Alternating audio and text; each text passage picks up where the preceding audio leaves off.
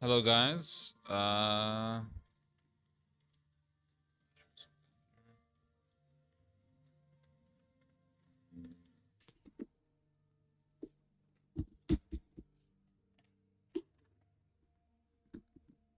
Give me 1 second, guys. I'm gonna get ready real quick, and I'll be back. Just give me a moment, okay? Hold on 1 second.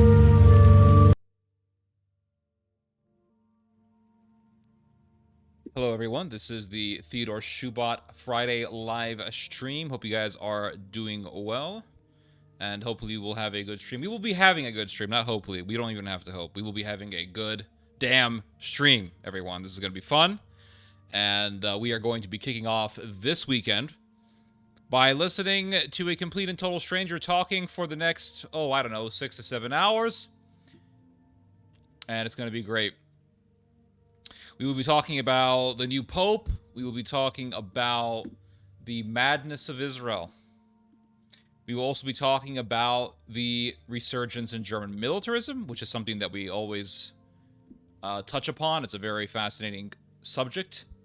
We will also be talking about the new Pope, but I already said that. We will also add to that the crisis in the Church, the Roman Catholic Church, and how really the Roman Catholic Church is dying, which is not really all that surprising, really. And we will also be talking about the warning of Jesus Christ, and we'll get to that eventually in this stream. It's going to be a long stream, guys. I'm sorry to say. Well, I'm not really sorry to say. This is why you guys come here. You guys come here for the long-ass streams. You guys come here for the immersion. This is an immersive stream, and these streams are really an immersive experience, to be honest with you. They're definitely an immersive experience for me, because it really, just sitting down and talking to you guys for 6 or 7 hours. Nowadays, it's been, there's been a lot of 7-hour streams. Last week wasn't a complete 7-hour stream, but still, it was like 6 hours and 45 minutes, something like that. Still a pretty immersive experience. I mean, you're just sitting here at a chair and you're talking at a computer, and it's just, it really is a great mental and intellectual exercise to see how long can I go? How long can I sit in front of this camera and just jabber? Imagine trying to do this every single day. That would be difficult. But by doing these streams once a week, it allows me to gather all the information in all the days leading up to Friday, and that gives me really a plethora of material to discuss. There's a lot to talk about. But first, I'll read your guys' comments. Hello, Goose Hunter, Turuk Atrak. Hello, are you the Armenian genocide denying guy? You deny the Armenian genocide? Hello, Susan. Hello, Monkey Brain. It's time for some Theology, a live stream by Theodore Schubot about politics, history, food, movies, music, and everyday life. Please leave a like. Yes, I hate to say it. I don't like to tell people to like the stream, but I'm going to do it anyway. It does definitely help the advancement of the stream to like it, and it does favor the stream algorithmically. We got 9 people watching. Not bad. 9 people watching. The numbers hopefully will go up, but it is what it is. Hello, Monkey Brain. I think I already addressed you. Hello, Sweet Body Fit. Behold a Friday night live stream with Diesel T and his internet family up, and we will be doing drinking tonight, of course. Alcohol will be involved. Let's see here.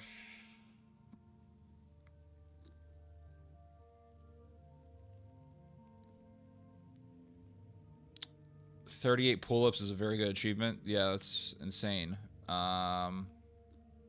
Suchlar lens mi amina. I don't speak Turkish. This is not a Turkish stream, so please speak English here. I'm not trying to be racist or anything, but this is an English-speaking stream, and I don't want to have to use Google Translate for everything that you say. Is your hair a lens? Oh, man, this guy's mad. We got an angry Turk in the house, everyone. Angry Turk, thanks to Google Translate, I got this guy, he's calling me a motherfucker right in the beginning of the stream. You believe that? I say one thing about the Armenian genocide, and he starts, oh man, we got the Ottoman Empire up in here, guys. Oh, this boy mad. We got a mad Turkish guy in the house, everyone. Just got here, no worries. The stream just began. I have not addressed anything. Right in the beginning, we're getting attacked from Turkey. We're getting attacked from the Turkish front. This is the Battle of the Dardanelles, everyone. World War I online. Stream Wars. Tunahan says, Suçlarınız mı? All right. We got a mad Turk in the house. Because you say one thing about the Armenian genocide, they get all pissy. It's the same reason why a criminal gets mad when you confront him on his crimes. Turok Atrak, we love you. I don't know. I don't think so. I'm partially Turkish. I have Turkish ancestry in me, yes. But I would never identify myself as Turkish in the sense that, you know, I'm a citizen of Turkey. Constantinople will be Christian. We're about to start the Orthodox Turkish war on this stream.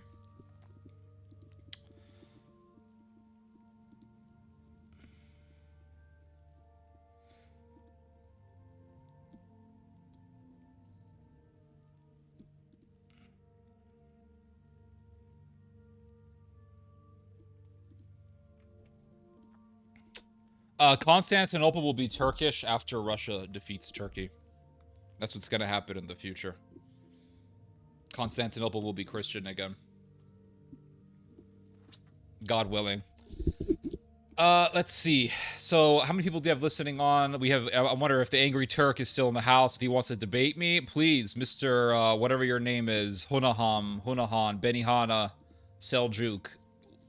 Would you be willing to come on to my Discord to debate me? Let's debate. Let's do this. No? If you don't want to debate me, I'm just going to ban you. If I could read the future, I would be a billionaire. Absolutely. The Armenian genocide happened.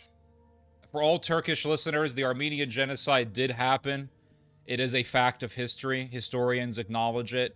They are even Turkish historians who acknowledge the Armenian genocide. There are first-hand accounts of the Armenian genocide. You have thousands of documents coming from the American government, the German, the British governments, the Russians, talking about the extermination of the Armenians during World War I. It was definitely something that happened. Armenians were forced to march into the Syrian desert to their deaths. Man, this is just a fact of history.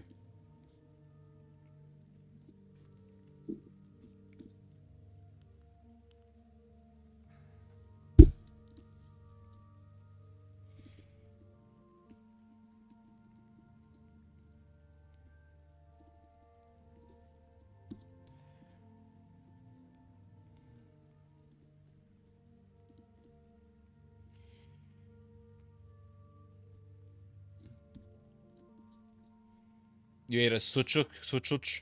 If all those powers were neutral towards Turks, I would agree and believe in their files, but come on. Well, for one thing, the Germans were your ally, and the Germans talked about it. And the Germans said, we cannot stop the Turks from doing what it wants to do to the Armenians. There was a German general by the name of Hans von Sicht who said, the order is to do absolutely nothing. And also, if you look at the first-hand account that was written by Father Grigoris Balakian, who was an Armenian priest, the details that he provides are very, very specific. And he also talks about things that he did that he was ashamed of doing. And if he wanted to make up a lie, he would have made up a very heroic story for himself. But no, he puts his faults, he puts his flaws, and he puts the very nitty-gritty details in his account, which leads me to believe that this man was not lying about the Armenian genocide. Germans chanted when Turks lost Jerusalem. I'm talking about the official German government. I don't know about Germans chanting during the loss of Jerusalem. But if you look at, I mean, there were Germans, oh, hold on a second. No, I'm not going to let you get away with this. There were Germans in Jerusalem fighting for the Ottomans. There were tens of thousands of German soldiers who were sent to the Ottoman battle lines to fight against the British. There were Germans who were fighting the Russians. At the same time, the Ottomans were fighting the Russians. The Germans and the Ottomans were explicit allies.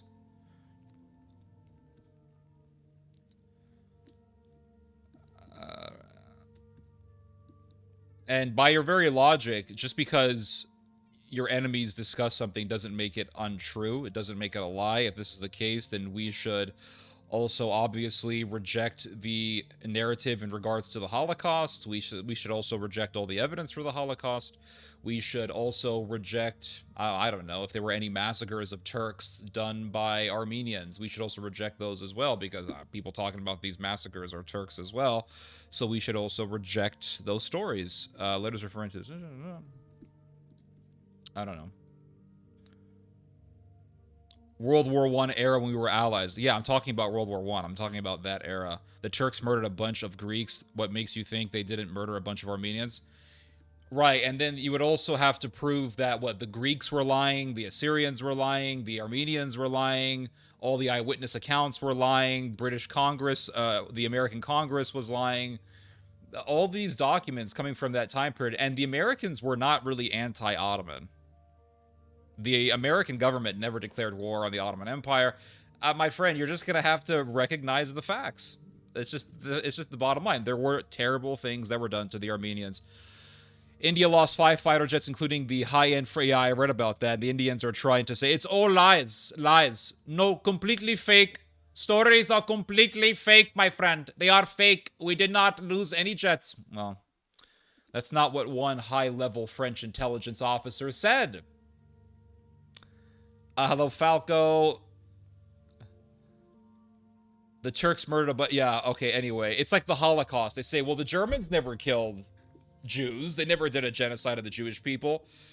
Okay, so the Jews are lying. The Serbs are also lying. The Poles are lying. The Russians are lying. All these people are liars.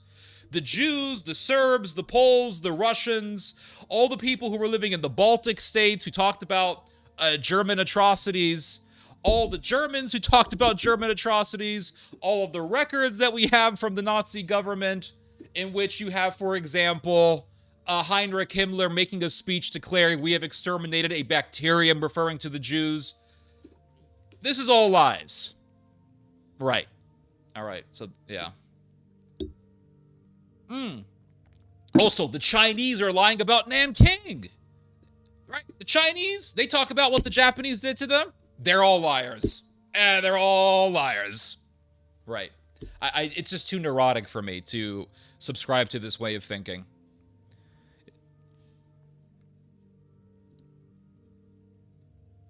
All right, let's get to it. How many people are listening to the stream here? 23 people, not bad. Okay. Let's talk about the new Pope, everyone. Should I change the music? Is the music too loud? Let me know if the music is too loud. This is 10 hours of Resident Evil. Hold up, guys. This is going to be too much Resident Evil for me. Too much Resident Evil for me. India sending first old Rafale, leaving sophisticated Russian jets for the later stage. I see. I heard the Rafale was pretty good. I heard the Rafale is pretty good, guys. Or maybe the pilots just suck. I don't know.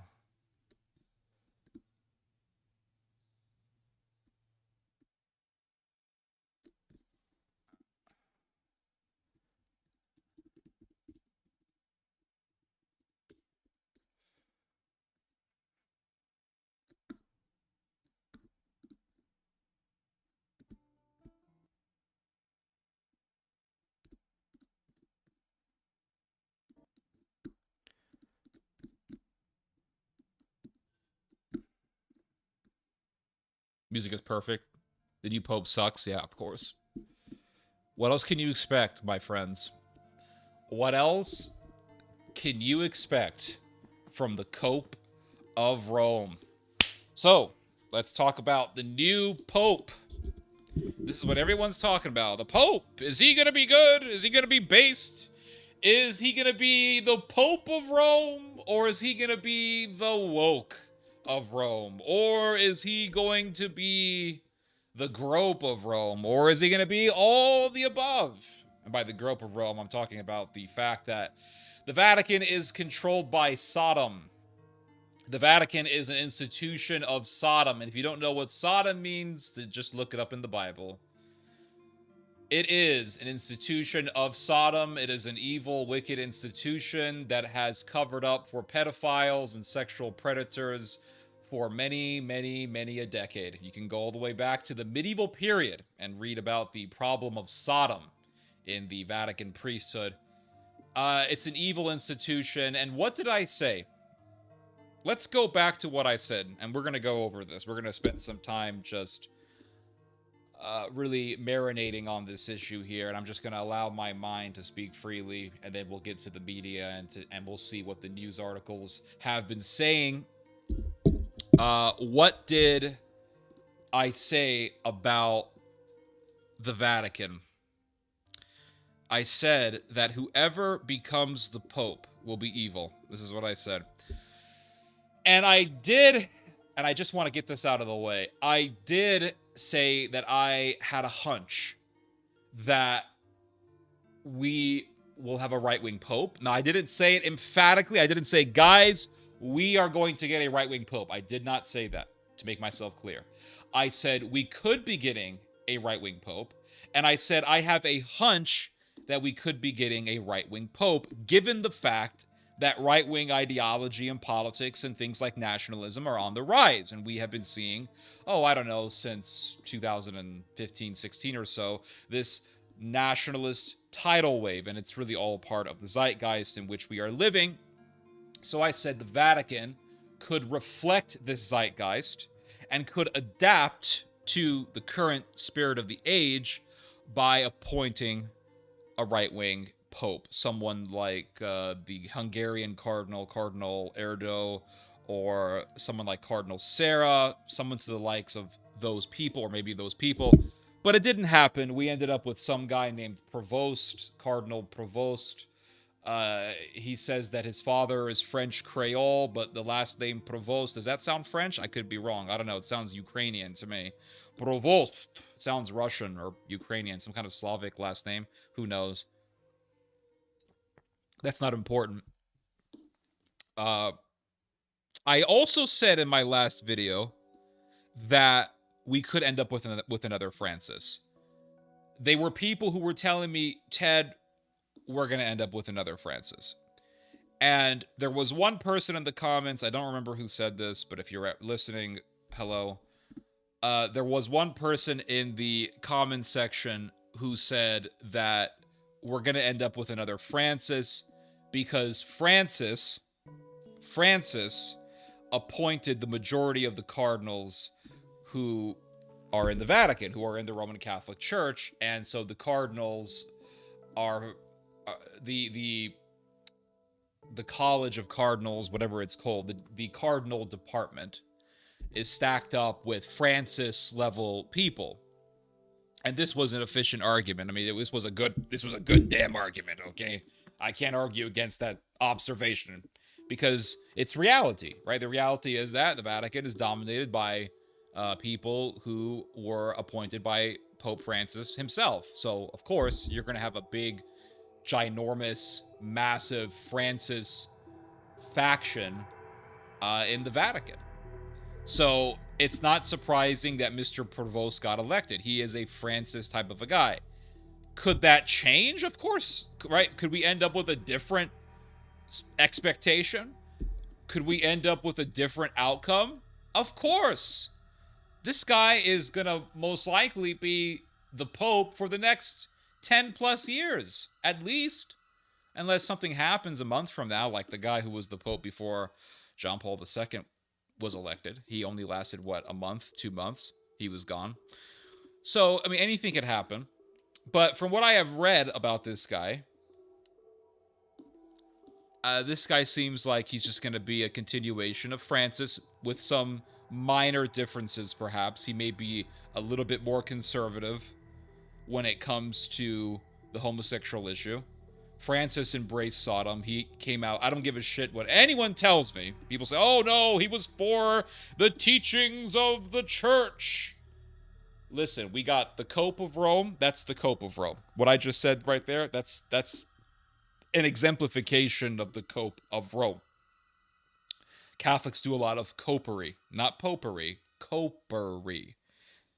And so could we end up with another woke of Rome? Because Francis was woke and he was the woke of Rome. So could we end up with another woke of Rome?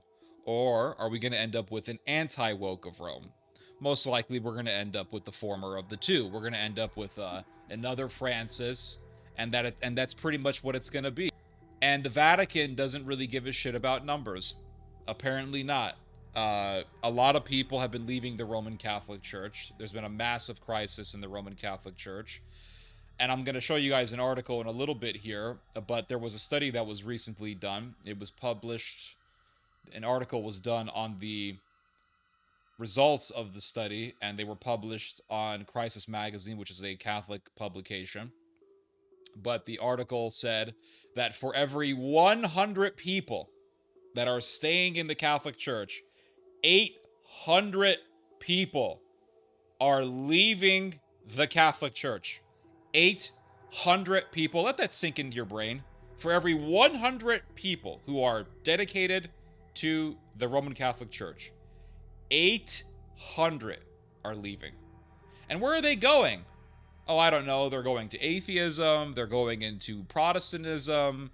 They're going to maybe some weird New Age Buddhism. And they're going into the ranks of the Eastern Orthodox Church. And there has been a massive wave of conversions, especially in the United States, towards the Eastern Orthodox world, the Eastern Orthodox Church. To reference J. Dyer, Pope Francis was the greatest thing to have ever happened to Eastern Orthodoxy in a very long time, because of the fact that so many people left the Roman Catholic Church to join the Orthodox Church when he was the Pope, when he was in the chair of St. Peter. Apparently, the Vatican doesn't give a shit about maintaining its body. Apparently, it doesn't really give a shit about going back to its roots, being actually true to what Catholicism is. Apparently, it's just a sinking ship. Do you know what the Roman Catholic Church is like? The Roman Catholic Church is the ship that St. Paul rode on in the book of Acts. Oh, we're going to get into some interesting territory here, guys. We're going to get into some interesting territory here. Very interesting. So if you go to the book of Acts, there is a story in which St. Paul is desirous of going to Rome, or he has an objective to go to Rome. And why does he want to go to Rome? Because he wants to attend the Roman Church. Why else was he going to Rome? He was going to Rome to attend the Roman Church, the Roman Catholic Church. Yes, the Roman Catholic Church is thousands of years old. It's very ancient. It goes back to Jesus Christ. It goes back to St. Peter and St. Paul. St. Peter and Paul, they were bishops of the Roman Church. That's why if you read Tertullian, he refers to bishops Peter and Paul when he speaks of the Roman Church. So here's St. Paul. He wants to go to Rome. So he gets on a ship. And the ship makes a stop somewhere. I think it stopped in somewhere in Cyprus. Somewhere in the Greek Isles. And then he gets on another ship. And they sail out. They're heading towards Rome, everyone. And then what happens? A strong gust of wind comes and hits the ship. And the people on the ship are starving. They have not eaten anything in 2 weeks. In 2 weeks, they did not eat anything. So they were on the verge of dying from starvation. The winds are so strong, the ship is bound to be destroyed by this very vicious and violent torrent. So what happens? Well, the man who was running the ship, the man who was leading the ship, he said, well, there are some prisoners here on the ship. Let's just throw them out of the ship. And St. Paul says, no, don't throw them out. Mercy. Mercy. And there are some men who want to escape the ship. The book of Acts tells us that there were some men who wanted to escape the ship. And so they got on a little boat a little escape boat, and they were lowering the little boat to the water.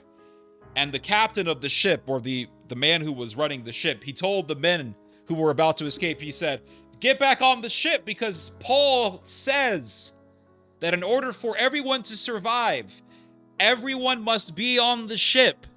So they get back on the ship.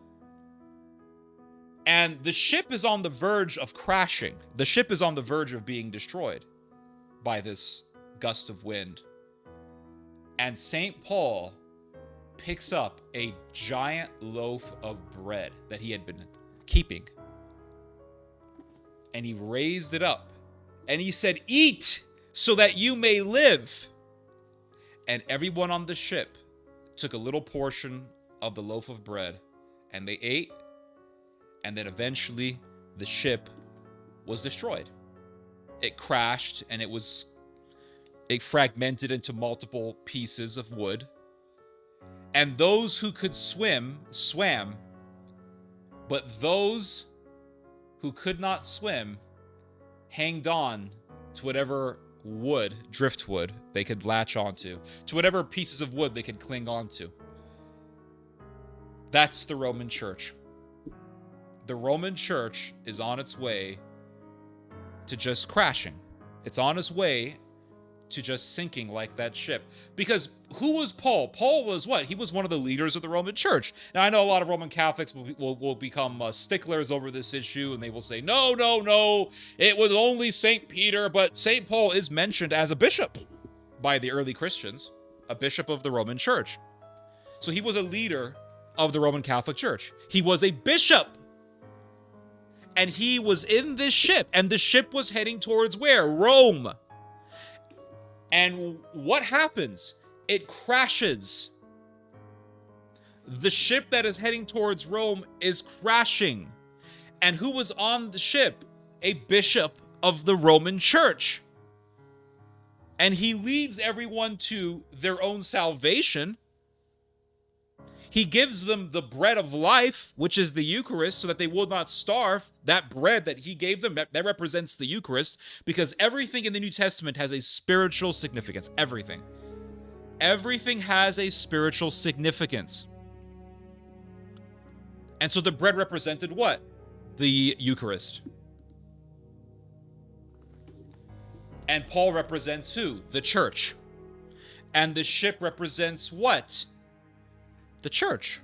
Because the church is referred to as what? The ark. If you read, for example, St. Jerome. St. Jerome calls the Roman Church the ark. And he says, if you are not in the ark, you will not survive. If you are not in the ark, you will not survive. This is what St. Jerome says about the Roman Church. And what happened? There were people who wanted to escape the ark. And Paul says what? If you guys don't get in here, we're all going to die. So in order for us to live, you have to be in here, or else we're all going to die. And then the ship crashes. The ship eventually crashes. I think that story is very prophetic. I think that it is a prophecy for the sinking of the Roman ark, the sinking of the Roman ship. And just as the Jewish temple did horrendously reckless things that led to its demise, like crucifying the Messiah, the Roman Church is continuously treading on a path to its own demise. I know Roman Catholics will sit there and disagree with me, but it's the truth. The Roman Catholic Church is going down the road of the Jewish temple. It's going down the road of the Jewish temple.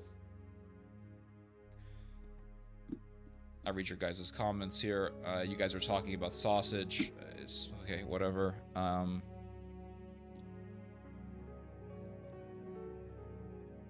What happened to the Saint Malachi's prophecy?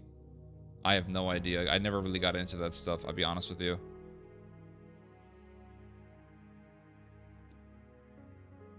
It's just if they let it... you guys are talking about sausage, not even the topic at hand, okay. Orthodox only have presence online, not in real life. Well,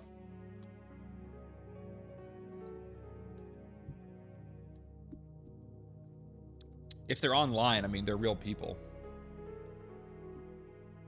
And what happens online is a reflection of reality, because people online are expressing what they really believe in. Just because they're not showing themselves in an explicit way online or in real life, just because they're not sticking out like a sore thumb in public, doesn't mean that they're not real. I mean, they're definitely there. And as their numbers grow, they're going to make their presence more and more conspicuous. Let's see. Theodore, you should bring me onto your podcast. What's your podcast and what do you want to talk about? I don't really like to... I'm not too crazy about bringing people on. Because people just... I don't know.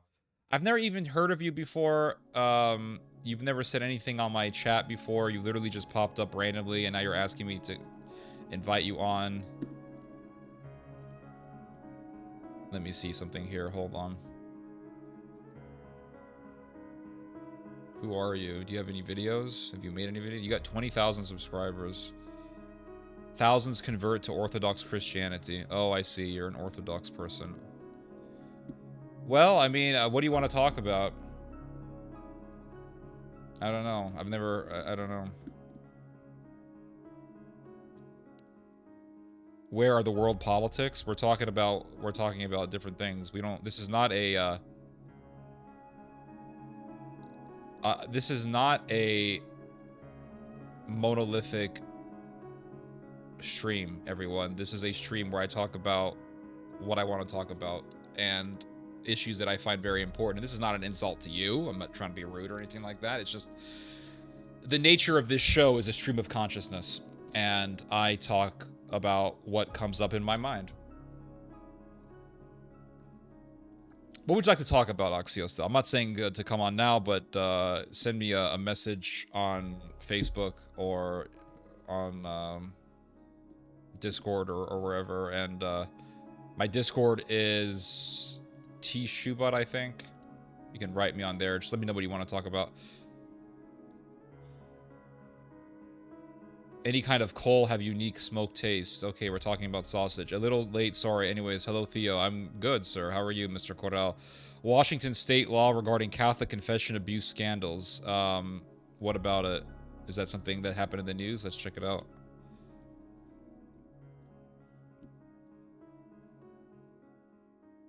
One day ago? Why the hell? I don't understand why the news works this way.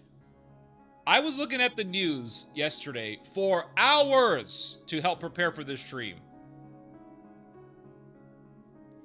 And I'm a subscriber to the New York Times. Never found this article. How? New law requires priests to break seal of confession to report child abuse. All right, let's check this out. Well, listen, I'm going to be here for 7 hours. We will be getting into everything, okay? We got plenty of time to get into literally every damn thing. So let's look at this article here.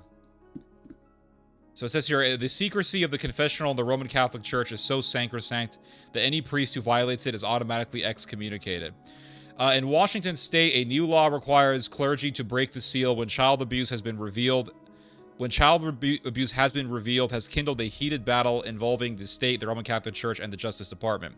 The legislation signed into law last week by Governor Bob Ferguson, a Democrat, requires members of the clergy to report child abuse or neglect to authorities, even if that knowledge arises during the sacrament of confession. It has outraged many Catholics in the state and across the country. Hold on a second. I got a comment here I didn't read. Let's see here. Hayek Talirian. I'm guessing you're Armenian. I'm a quiet observer. Well, I'm glad to have you on, Mr. Talirian. Talirian.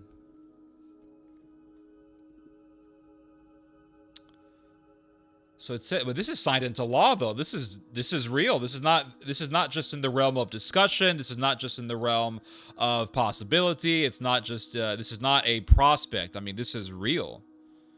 Legislation signed into law. This law is a clear intrusion into the practice of our Catholic faith, said Archbishop Paul de Etienne of Seattle. The state is now intruding into the practice of religion, and if they're allowed to get away with that, where do we draw the line? I understand the argument of the Roman Catholics against this sort of thing, but at the same time, it is a very serious crime, and we do want to know who the criminals are. I mean, in this regard, we do want to know who the criminals are. Give unto God what belongs to God, and give unto Caesar what belongs to Caesar. And Caesar needs to know where the pedophiles are. That belongs to Caesar. That belongs to Caesar. Now, if the state wants you to, I don't know, uphold abortion and praise Sodom, well, maybe the Vatican would not have an issue with that because it has already embraced Sodom. But if the state wants you to do that, you know where to draw the frickin' line. Where do you draw the line? You know where to draw the line. That's the thing. We all know where to draw the line. I don't want criminals crossing the border and entering the United States. I don't. Do I agree with, let's say, deporting criminals? Absolutely. Do I agree with deporting these lowlives who are covered in tattoos, even if they haven't done a crime, at least not yet? I have no issue deporting those people. Now, if someone lives here, and yes, they are undocumented, but they haven't broken any laws, they've been here for years, they work on a farm, I think we should be compassionate enough to expedite their process of becoming American citizens, or at least to have some kind of a green card. I don't have an issue with that. I believe in some sort of a middle ground. I think we can have a middle ground somewhere here. And if someone is going into the confession and admitting that they have done a crime as atrocious as child molestation, and it bothers me even to use that term because it is a horrific term, because the action is so evil. But if someone goes into the confessional and says that they have done child molestation, I think that should be reported. And I think that the priest who is hearing the confession should say, if you are truly penitent for what you have done, we're going to go to law enforcement. I think that should be the rule. We're going to go to law enforcement. Or else there is no penance. There is no forgiveness. What does Jesus tell the disciples? He says, whosoever sins you forgive, they shall be forgiven. Whosoever sins you shall not forgive, they will not be forgiven. This is what Jesus meant when he told Peter, whatever you bind in heaven will be bound, and whatever you bind on earth will be bound in heaven. Whatever you loose on earth will be loosened in heaven. This is what Jesus was referring to. The power or the authority to forgive sins, to be a conduit for Christ's forgiveness. And so because the Roman Catholic Church, pursuant to its teaching, has this authority to forgive and to also not forgive sins, what the Vatican should do is work with law enforcement and say, okay, because we have the power or the authority to bind and loose and to forgive sins and to refuse to forgive sins, we're going to go to law enforcement. If we hear, okay, you've done this horrific crime, all right, we're going to go to law enforcement. Or else there is no penance, there is nothing. You have to stay in that box. We're calling the police, you're out to prison. Or, if you're not going to cooperate, we're still going to work with law enforcement, and we're going to get you. If the Vatican refuses to do this, then the Vatican is evil. And the Vatican is really providing leeway to pedophiles and covering up for pedophiles, as it has been doing for a long time.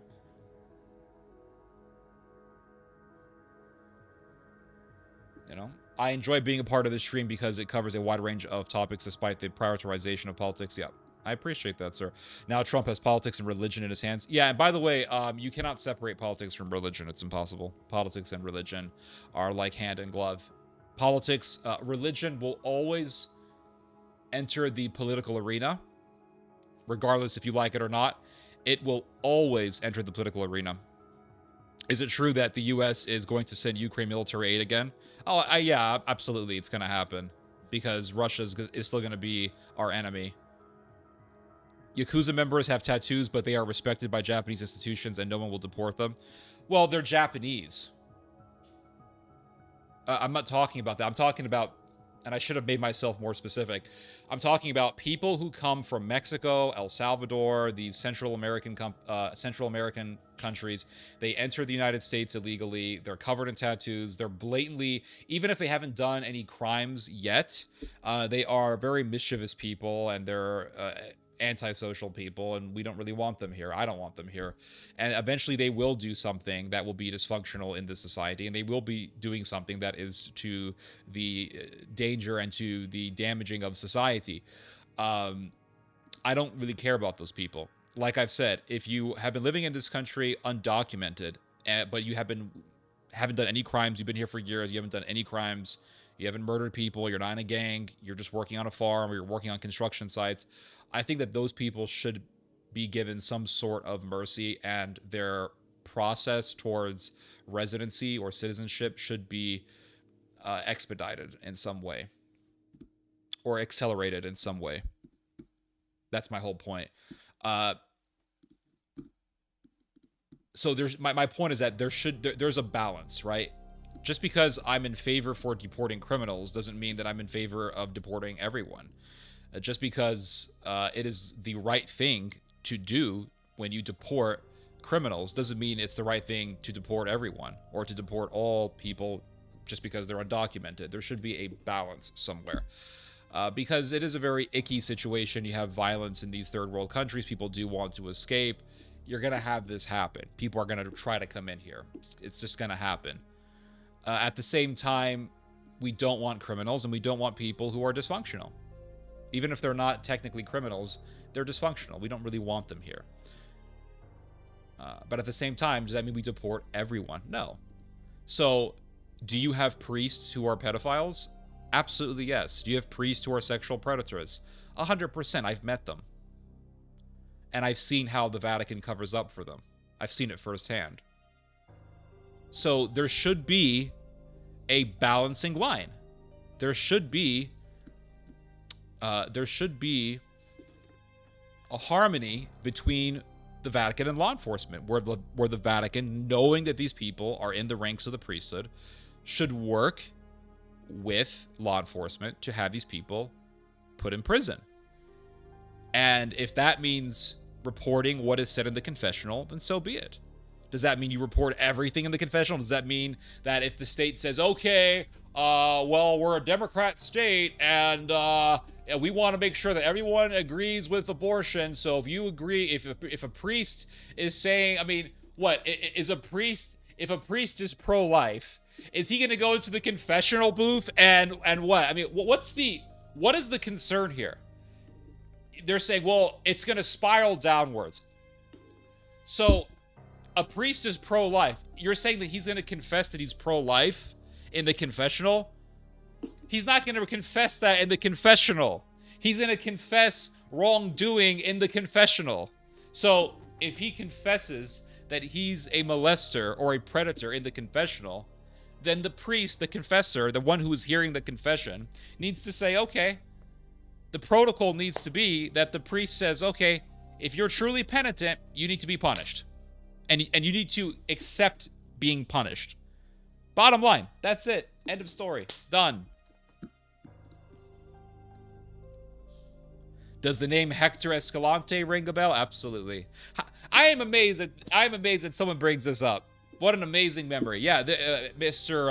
Selorm Lumor here, he's referring to an event that happened back in 2014, wherein I actually met a priest who was a sexual predator, and what ended up happening was he invited me to hang out with him to talk about religion, and I was very wary of it. I found it strange, and I looked him up, found out the guy was a sexual predator, and I said, well, okay, I'm going to take this opportunity to confront him, and I confronted him because he sexually assaulted a young man by the name of Hector Escalante. So when I met this priest, I confronted him on that. And do you know who attacked me? Other Catholics. I got it all on film, by the way. It's not on YouTube because YouTube took the video down because it constituted as bullying. I don't know how confronting a sexual predator is bullying. Maybe I should re-upload the video. And then I'll appeal it if YouTube tries to mess with me. The article goes on to say, the Justice Department apparently agrees. On Monday, the department announced it was opening a civil rights investigation into the law, which it called anti-Catholic. The investigation will focus on the law's apparent conflict with religious freedom, blah, blah, blah. Okay, whatever. I guess hiding pedophiles is part of religious freedom. I don't know. It's just madness to me. The whole thing doesn't make any sense. So he attacked you? He didn't physically attack me. No, he ran away. A priest once tried to take you out to an opera? How long ago was this? And did you ever research the priest to confirm if he was a predator?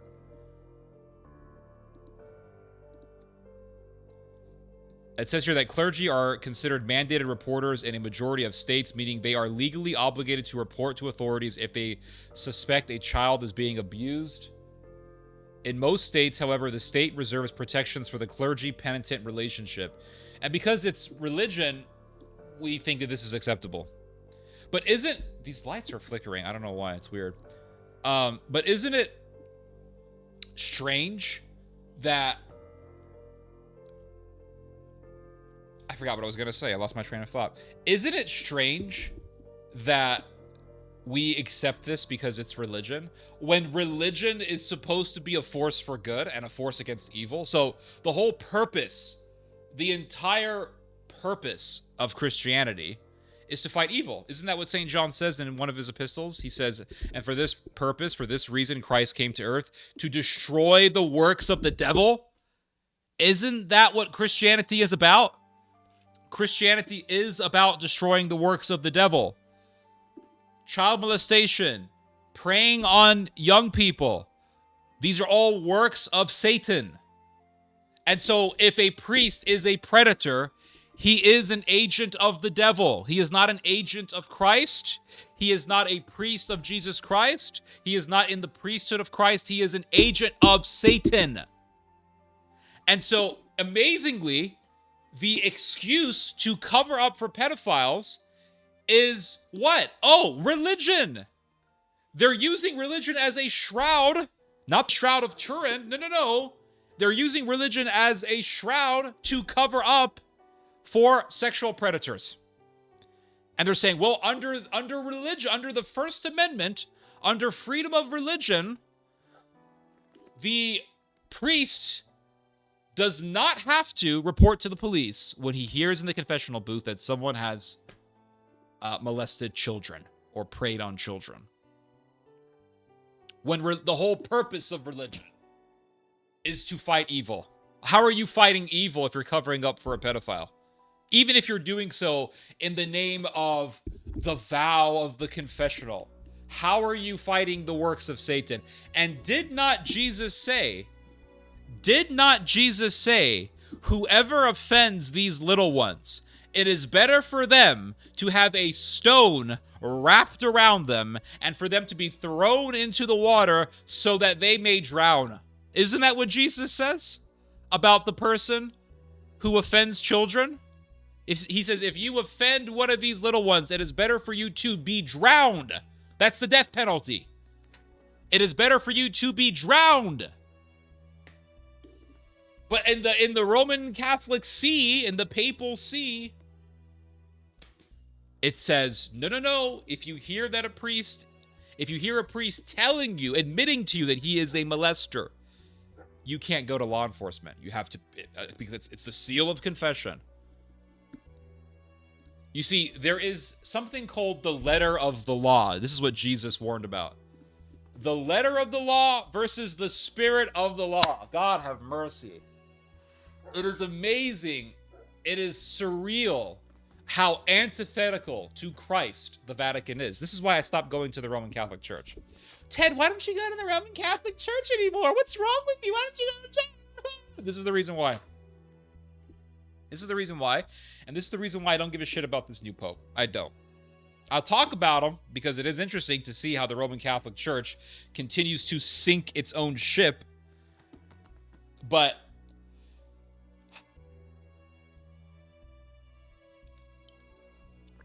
I don't really give a shit about this new pope. How is it in accordance to the spirit of the law, to cover up for predators and members of the cult of Sodom. Jesus says, he says to the religious leaders, you guys follow the letter of the law, but you reject the spirit of the law. And then he defines the spirit of the law. You don't have to be a canon law lawyer to understand this. Jesus says, you guys reject the spirit of the law. What is the spirit of the law, according to Jesus? Justice and mercy. Justice and mercy. Justice and mercy. How in the hell is it justice to protect a predator? Are you following the spirit of the law by protecting a predator? And if you truly believe that you are following the spirit of the law, how is it just to defend a someone who offends the little ones? When Jesus says, if you offend one of these little ones, it is best for you to drown. How is this justice? And how is it mercy to defend the worst of the worst in society? Because they are the worst of the worst. It's just so sickening. The whole thing is sickening. And it's so antithetical to Christ. And we're making this into a whole legal issue. It's a canon law issue. It's a justice issue. It's a justice issue. You're not, listen, you are not hiding you're not hiding what is said in the confessional because what has been said was pro-Christian. You're not hiding someone because they said that they are against Sodom and that they're for traditional marriage and that they're against gay marriage and that they're pro-life and anti-abortion. That's not why you're hiding these people. You're hiding people because they're pedophiles. That's not justice. That's not mercy. That's not Christianity. And I don't give a shit what anyone tells me. This is the reality.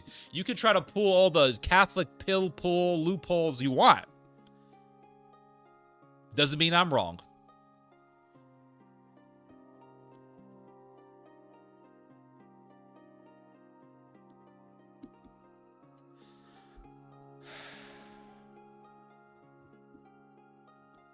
I was a teen. Oof. Oof. Yeah. Did you try researching the priest at all to see if he had a history of evil behavior? Theo, the light blinks because it is blackout announcement. It is a blackout announcement. Oh boy. He claimed he wanted to introduce new music to you. This is no, dude, no. Sick.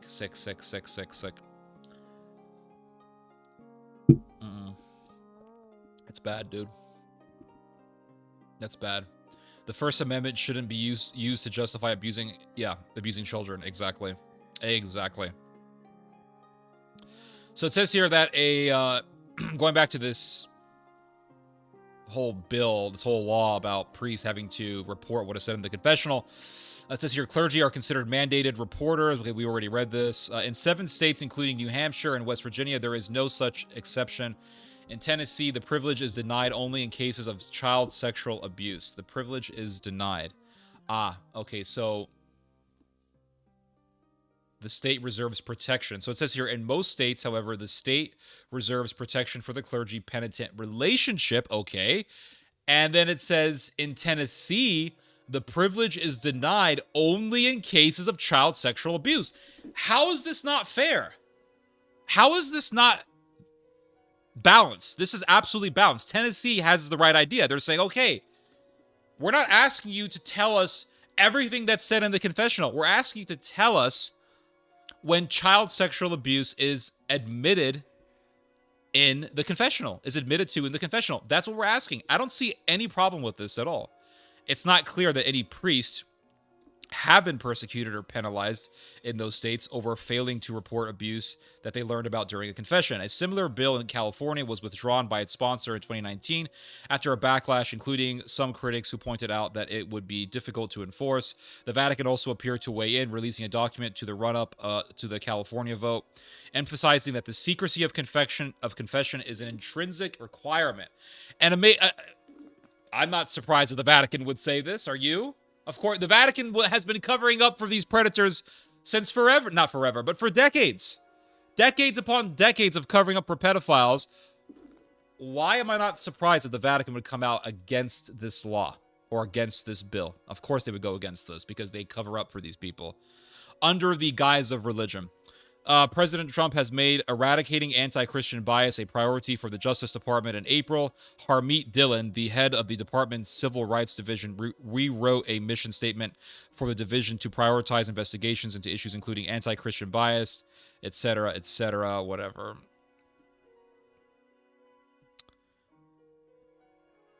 Yeah.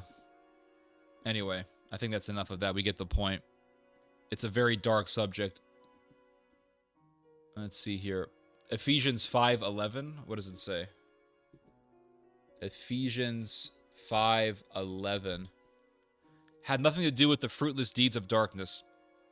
Oh, there you go. The Armenian strikes. This is a very good verse to look at in light of this whole subject. Ephesians 5:11. Okay, I gotta pop up now. Ephesians 5:11. Have no fellowship with the unfruitful works of darkness, but rather expose them. How are you? So you're supposed to have nothing to do with the works of darkness, with the deeds of darkness, but you're supposed to expose them. So that means the Vatican is supposed to expose the works of darkness. This is a great verse. Thank you so much, Mr. Tillerian. Great verse. Great verse. It really does strike at this whole narrative coming out of the Vatican. It really does dissipate, I should say, this whole narrative, this whole argument emanating from the Vatican that says that, well, under the seal of confession, we are not obligated to go to law enforcement. Well, according to St. Paul, you are supposed to expose the deeds of darkness. And child molestation is definitely amongst the deeds of darkness. It is the darkest of the deeds of darkness. But apparently to the Vatican, it's not, because they've been covering up for predators for decades. Yeah, you're Armenian. Yep. No, that last name is clearly Armenian. Let's see here. Theo, the light blinks that are center. Okay. What about the divine mercy? What about the divine mercy? The First Amendment shouldn't be. I already read that. I'm a retired Catholic. Lost interest when I was in late teens. That was many decades ago. Retired Klaus Schwab. There you go. Okay.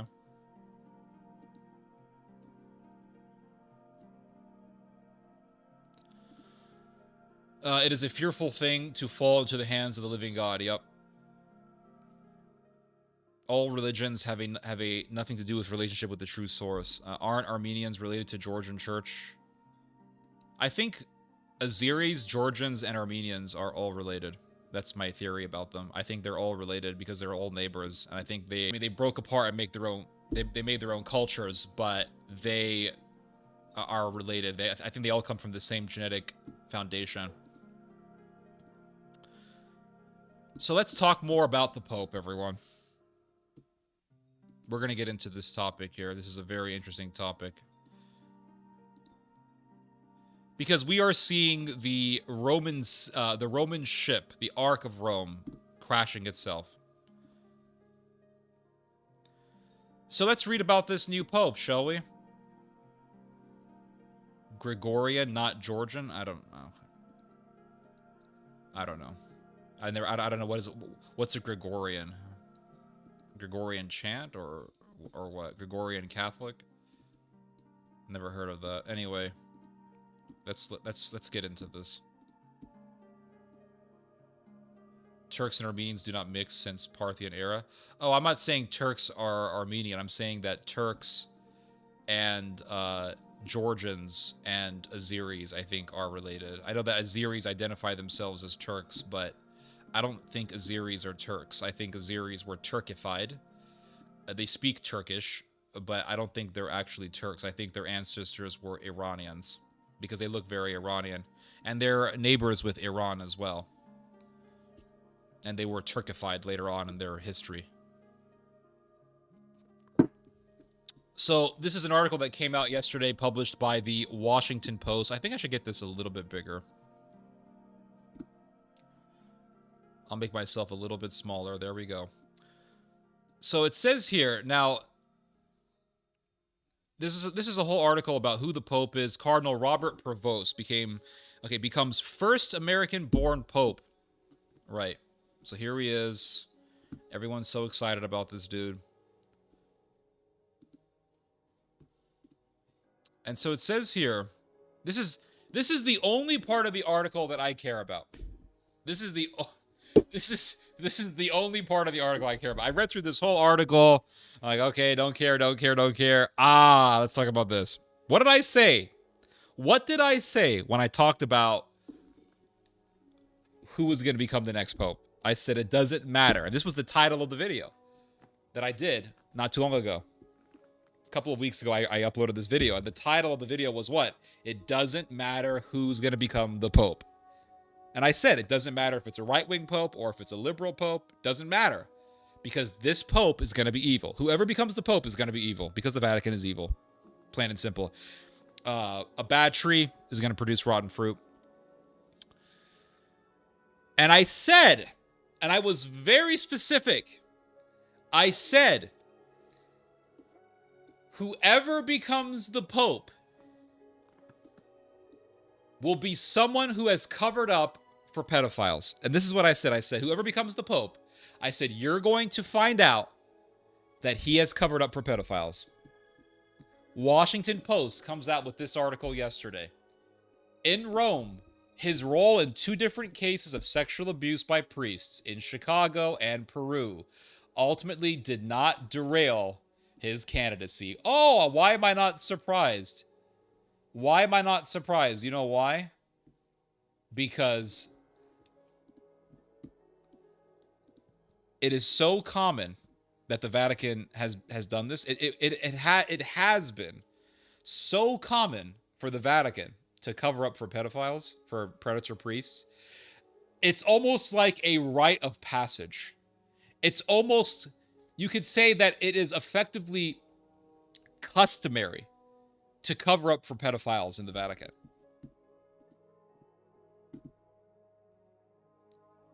So it says here, in Rome, his role in 2 different cases of sexual abuse by priests in Chicago and Peru ultimately did not derail his candidacy.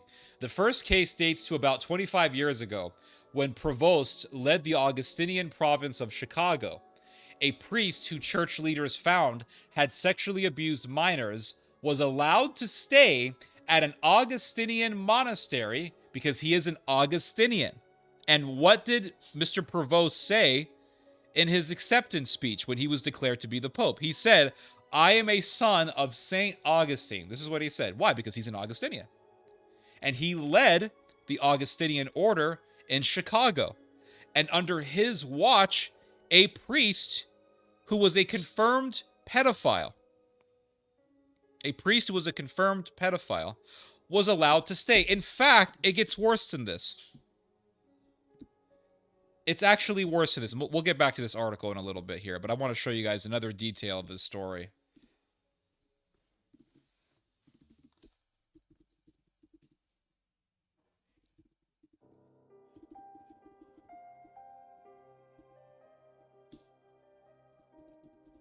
Check this out.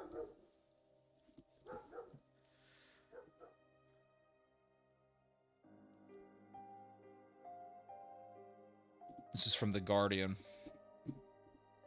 I hope they don't paywall me.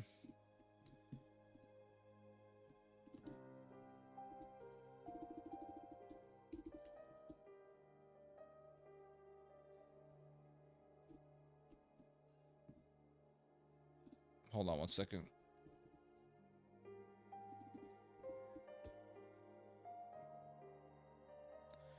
I actually found the name of the predator.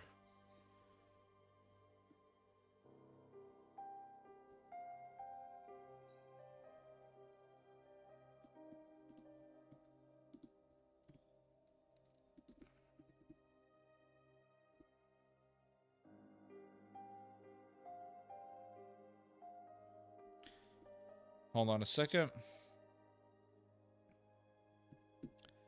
The name of the predator, his name was James Ray.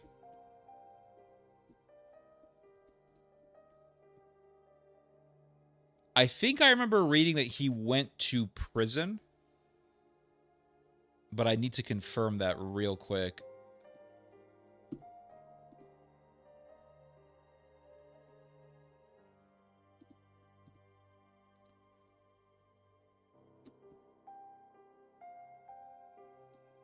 So it says here,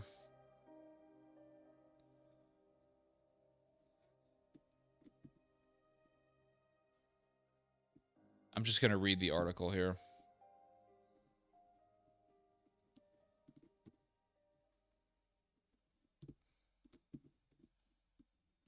This is from Yahoo News.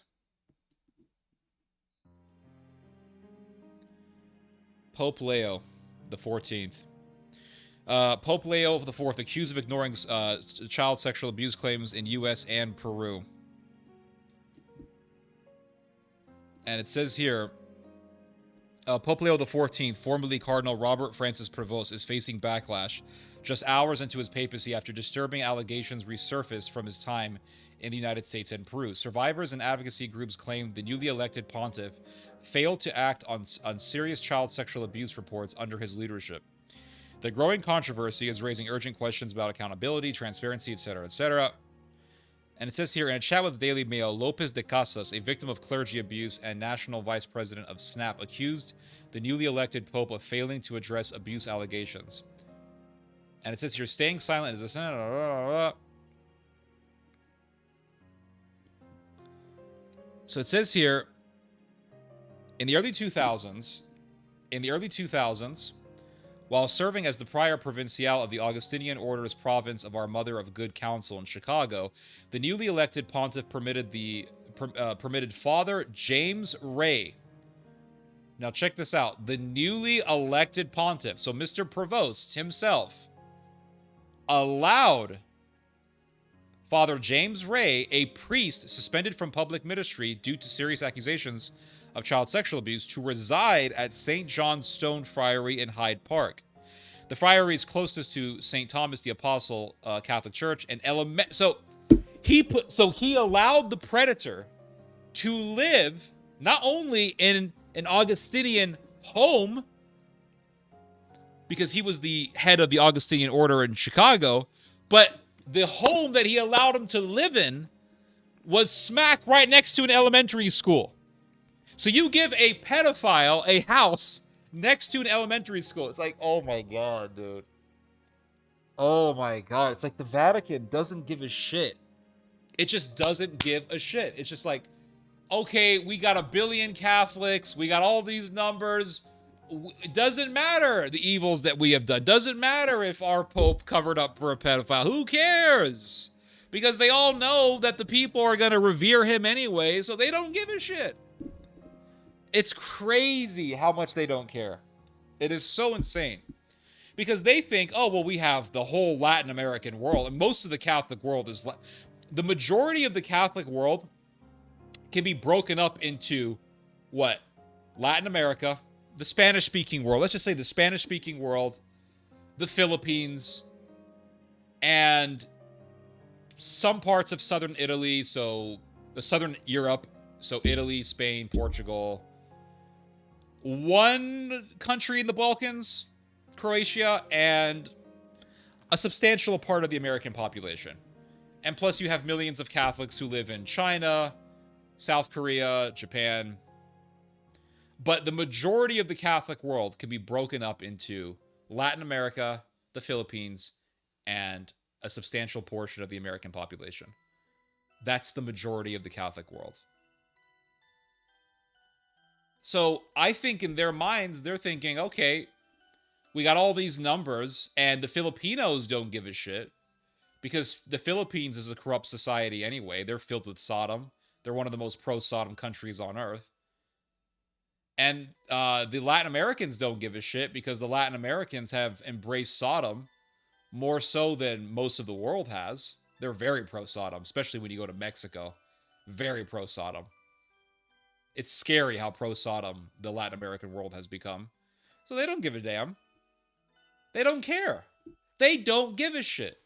So they elect a pedophile, not a pedophile. They elect someone who covered up for a pedophile, a child molester. They don't give a shit. So it says here that according to reports, Pope Leo XIV allegedly failed to inform the heads of the... Look at this. Oh my God, guys. It gets worse. It gets worse. It's insulting. It is insulting. You are basically saying that the Catholic world is so stupid that we're just going to elect someone who covered up for a child molester. I mean, is this not what Mel Gibson should become the Pope, by the way. But he's too righteous to become the Pope. They'll never let him become the Pope. He's too good. He makes great movies. This is exactly what Mel Gibson was talking about. He was on the Joe Rogan show some months ago, and what did he say? He talked about some priest in Ohio. Remember that? He was talking about an Ohio priest who molested hundreds of children in a school for disabled kids. It was for the deaf and the mute, and he molested hundreds of those kids. And who was it that covered up for him? Oh, it was Mr. Ratzinger. Mr. Ratzinger didn't give a shit. Pope Benedict didn't give a shit. And they covered up for this guy for years. Oh, and when it was revealed that he was a pedophile, they sent him to a Catholic rehabilitation center. Oh, that's what they do. This is part of the policy in the Vatican world. They send you to a rehabilitation center. They don't send you to law enforcement. They don't send you to the police. They don't send you to justice. No. They send you to a rehab center. And then they say, oh, he has been rehabilitated and he has made his peace with God, and through much prayer and consolation and fasting and silence and meditation and through much reflection, he has been healed of whatever, of his evil. He's great. He's fine. So let me just look this guy's name up. We're going to go back to this real quick. This is a very not interesting, but this is a very disturbing story. And I got the perfect music in the background for it. We got the Resident Evil soundtrack in the background. Perfect for this subject. If only it were October, it would be even more fitting. Who was the priest? Let's see. Priest.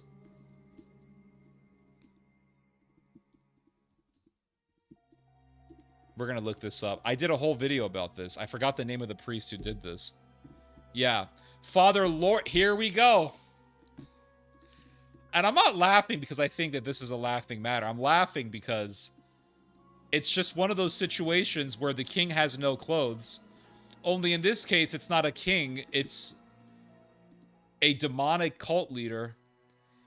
And we're supposed to embrace this guy like he's some holy man, when reality is that he's just a corrupt politician. The Pope is just a corrupt politician who covers up for the system that he represents. He's a cover.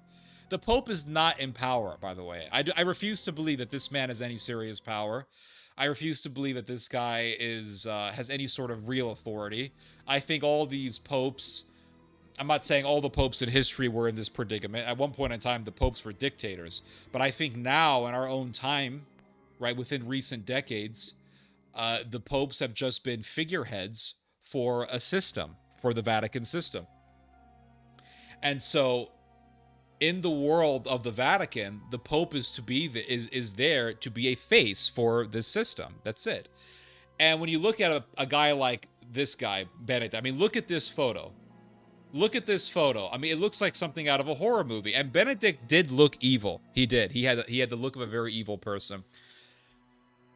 And we're supposed to embrace this guy like he's some holy man, and we're supposed to pretend that this Vatican institution has not been covering up for pedophiles for decades, and that it's not an evil institution. Pope failed to discipline U.S. priest who abused deaf children. Pope declined to defrock Father Lawrence Murphy while head of church's doctrinal enforcement institutions, U.S. newspapers claim. And this guy was the Pope at one point. This is Benedict. And he was doing this shit. It's almost like, listen, you could say, without being far-fetched or adventuresome, that it is a rite of passage in the college of cardinals, in the witches' coven of cardinals. They say, it's the college of cardinals. It's the coven of cardinals. You can say, without being crazy or far-fetched, in my book, that the coven of cardinals, the coven of crows. Cardinal is a bird, by the way. They cardinals. No. I don't want to call them cardinals. They're crows. All right? These are crows. In the coven of crows, it is a rite of passage to cover up for a pedophile. Because they've all done it. Francis did it with McCarrick. Benedict did it with the Father Lawrence Murphy. And now Mr. Provost, that's Father, let's Pope Leo the Fourth to you. No, it's Mr. Provost.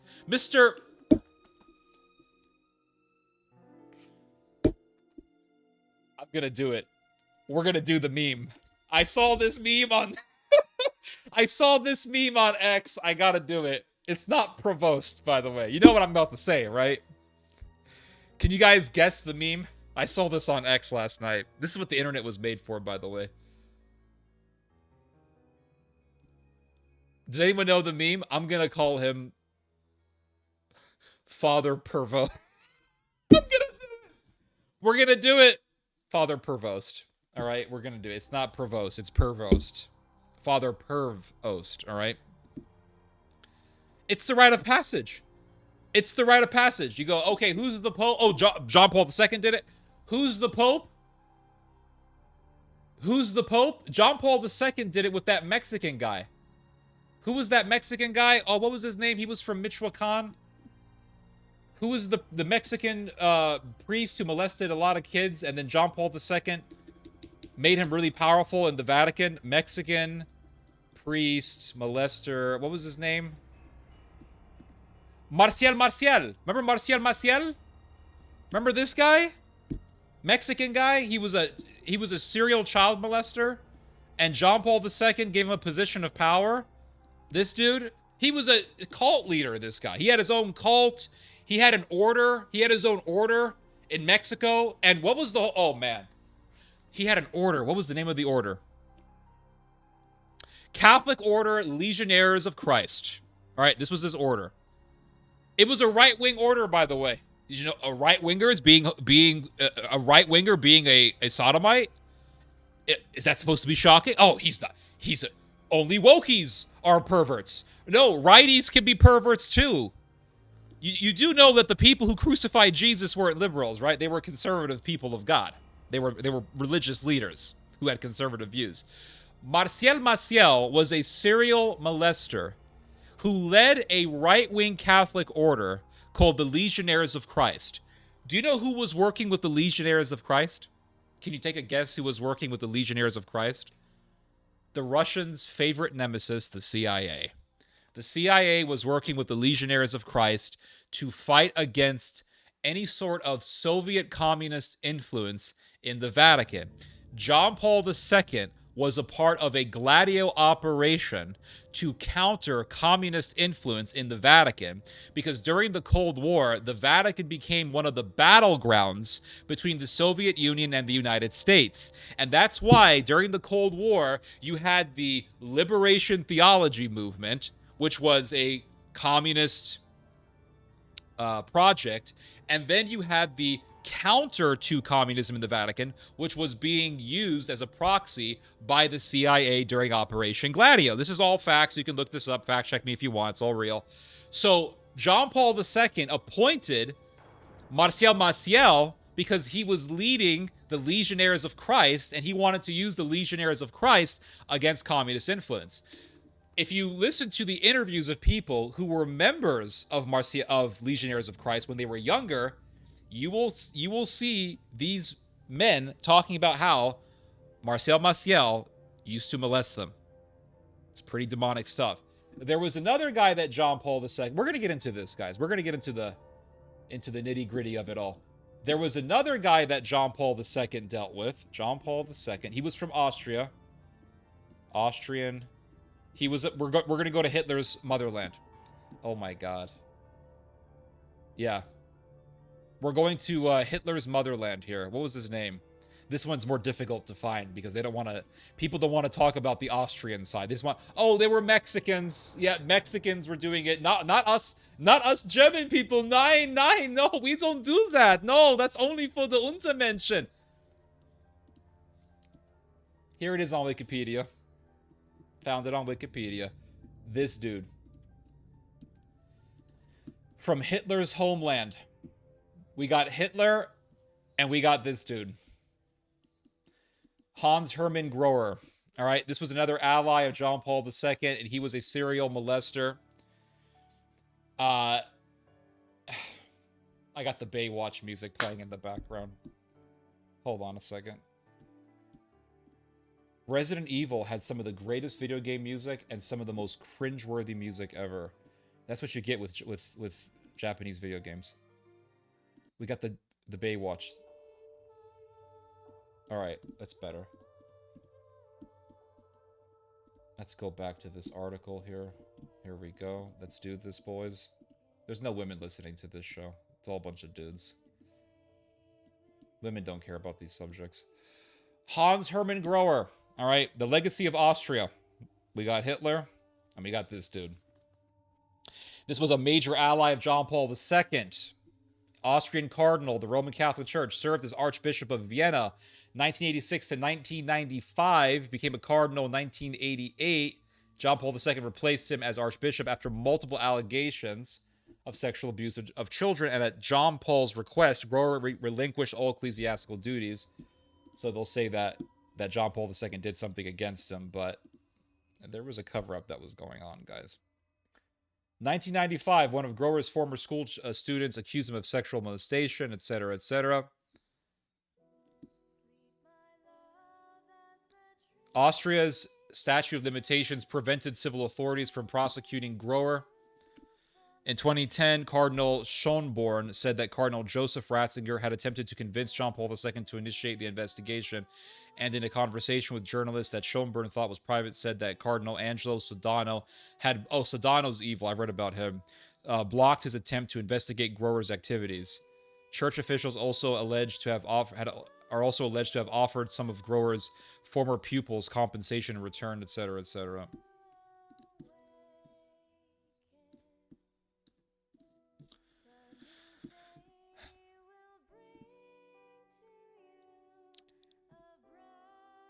Yeah.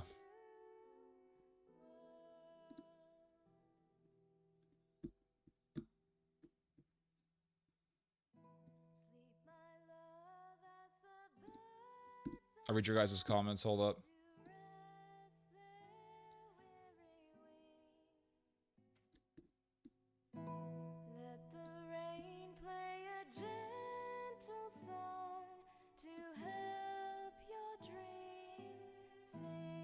Let's see here. Hold on. You got a lot of comments here. Hold up.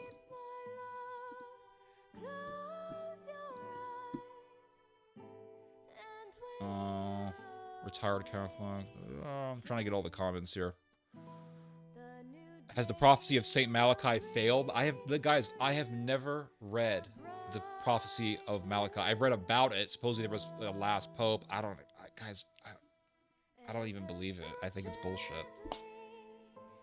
I would love to... I guess you're right. Yeah, hold on a second. My memory is now activating. So the prophecy of Malachi was supposedly a prophecy that said that there was going to be a final... Oh, yes. Now my memory is working. Okay, thank God. I don't have dementia. So there was a book that came out when Francis got elected. There was a book that came out, I want to say in 2013, and it was a bestseller. The book... And the book basically said that there was a prophecy of Saint Malachi, and according to the prophecy, there was going to be a final pope at some point in time, and then after this pope was dead or whatever, or something like basically the end times or Armageddon was going to happen either during this pope's papacy or after, or something like that. So I guess that book was, yeah, I don't guess, I know that book was bullshit. And guess what? I knew the book was bullshit when I read about it. It's bullshit. Listen, when it comes to American Christianity or American Catholicism, it doesn't matter. Any sort of religious hysteria is bullshit. That's my opinion. Any sort of end times prophecy stuff, like, oh, this book says by this time something's gonna happen. Americans have been falling for this bullshit since the beginning of this country.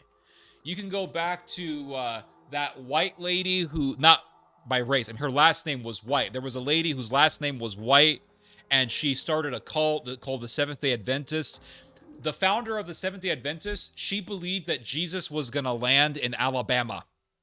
And thousands of Americans believed it, and they all went to Alabama on the day that some cult leader said Jesus was going to return, and nothing happened.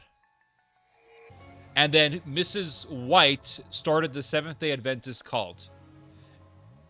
I don't believe in this stuff. So when I see a book that says, oh, this is going to be the final pope, the end times are near, just whatever. I don't really get excited about stuff like that. I don't really get excited about prophecies unless the prophecies are rooted deeply in Scripture. They are prophecies in the Bible that, if interpreted correctly, we can really understand and we should take seriously. That's my position. I would love to listen to you and Jay Dyer talk geopolitics. Well, if Dyer wants to invite me, I mean, I would talk to him. His last name was Tuche. Whose last name was Tuche?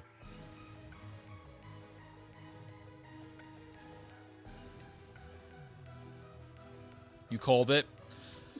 I called some things. I said whoever becomes the Pope will be someone who covered up for pedophiles. That has been confirmed already. I did say that I had a hunch that we would have a right-wing Pope. I was wrong. Although I could be, you never know. Things might flip. This guy might end up being a anti-woke Pope. I mean, this is an American. And is it coincidence that this guy got appointed to be the Pope under Trump's watch? Perhaps Donald Trump wants an American there because he wants to control the Vatican through one of his citizens, one of his subjects. Just a thought. Kind of reminds me of what happened before the Avignon papacy. The King of France wanted a French cardinal to become the Pope, and so he got a French guy to become the Pope, and then he controlled the Roman Catholic Church. And then eventually the Roman Catholic Church was shifted from Rome to Avignon, France, where it lasted for, what, how many decades? Did we have a French Vatican? It's pretty crazy.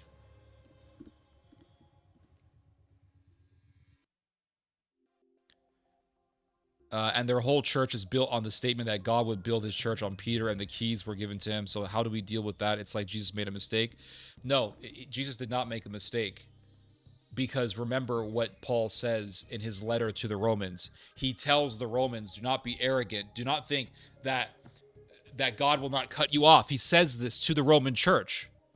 So in other words, churches can be cut off. Just because the church has been founded by Christ doesn't mean it can't be cut off. Paul says to the Roman church, you will be cut off. Don't think you can't be cut off, because you will if you are worthy of being cut off. Churches can be cut off. The temple was founded by God. And the temple was founded by God as an everlasting covenant, under an everlasting covenant. And God destroyed the temple. So really, the way I look at it is Christianity is eternal. But institutions, they can fall into evil, just like the temple fell into evil, just as St. Paul told the Roman church, God will cut you off. So this is the problem that a lot of Roman Catholics have. They have made the institution of the church synonymous with Christianity. And this goes back to Vatican I, if I'm not mistaken. So if you go back to Vatican I, it basically says that we must be docile, meaning we must be naive. We have to follow the Pope with docility. This is what Vatican I teaches, that we have to be docile. We have to just accept what the church tells us. And if the Pope does something or says something that's evil, we have to embrace it. This is what Roman Catholicism has become. It wasn't always this way. For a long time, Roman Catholicism was very righteous. But Roman Catholicism in our modern era has been filled with just what's the term? Just indiscriminate obeisance. Indiscriminate obeisance, where you are expected to just follow the leader no matter what.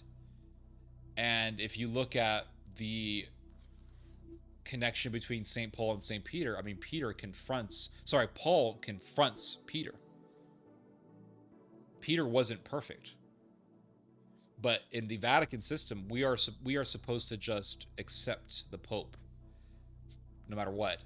And when Pope Francis came along and he said that we need to have gay civil unions, to me, that was the nail on the coffin. I mean, the Vatican had already become dead wood. But, well, it had already become dying wood. I'll just put it that way. But for the Pope to come out and to explicitly support gay marriage, that's gay marriage. I don't give a shit what anyone tells me. Gay civil unions is gay marriage. You could say, well, he didn't say that we should have gay marriage in the church. Oh, no, but he said we should have gay marriage in the government. It's gay marriage. That's it. The Pope supported gay marriage. Bottom line. That was the nail in the coffin. Right there. The Vatican just solidified itself as a completely evil institution. Completely exposed itself as an evil institution. Because the Vatican for the longest time has tried to cover up for its evils, and they have tried to make this false image of itself that it's this righteous institution. But when the Pope came out and said we need gay civil unions, that right there was the church just explicitly exposing itself. But there is what God demands, and there's the institution. And if the institution is not in accordance to what God wants, eventually that institution gets cut off. I don't really worry about this so much, to be honest with you guys. Because I don't want to, and I don't do this. I used to do this when I was a Roman Catholic, but I stopped. I don't make Christianity synonymous with the institution. I just don't do that. I don't believe in doing that. I think that's evil and wrong. Because when the church turns to evil, then our Christianity then becomes evil. And we begin to do what St. Paul warned about when he wrote to the Galatians. We begin to follow a false Christ. We say we follow Christ, but we end up following a false Christ.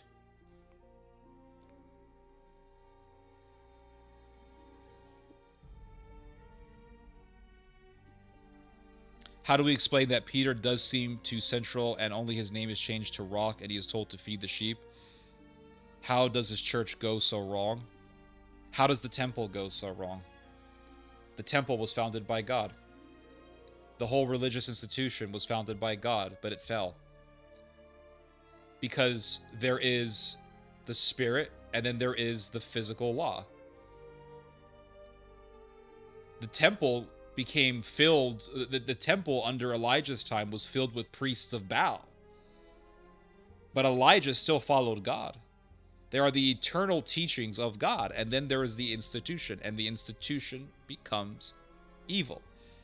And if the institution becomes evil, that is it.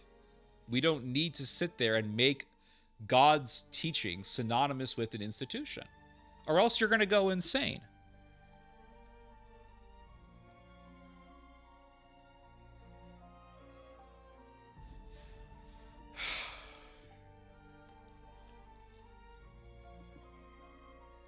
Benedict looked like Palpatine. Yeah, he did. I don't know how to deal with it. I know they are evil. It's an existential crisis that I am completely familiar with because I was going through the same thing when I was in the Catholic Church.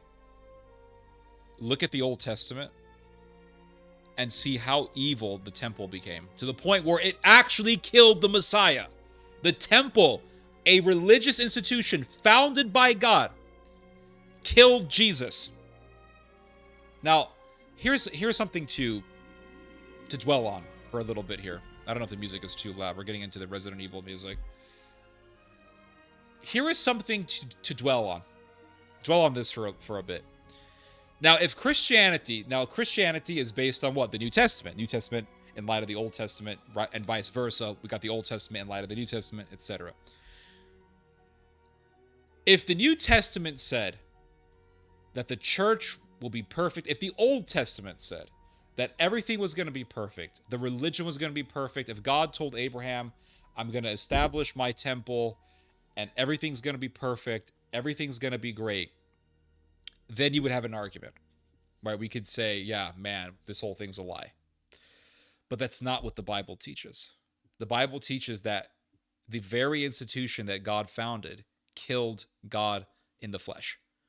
God in the flesh, the incarnation, the hypostatic union between divinity and humanity, Jesus Christ himself, was murdered, not by some enemy that was external to God's order, not by some enemy that God said, that's the enemy and we're the good guys. No! This is what makes Christianity so unique.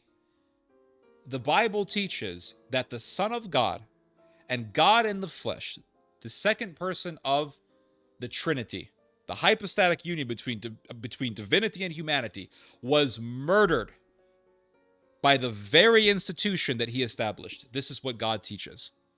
This is how you know Christianity is the truth, because it is honesty.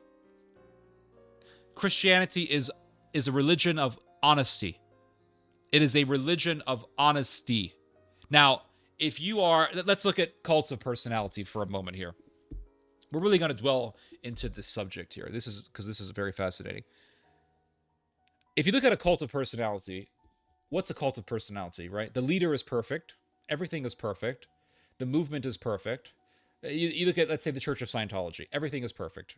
L. Ron Hubbard was perfect. These are all perfect. Everything is perfect. The institution is perfect. We cannot criticize the institution.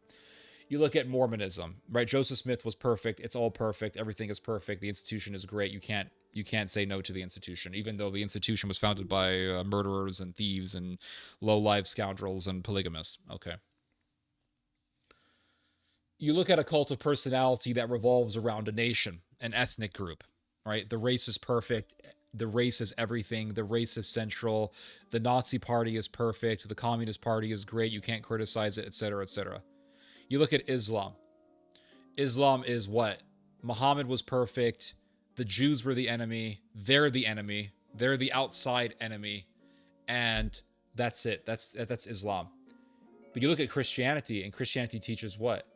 Christianity teaches that there was this institution that was symbolized by the temple. It was represented by the temple, and the temple was the institution.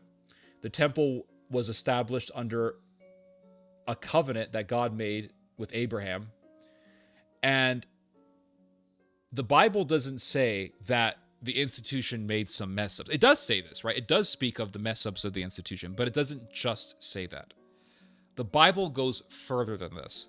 The Bible says that God became flesh and was murdered by the very institution that he created. The Bible teaches that God came to earth, became man, became one with humanity, and was murdered by the very institution that he founded. And so what does this teach us? It teaches us that even an institution founded by God can become the greatest enemy of God. In other words, we do not make our faith synonymous with an institution. We don't. They are teachings that are eternal. They are teachings that were taught through the institution. Absolutely. But the institution at the end of the day can be coaxed. It can be undermined. It can be taken over by evil people, just like the temple was taken over by evil people. That is the honesty of Christianity. Christianity says that God became man and was murdered, not by some outside enemy. No. He was murdered by the very institution that he established. So if God was murdered, and by God being murdered, I don't mean that he was murdered out of eternity. I mean, Christ is God. So God was murdered. God was murdered. So if God can be murdered by the institution that he founded, then the institution that Christ founded can also turn to evil. And this is why St. Paul writes in his letter to the Roman church do not be arrogant and do not think that God will not cut you off. Because if you turn to evil, God will cut you off. And what does St. Paul say? He says, if God can cut off the original branches, meaning the temple, then God will cut you off. And he is making a parallel between the Roman church and the temple. And why was the temple cut off? Because it murdered Christ. The very institution that Christ founded murdered him. And so if the temple can be cut off because it murdered Christ, then the Roman church can be cut off. And this is what Paul was saying in his letter to the Roman church. It's very, very simple. It's very explicit. It's right there. Right there.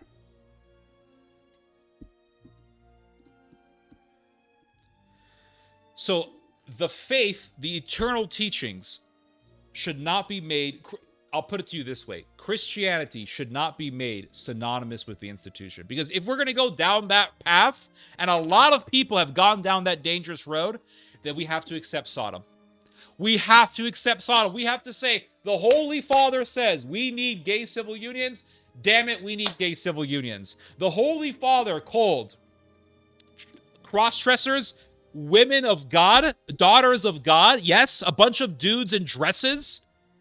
He put them in a bus and took them to the Vatican. Men with dresses. And called them hijas de Dios, daughters of God. We're supposed to accept that if we are to make Christianity synonymous with the institution itself. We're supposed to say, oh, the Holy Father says it. I'm going to call the cross-dressers daughters of God. I'm going to call them daughters of God, even though they're dudes. I'm going to call Buffalo Bill a daughter of God.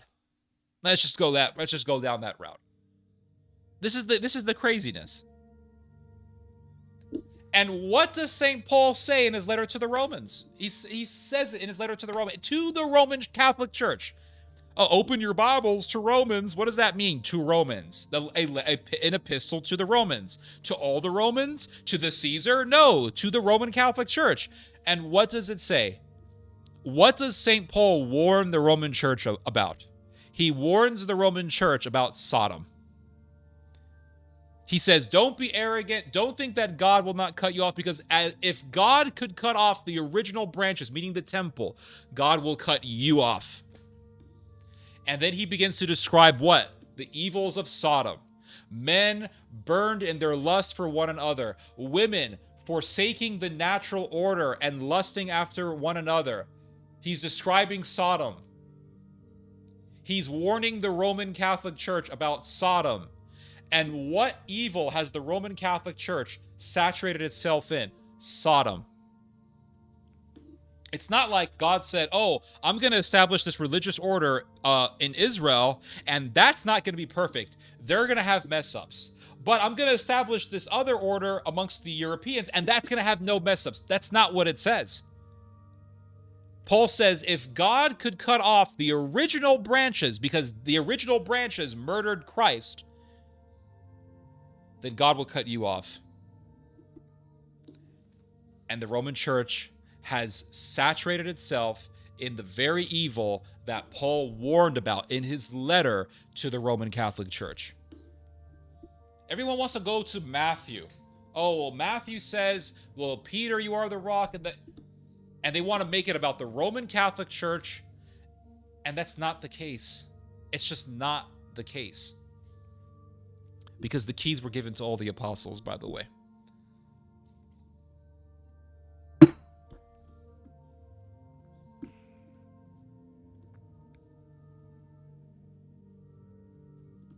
One second, guys. Hold on. Let's see here. I don't know how to deal with this. I hope that helps. If you don't cover for Adobe files, you ain't gonna become a card.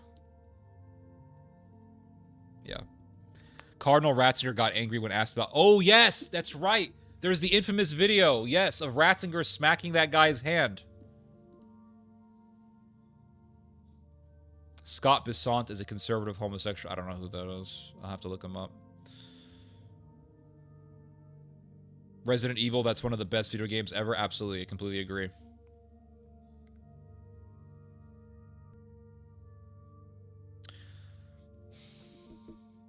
hold up, hold up. I'm trying to read all your guys' comments here. Catholics are afraid to leave. You know why? Yeah, they think they're gonna go to hell. What's up, 117 Rebel? When someone has everything, it still isn't enough. Yep, that's the problem with us humans, right? When the two witnesses show up in Jerusalem, we'll know we're in the last days. What can I say? This America is obsessed with Bible prophecy. I don't know what. Yeah. You've seen Christians freaking out about the Mahdi. Oh, God. Please.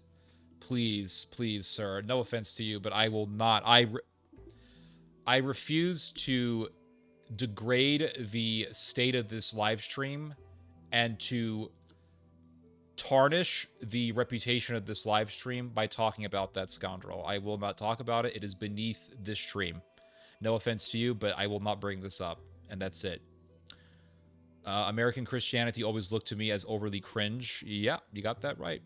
Like the stream. Yep, it does help the stream. Did you hear Kanye? We'll get to Kanye. We'll get to Kanye. I knew someone was gonna bring up Kanye. I knew someone's gonna bring up Kanye. It's right up my alley. It's right up my alley. I will talk about this later in the stream. I'm gonna be here for a while, everyone. So don't worry. Everything is convoluted today. It's hard to imagine that we aren't in a civilizational collapse. Yeah. That's how I know it's not accurate. It's the bestseller, or lots of people. Yeah, listen, you look at my stream, and I've never had a high view count for these streams, or for my videos for that matter. And sometimes it does bother me. I'm thinking, why am I not getting a lot of views, right? Maybe there's something wrong with the camera. Maybe it's because I'm using a 720 camera. Maybe it's because I don't have the best mic. I don't have one of those Shure mic. I have the, they call this the heel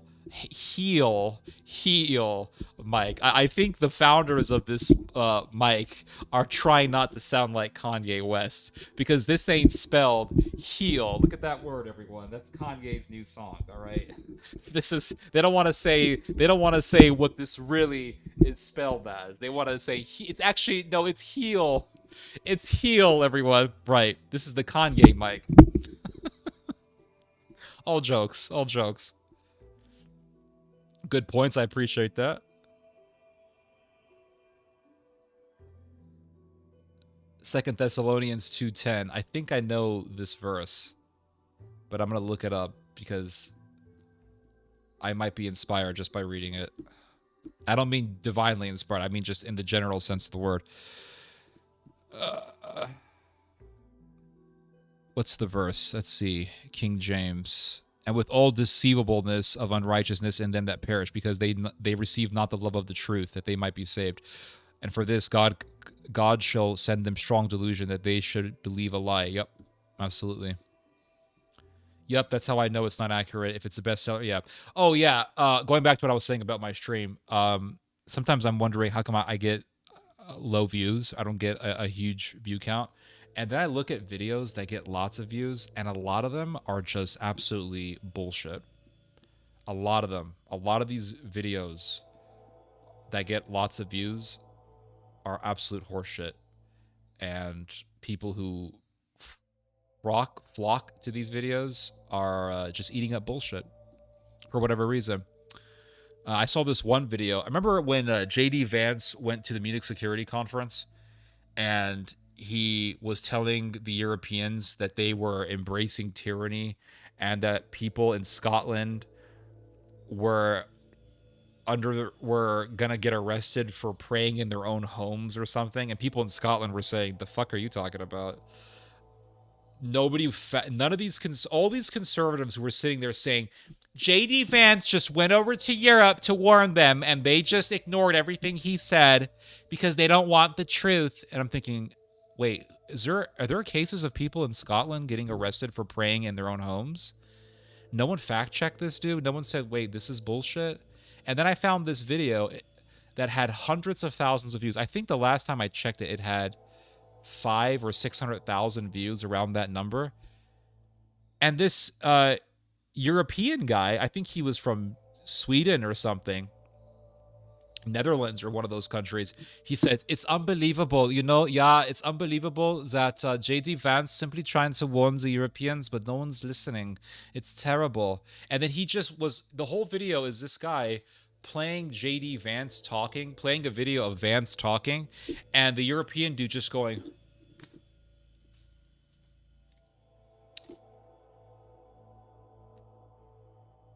it's crazy, guys. It's crazy, you know? Yeah. Hundreds of thousands of views for this video.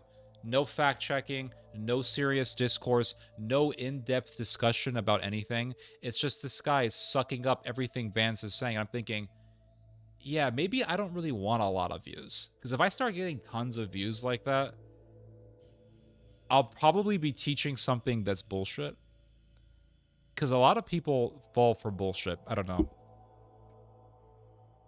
Just my thoughts. This is just me pontificating here. That is beautifully put. Religion of honesty. I appreciate that, Mr. Domino's ZG. Yeah, I appreciate that. It's a religion of honesty. It says, hey, it goes farther than that, right? It goes farther than just saying, oh, a prophet was killed. Because in the Old Testament, you have these stories of prophets of God being murdered by Israel.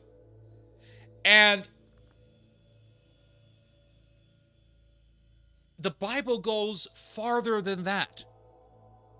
It doesn't stop at just saying, oh, a prophet was killed or prophets were killed. It goes to the extent of saying that God himself was killed by the very institution that he founded. So I could say, wow, there's honesty here, right? This isn't Turkey, where you have people saying there was an Armenian genocide. No. This is the most explicit honesty. This is the most hardcore, black and white honesty, the sharpest honesty that you can find. It says, God came to earth, and the institution that he founded murdered him. And here we are in looking at the institution of the Roman Church, which was founded by God. And we are seeing the Roman Church being explicitly antithetical to God himself, just as the temple established by God murdered God.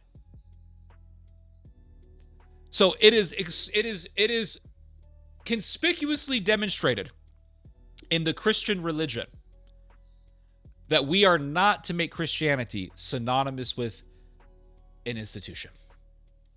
We're just not. Because that institution can become so evil to the point that it will murder God himself. And what does Jesus say about the generation that he lived in? He said, this generation is like a man that is possessed by a demon, and 7 more demons come and possess his soul. In other words, this generation is demonic. And that generation was so demonic that it murdered Christ. And then it began to kill itself. And let's talk about something. Ooh, this is leading me to a very interesting point that I have never really heard anyone make in any serious way. So Jesus, as we all know, was crucified. Jesus was crucified. And what happened? There's a trial of Christ, right? They arrest him in the Garden of Gethsemane. They bring him to trial. And Pilate is saying what? Pilate is saying, I see no fault in this man. There is no fault in this man. I see no purpose to put this man to death. And the whole crowd screams, Metzeleb, Metzeleb, crucify him, crucify him, crucify him. And Pilate says, but I don't see any actions that he has done that warrants the death penalty. And the whole crowd continues, crucify him, crucify him, crucify him. And Pilate says, I will just have him scourged. And Pilate has him whipped. But the crowd demands his death. And the crowd says what? The religious leaders say what? The leaders of the very institution that Christ founded tell Christ what? That this man has made himself an enemy of Caesar because he has declared himself to be king. And anyone who declares himself to be king is an enemy of Caesar. And if you do not go against this enemy of Caesar, then you are no friend of ours because we have no king but Caesar. So Pilate is thinking, oh my God, these people are going to report me to the Caesar, and they're going to say that I'm protecting a rebel leader against the Roman state. And then it's going to be my head on the chopping block. So what does Pilate do? In fear of the mob and of the religious institution that Christ founded, by the way, and that now wanted to murder Christ, Pilate says, okay, Christ is going to be crucified. So they force Christ to carry his own cross and to walk all the way to Mount Golgotha while carrying this super heavy cross. Guys, has anyone here ever tried to carry lumber? I've done this many times. Carrying lumber, man, you try to pick up a few, 12 by 8s? Those are heavy. Imagine trying to carry a ginormous cross made out of pure lumber. And then you got to walk all the way up to this very steep hill that looks like a human skull because you're walking up to your death. It's horrendous. So what happens? Christ is carrying his cross. He's walking to Mount Golgotha. He's just been scourged. He's being humiliated, mocked, scoffed, spat upon. They ripped his beard. They beat him. He is in the lowest level that a man can be. Utter humiliation. And as he's carrying the cross, there are a group of women who love him. And they're weeping for him. And Jesus looks at the women and he says, do not, this is amazing. This is amazing, guys. It's so, oh my God. It's so profound. Jesus says to the women, O daughters of Jerusalem, do not weep for me, but rather weep for yourselves and your children. He doesn't just say weep for your children. He says weep for yourselves and for your children. In other words, weep for this generation and the generation that's coming next. Now, what does Jesus say about his generation? He says this generation is like a man who was possessed by a demon. And the demon lives in this guy's soul, in his body. Then the demon leaves and he says, he goes to his buddies and he says, I got a great house that I'm living in. You guys should come hang out with me. It's a great place. Great place. And so 7 more demons enter this guy's body. And now the guy is even way more possessed. And so his demonic possession increases 7-fold, and he spirals deeper and deeper into the abyss. And Jesus says, so it shall be with this generation. In other words, this generation is already demonic, but it's going to become even more demonic. And so we know this, right? We know that Jesus said this. He was saying that this generation that's going to kill me is going to get worse and worse. And then Jesus is carrying the cross. He's walking up to Mount Golgotha, and there are these women who are weeping for him. And he says, do not weep for me, O daughters of Jerusalem. Very important. He mentions the city, Jerusalem. O daughters of Jerusalem, do not weep for me, but rather weep for yourselves, your generation, and weep for your children. Weep for the next generation. So it's like millennials and Zoomers, right? That's the distance between generations that we're talking about. Very close. Weep for your generation and for the generation that's coming next. Well, what happened? Now, oh my God. Let me just mention the rest of what Jesus told them. He says to the ladies, the weeping ladies, he says, for if they can do this in a green tree, what do you think they're going to do in the dry wood? What does this mean, right? And I remember reading this verse a while back thinking, what is Jesus talking about? Then one day, this was a couple days ago, I was in Costco, and somebody posted this verse on my channel, and it just clicked as I was in Costco. It clicked. I thought to myself, oh my God, I think I finally understand what this verse is saying. If they can do this in a green tree, what do you think they will do in the dry wood? What does this mean? Well, Israel is presented as what? A green tree. A green tree, right? It's presented as a tree. Now, how do I know this? Because Paul, in his letter to the Romans, describes Israel as a tree and a root. And so you have the temple, and the temple was what? The temple is symbolized by St. Paul as branches on a root. And St. Paul is telling the Roman church that God cut off the original branches. Now, Christ tells the weeping ladies, if they can do this in a green tree, what do you think they will do in dry wood? What do you do with dry wood on a tree? Right, so you have a green tree, then you have dry branches. What do you do with dry branches? You cut them off.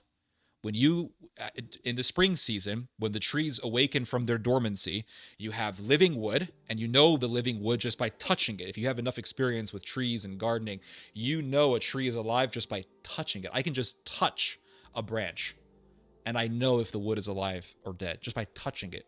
You can feel the hollowness in dead wood. In living wood, you can feel it, and there's a sense of depth in the wood. You can feel it in your very flesh. It's an amazing feeling. You can feel it, and you know this is living wood because you can feel the depth of the wood. You know there's life that's just emanating out of it. And when a tree is dead, or when there are branches that are dead, and you're almost always going to have dead wood on a tree, you can just put your finger on the wood and you can feel the hollowness of it. And when wood is hollow, it's dead. And you can feel what? What can you feel? What type of texture do you always feel on dead branches? You feel dryness. It's dry. It's very dry, the wood. And so what do you do with those branches? You cut them off. And Paul is saying in his letter to the Romans, in Romans chapter 11, God cut off the original branches. Why would you cut off the branches? Because they were dead. So now let's rewind back to Jesus when he's carrying the cross. He's carrying the cross. He's walking up to Mount Golgotha. The ladies are weeping for him.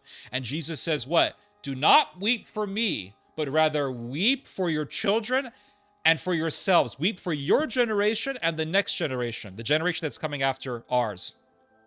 Because if they can do this in a green tree, what do you think they will do in dry wood?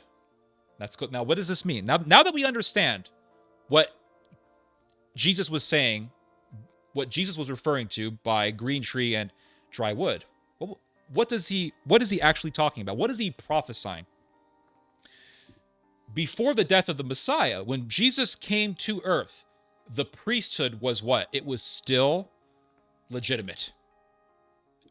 Remember what Jesus said, follow what the Pharisees teach, but do not do what they do. So the priesthood still had this sense of legitimacy. Now, it was dying out, and Jesus made that very clear when he gave the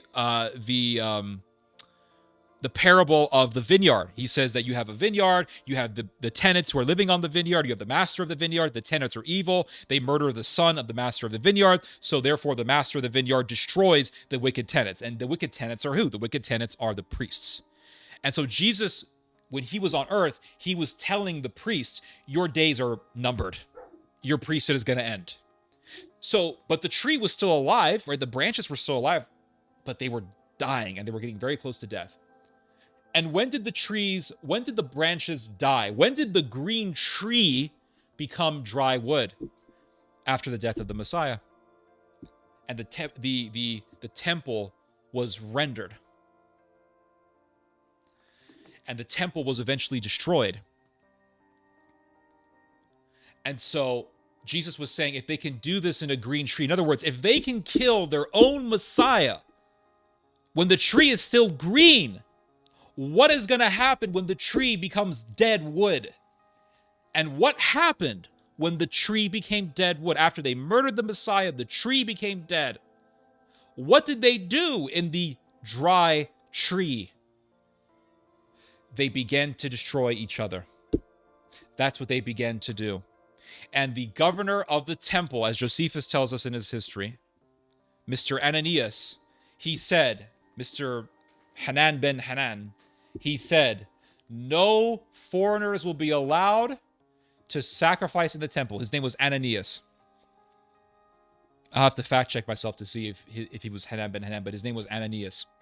And Ananias, the governor of the temple, said, no foreigner will be allowed to sacrifice in the temple, and that included the Caesar. And the Caesar said, so you guys aren't going to make any sacrifices on my behalf to maintain diplomacy with me? No, we're not. That's a declaration of war. And the Romans declared war on Judea, and there was a war that broke out. There was a war that broke out. And Christ was trying to tell the people in the temple, He was trying to tell the people in the temple. He said, why are you selling merchandise in the court of the Gentiles? This is a place for the Gentiles to pray, because my Father's house was built to be a house of prayer for all nations, and yet you guys use it as a house for selling merchandise and making profit. You guys despise the foreigner. You hate the foreigner. And that hatred towards foreigners escalated to the point where some decades after the death of Christ, the temple made an edict saying, we will no longer be doing sacrifices for the Caesar. We will not allow any foreigner to do sacrifices in the temple. And that racism that Christ was going against, that tribalism that Christ was combating, ended up being to the demise of the Jewish priesthood and to really Judea itself. And what happened? It wasn't just a war between the Jews and the Romans. It was a war, to a great extent, between the Jews themselves. And the Jews began to murder each other by the droves, and they exterminated so many other Jews in the city of Jerusalem. Josephus tells us that the streets were riddled with bodies and blood. And so go back to what Jesus told the weeping ladies. Do not weep for me, but rather weep for yourselves and for your children. For if they can do this in a green tree, what will they do in a dry wood? What did they do in a green tree? They murdered Christ. And so he's saying, do not weep for me, but weep for yourselves and weep for your children. Because what happened to that generation that was there in the time of Christ? What happened to Christ's generation? And what happened to the generation that came after that generation? The next generation. Both of these generations engulfed themselves in a civil war. And they began to murder each other. And Josephus recounts this in his history with graphic and vivid detail. And they were fighting over who was going to control Jerusalem. They were fighting over who was going to control the temple. Now remember what Jesus says. Pray, weep for your children. And he says that the day is coming when it will be a blessing to not have children. He says this. He says, the day is coming when people will envy those who do not have children. Why would people envy those who do not have children? Because children were butchered in mass, in Judea, not by just the Romans, but by the Jews themselves. And there is a story in Josephus' history where because there was so much poverty and so much starvation in Judea during the Judean revolt. And do you know why there was so much poverty and starvation? Do you know why? It wasn't because of the Romans. It was because the Judeans were so factious. They had all these different Judean factions that hated each other so much that they destroyed, the Jewish factions destroyed all of the granaries in Judea. Yeah, they did. They destroyed, not in Judea, in Jerusalem. They destroyed all the granaries in Jerusalem. So there was massive starvation, all in the name of power, all in the name of trying to control the temple. They destroyed all the granaries, and so there was massive starvation. And there was so much starvation that Jewish mothers were taking their own babies and baking them in ovens to eat the flesh of their own babies. Let's go back to the prophecy of Jesus. He says that the day is coming when we will envy, that when people will envy women who do not have children. Because those women who are going to have children are going to end up cannibalizing their own. And there is a story that's recounted by Josephus in which two thieves broke into a woman's house to rob her. And it's like a horror movie. They walk into the house and they see this woman who looks crazy. And she pulls this tray out of her oven and she says, I just made supper. And she presents to them the tray. And they say, Josephus tells us that they could see on this tray this little infant with charbroiled flesh, barbecued flesh. And she says, I just cooked my baby to eat it. Do you want some? And the two thieves were so horrified that they ran away. And Josephus tells us that this was not a mere isolated incident, but rather it was happening throughout Jerusalem. And this is why Jesus told them, do not weep for me, but weep for your children and weep for yourselves. For if they, who's they? Judea. If they can do this in a green tree, in other words, if they can destroy, if they can murder their own Messiah in a green tree, what will happen when the tree becomes dead wood? And they took their own Messiah and they nailed them on dead wood, and they became dead wood. And so Jesus was warning the people about the civil war that would blow up, that would spark between the Jews. And the Jews murdered each other. That civil war was a warning. If you make yourself at war with God, if you declare war on God, even if you are the very people chosen by God, even if you are the very institution founded by Christ, destruction is nigh. And so you go to the Roman Church, engulfed in what? Sodom, covering up for child predators, the worst of the worst. And yes, the Roman Catholic Church was established by Christ, but so was the temple.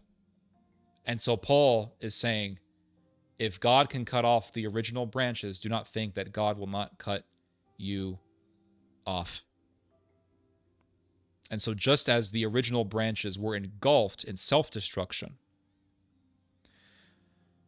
the Roman Church, being engulfed in Sodom, will eventually crash and will eventually see its own demise. I'll read your guys' comments. Hold on.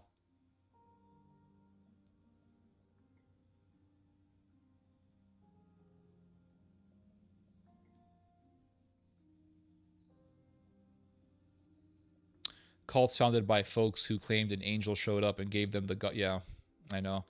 The angel Moroni. Yeah, I know. Moron. Yep, I know. There was one book that I would recommend that you read on this very issue, and it's Killing Jesus by Stephen Manfield. Okay, I'll look it up. Optimus Princeps says, off topic, do you think druids are still around today? Yeah, they're in Elden Ring. FromSoft keeps making these games with druids. I keep wondering how the iron of Rome continues down to the last day in the feet and toes of the statue, but who is the iron? I don't know. Who is the iron that gets destroyed if not Rome? I'm not really too knowledgeable on that, to be honest with you. My dad is very knowledgeable on that stuff, though. Are you give a stream a like? Yep. If you guys like the stream, it does help the stream. Most definitely helps the stream. Are you saying that Catholic Church is no longer the God's church? I mean, listen. I don't understand how I can, and I'm not trying to be rude or anything like that. This is not an offense to you or anything like that. I'm just responding to what you're saying. I don't know how much more is required to demonstrate to people that the Vatican is evil. I just don't know. Like, when you have a pope who's embracing Sodom, when you have an institution that covers up for pedophiles, how can it be God's church?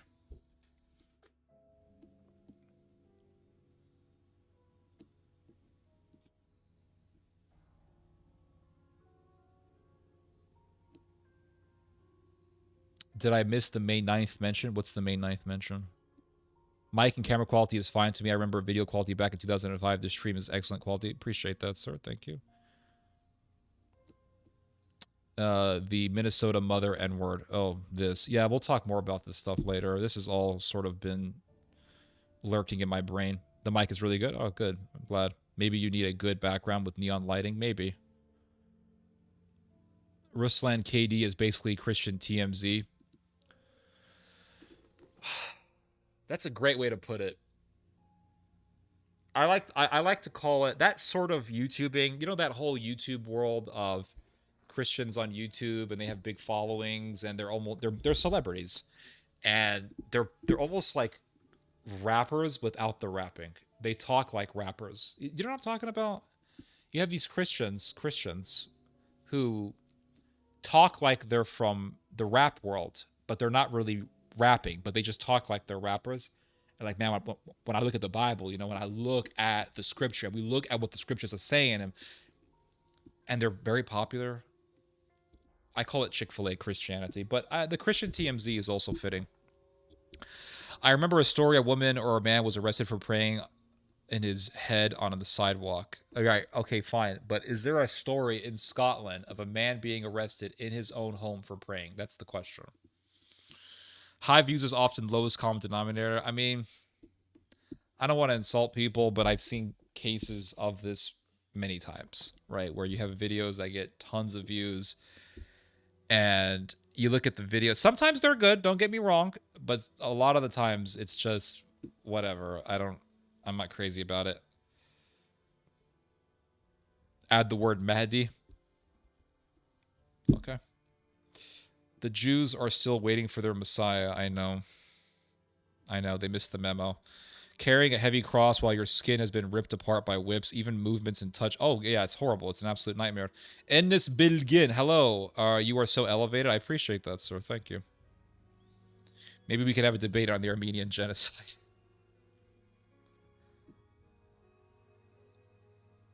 Is Kanye's new song basically an example of the zeitgeist accelerating? Absolutely. I'm going to say it. I'm going to talk more about this later on, but absolutely, yes. The Kanye song is a musical reflection of the spirit of the age that we are entering. Yes, it's very crazy. Amazing. I'm glad you think what I'm saying is amazing. Green tree is good times and dry wood is bad times.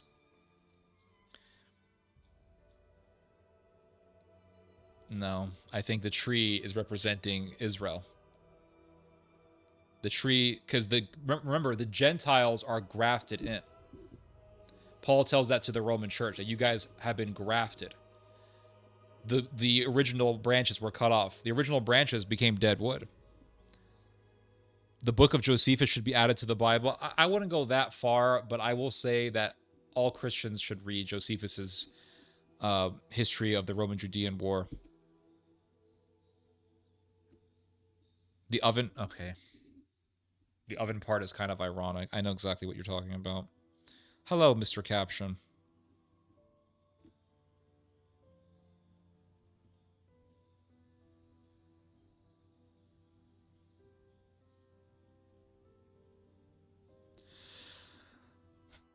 That is a revelation. Thanks. Appreciate it.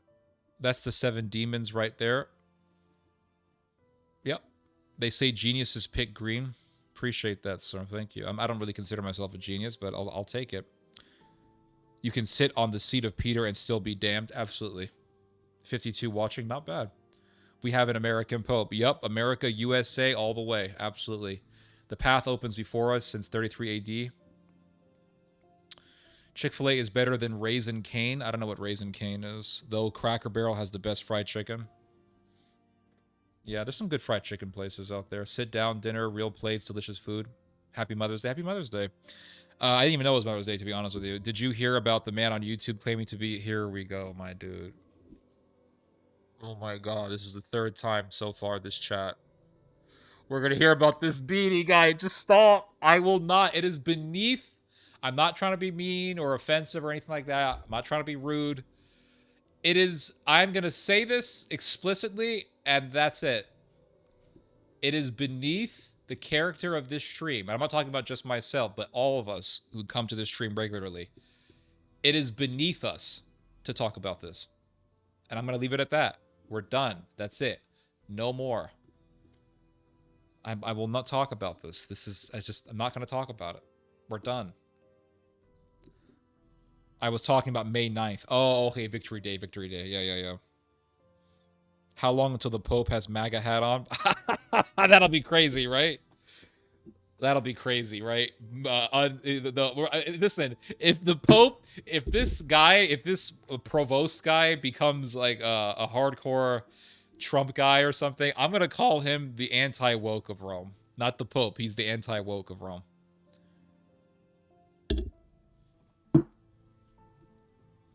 Anti-woke of Rome. He's the anti-woke Pope.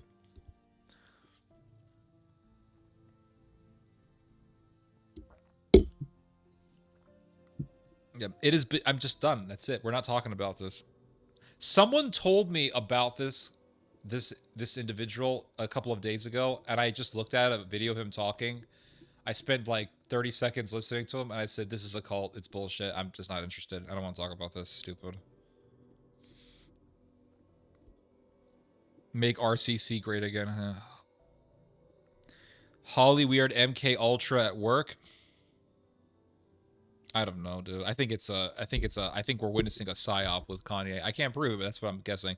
Kanye, Diddy are so irrelevant. I don't know if they're irrelevant because every time Kanye does something, people are talking about it, and he has 33 million views on, 33 million followers on X, which is pretty huge. I wouldn't say he's irrelevant. Dr. Donald. Yep. The world is healing, as they say, right? Even though I don't really believe that, but that's what people are saying. That's the meme. Now, let's go back to what we were saying. Let's go back to what we were talking about in regards to this Pope guy. Let's go back real quick.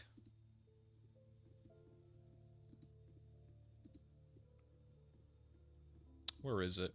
Where's the article? So, the Grope Cope of Rome, Mr. Provost, he covered up for a pedophile by the name of Father James Ray.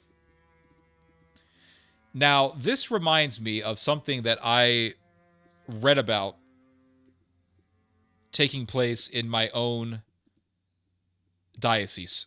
In the Diocese of San Antonio, there was a priest that I met, by the way. I spoke to him, and I used to go to his church. I went to his church for months, and I went to many a mass in this man's church. This priest's name was Father Christopher Phillips. This is how common this evil is. Father Christopher Phillips was covering up for a confirmed pedophile by the name of Deacon Orr. I think his first name was James, but I remember his last name was Orr. Deacon Orr is how he was known. Deacon Orr molested a boy in a pool, in a bathroom in a pool. It's really horrific, very horrific. I hate to even describe it, but that's what this guy did. It's so sickening and evil. And Orr was a teacher at Father Christopher Phillips's Catholic school. So Phillips was running a Catholic school, a private Catholic school, and the school was right next to the church. The church was called Our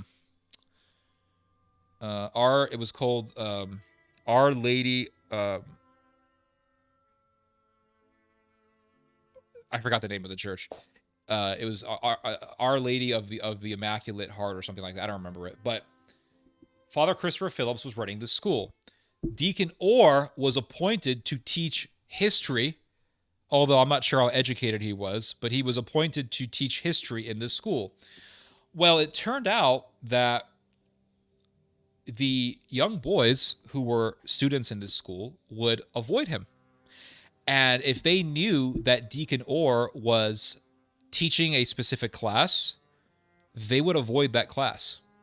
And the boy students, the male students, were telling the adults that Deacon Orr was a problem. Several parents came forward and went to Father Christopher Phillips to tell him that Deacon Orr was a predator. And for years, this was going on. And Phillips didn't give a damn, never went to the police, never went to the authorities, never did a damn thing about it. Well, all of this got released to the public, and Deacon Orr all of a sudden mysteriously died. They never gave the cause of death, but they had a funeral for him, and they moved Father Christopher Phillips to Houston, to the Houston diocese. Then I believe they stripped him of his faculties. But Phillips covering up for this Deacon Orr guy, this was going on not just for years, my friends. This was going on for decades. 4 decades this was going on. So this is very common, and it's so common that you can talk to so many people who go to Catholic parishes and they will tell you stories like this. And it's so common that even I myself in my own private life went to a church where this sort of thing was going on. It's that common.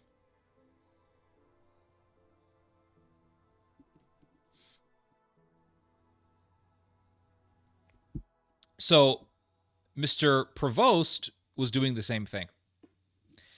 And it says here that Mr. Provost allowed for this pedophile, Father James Ray, to have a house that belonged to the Augustinian order, which Mr. Provost, who was now Pope Leo XIV, was running, was the head of. He was the head of the Augustinian order in Chicago.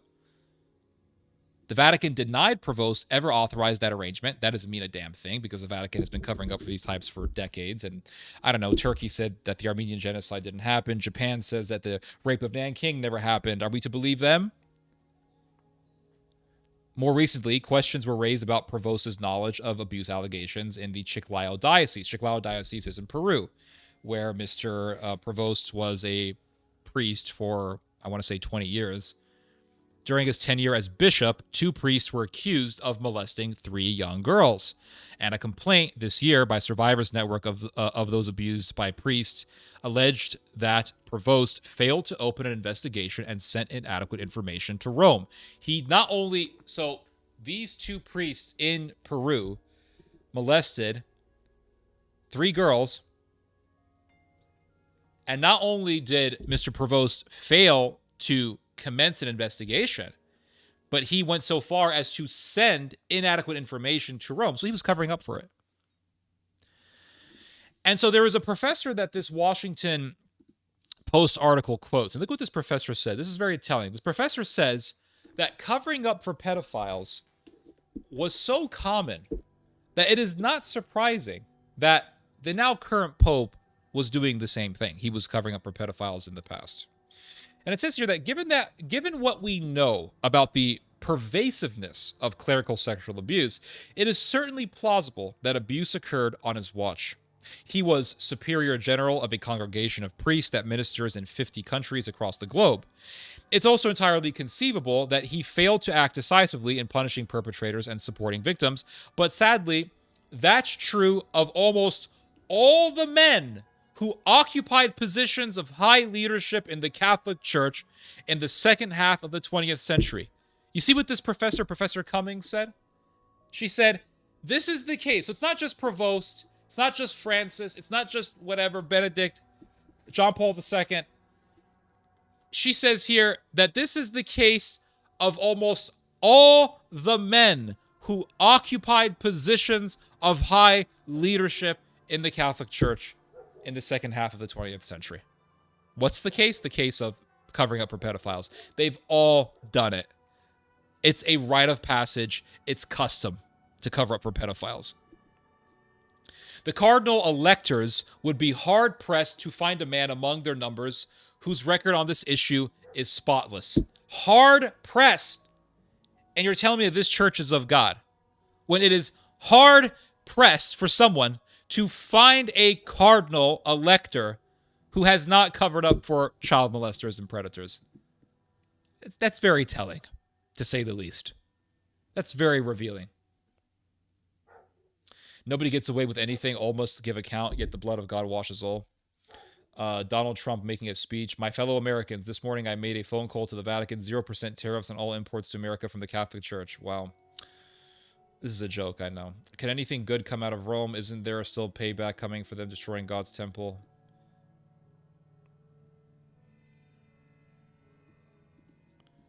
I don't think Rome is going to go scot-free. I think Rome is going to be punished. Rabbinic texts see 2 last enemies of Israel, Edom and Ishmael, but the Jews see Edom as...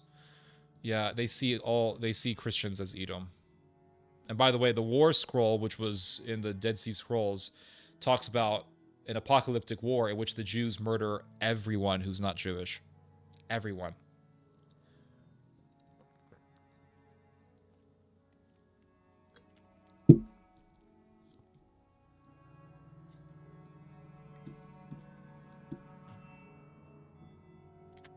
So the Pope is evil, and the question also comes.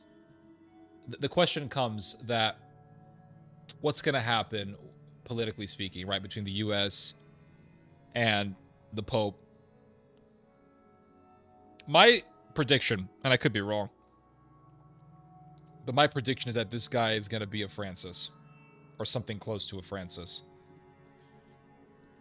And he's going to clash with the American right.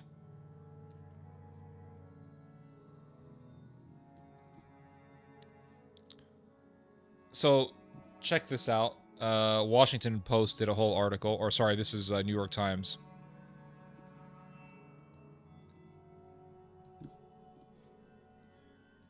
New York Times did an article on the political views of Mr. Provost, who is now Pope Leo the 14th. And it says here, talks about the political views or the possible political views of this guy. And it says here,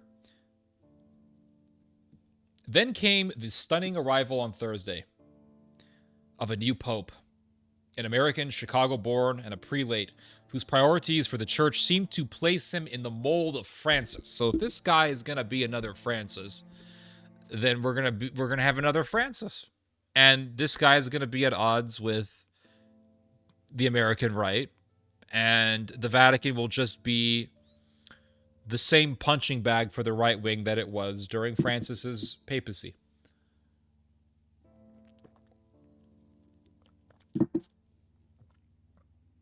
And it says here, he is potentially another countervailing voice against the country's newly powerful strain of right-leaning Catholics. And so, you know, in the American Catholic world, there is this phenomenon. It's very interesting to see, and I've been noticing it for a very long time, for over a decade. And that is this phenomenon in which you have the Vatican, and the Vatican is spewing out liberal ideas, left-wing ideas that are to the rage and to the ire of the American right. And then you have this faction of American Catholic, or really I should say North American Catholic, because a lot of Canadians are involved in this stuff.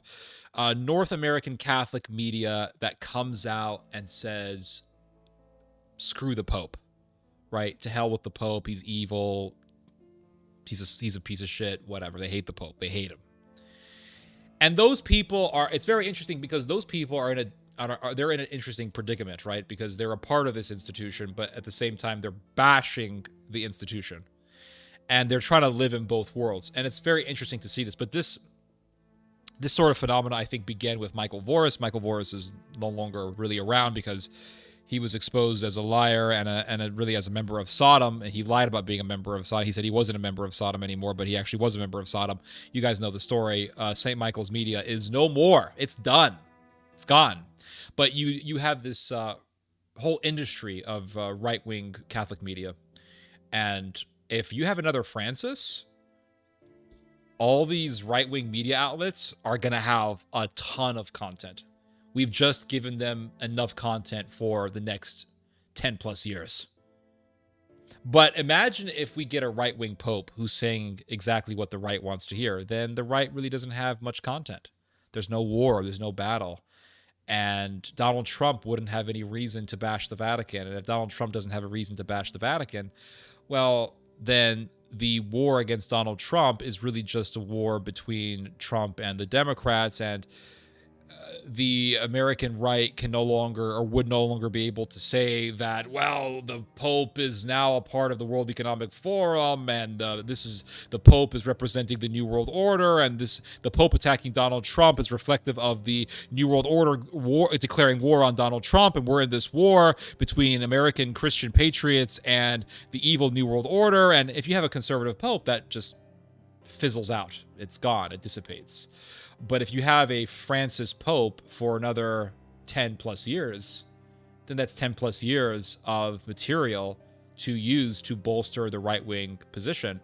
So if you have a liberal Pope like Francis, that's going to help the right, because it's going to give the right cannon fodder to use. It's going to give the right material to use to amplify its own position. The right can then say, well, look, we have the Vatican is a part of the New World Order. The Catholic Church is a part of the New World Order, and we're fighting against it. We're in this war against the World Economic Forum, and the Vatican is a part of the whole Klaus Schwab conspiracy. So anytime you have a massive institution like the Vatican attacking right-wing positions, that actually helps the right, because it gives the right wing material. If I continue to bash someone that I don't like, I give that person attention and I give him legitimacy to a certain extent, because I'm taking him seriously. Do you see? That's the thing. That's the problem with excessively bashing someone. If you always bash someone, you actually help them. And so if the Pope comes out and he's bashing Trump and he's bashing the right, he's bashing conservatives, the conservatives now have more material to use to play the victim card or to make it out like there's this whole conspiracy against them, and that makes them look more powerful. And that does make them more powerful, actually.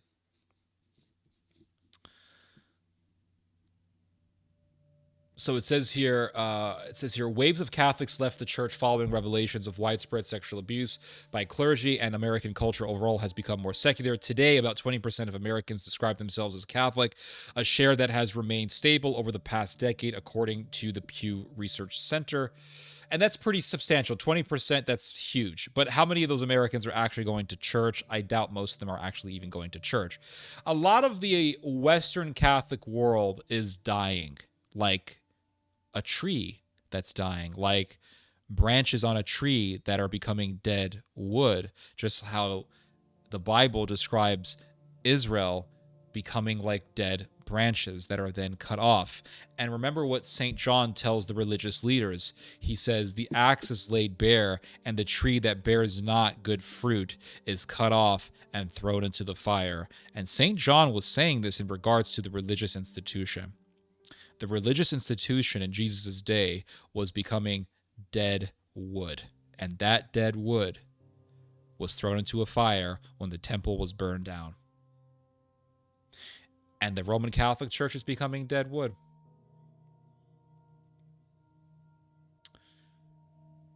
And you go to, for example, Western countries, not just the United States, but you go to, let's say, Spain or Italy.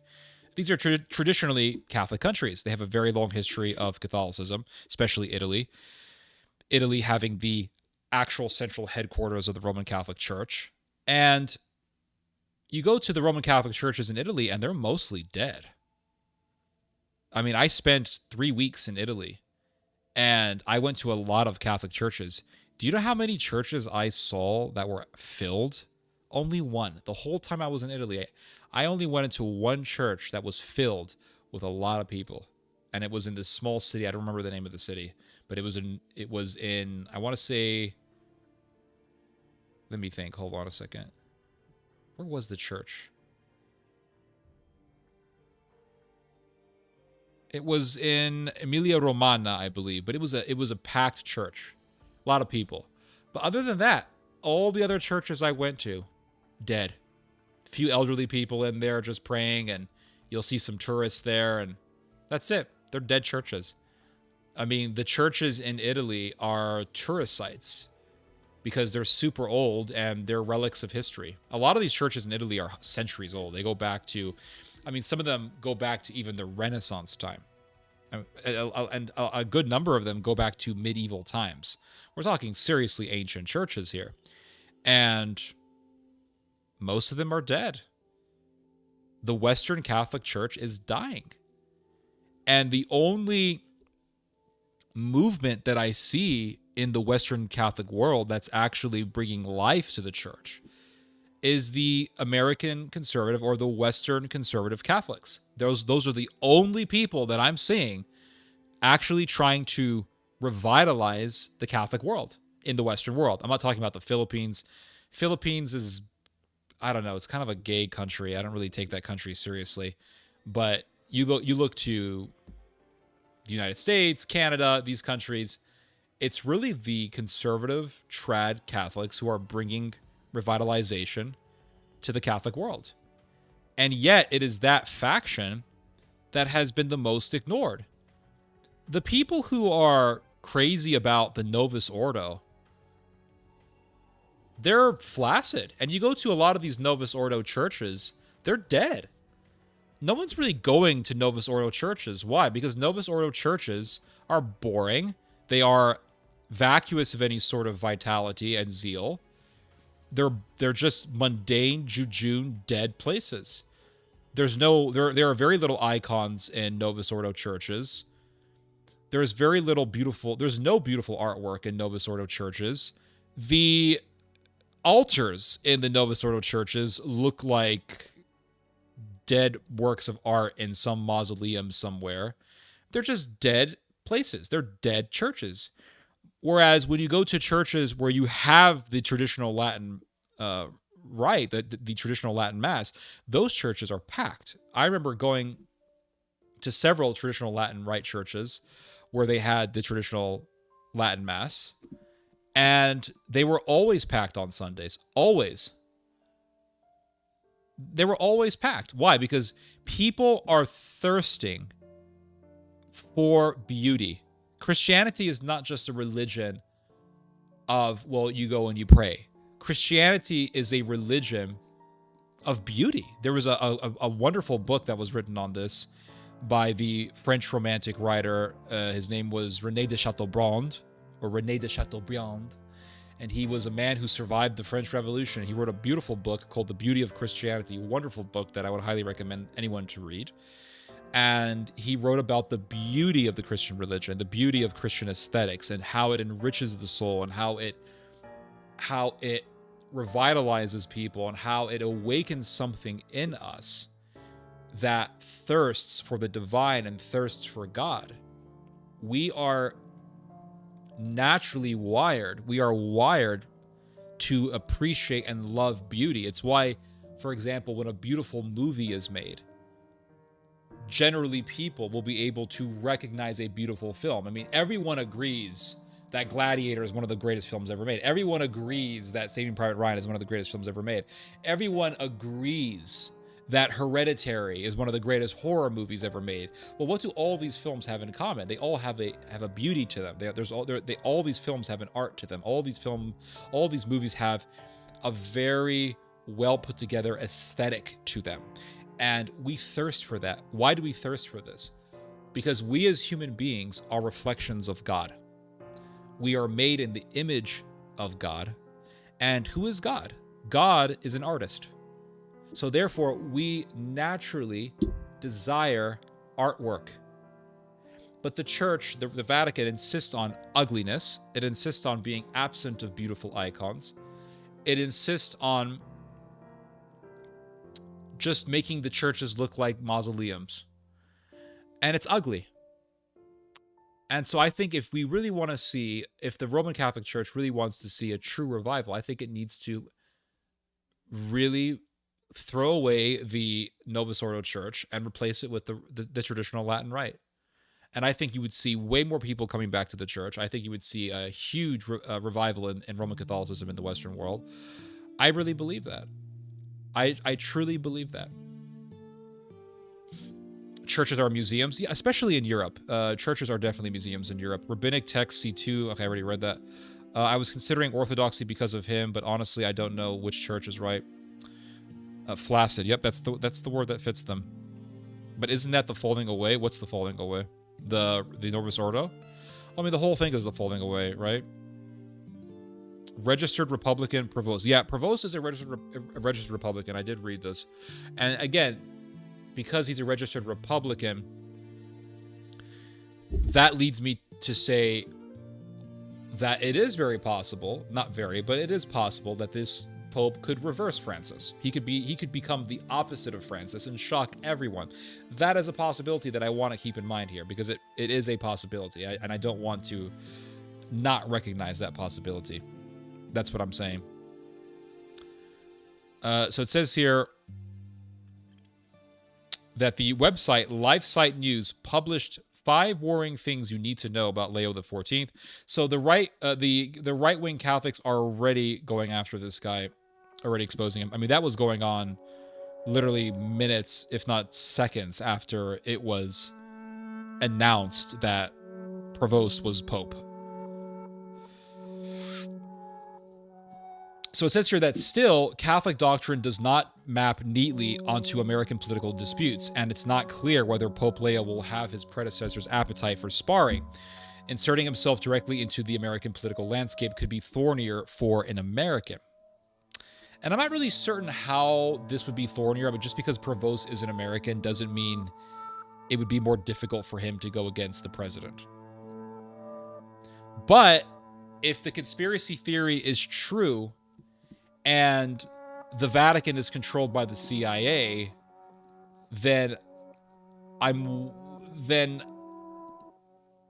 it's likely that Trump could be using this Pope as a mouthpiece for MAGA republicanism.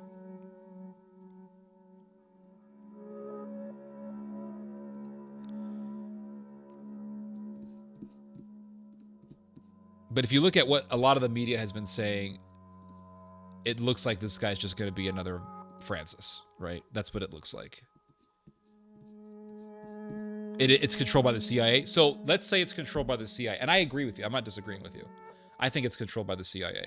Let's say it's controlled by the CIA. If it's controlled by the CIA, then for what purpose would it be to have an anti-Trump Pope? What purpose, right? Let's think about this for a moment. If the CIA wants an anti-Trump Pope, why? Well, I think it would be because it would help Trump, because it would give Trump a battle. Because what helps Donald Trump? Battles, right? What helps Donald Trump is battles. His battle with prosecutors, his battle with judges, all those things help him. And when Francis was attacking Trump, what were the MAGAites saying? The MAGAites were saying, Francis is a part of the New World Order, and this is another reason why I support Trump, because Trump is an enemy of the World Economic Forum. He's an enemy of the New World Order. So if the Vatican all of a sudden becomes pro-Trump, then one can make the argument and say, well, wait a second, the Vatican isn't part of some anti-Trump conspiracy. Look, we have a pope that supports Trump. And that subtracts another battle that could actually help Donald Trump. So if Donald Trump appointed the pope and the pope ends up being anti-him, that actually still helps Trump. Now, if you have a pope that's pro-Trump, that still would kind of help Donald Trump, because Trump could then say, look, the Catholic Church is on my side, and the Republican Party will get Catholic votes. So it's a win-win for Trump no matter what. That's what I'm seeing here. Keep your enemies close, right? It's René de Chateaubriand. I don't know if it's Viscount. It could be Viscount de Chateaubriand. I don't remember. So let's go back to the Washington Post article. This is an article that talks about his political views, right? Or at least what we know so far. Let me know if the music is too low. But it says here that he has signaled continuity with his predecessor. So Prevost, from what we have seen on his Twitter posts, it looks like he is going to be another Francis. And it says here that he has signaled continuity with his predecessor, who challenged norms, embraced migrants and the poor, and sought to build an inclusive church. So it says here that during his papacy, Francis opened more leadership roles to women than did any previous pontiff, and established commissions to study the possibility of women becoming deacons. And so it says here, Francis also turned to then Cardinal Prevost, tasking him with overseeing a revolutionary reform that added 3 women to the voting bloc that decides which bishop nominations go forward to the Pope. So this guy's job was to oversee, was to superintend a reform by which 3 women were added to the electorate to appoint the Pope. So there is this feminist agenda that's at hand here, and Mr. Prevost is a part of it. But Francis maintained clear limits, repeatedly affirming that, oh, we're not going to have women priests. No, we're just going to have ladies electing the Pope. And yeah, great. This is how it begins. So it says here, then Cardinal Prevost once urged that society move from words to action to address the climate crisis. So he's with the whole climate change agenda, like Francis. So we can expect this guy to come out and say, we're hurting Mother Earth, and he might even bring up the term Mother Earth like Pope Francis did. And Pope Francis spoke of Mother Earth.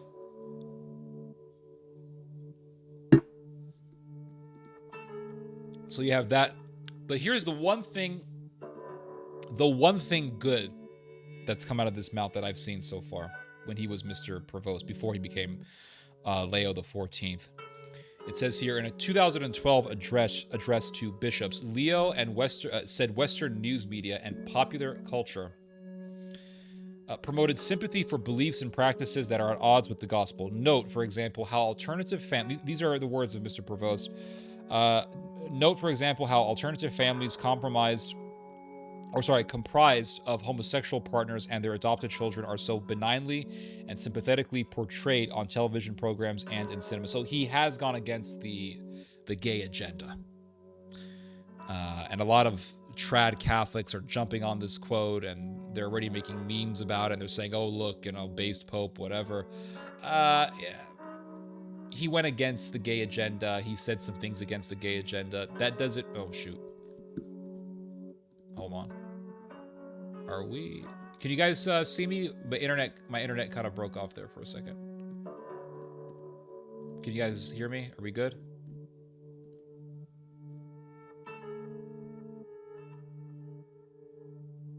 Are we good, guys? Is the stream still working? Can you guys? Okay, we're good. I think we're good. Sorry, my internet was acting weird for a second. All good. Okay, good.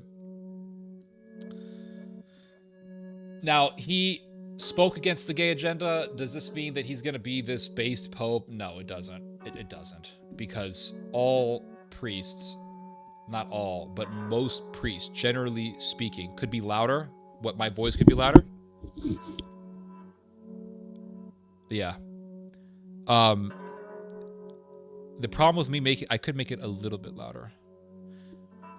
Here's the thing is, generally speaking, priests will say things that are pro-family values.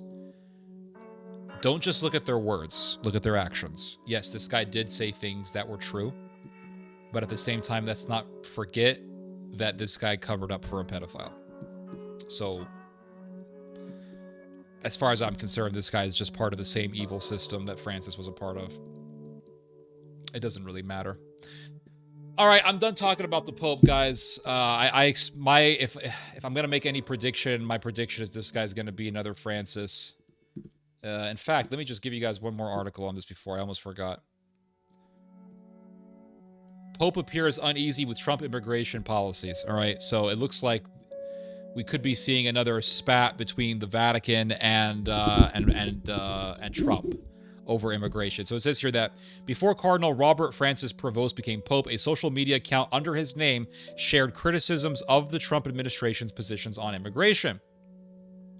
Months before Cardinal Robert Francis Prevost became the first American Pope, a social media account under his name expressed criticism of Vice President J.D. Vance, sharing an article that called the Vice President's interpretation of Christian doctrine wrong.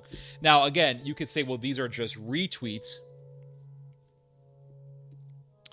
But at the same time, he did change them. He did share these articles that were critical of Donald Trump. Does he share those views? They're going to say, well, we don't really know. He could have just been sharing them. Why share them? So if Donald Trump chose the Pope, it looks like he chose this dude to be a punching bag for him. And he could say, yeah, look, the Vatican is attacking me. Evil Vatican. You have no right to attack me. I'm a Christian. And then people will say, look, the Vatican is part of the New World Order, World Economic Forum, Klaus Schwab conspiracy, blah, blah, blah, blah. The Vatican is a part of the globalist order. That Trump is against the globalists. This is why we have to support Trump. And Trump still wins. Now, perhaps Donald Trump is going to get this guy to be his propagandist, and perhaps Mr. Provost will support Donald Trump. You know, the future will always shock us, is what I like to say. And in such a case, Donald Trump still wins.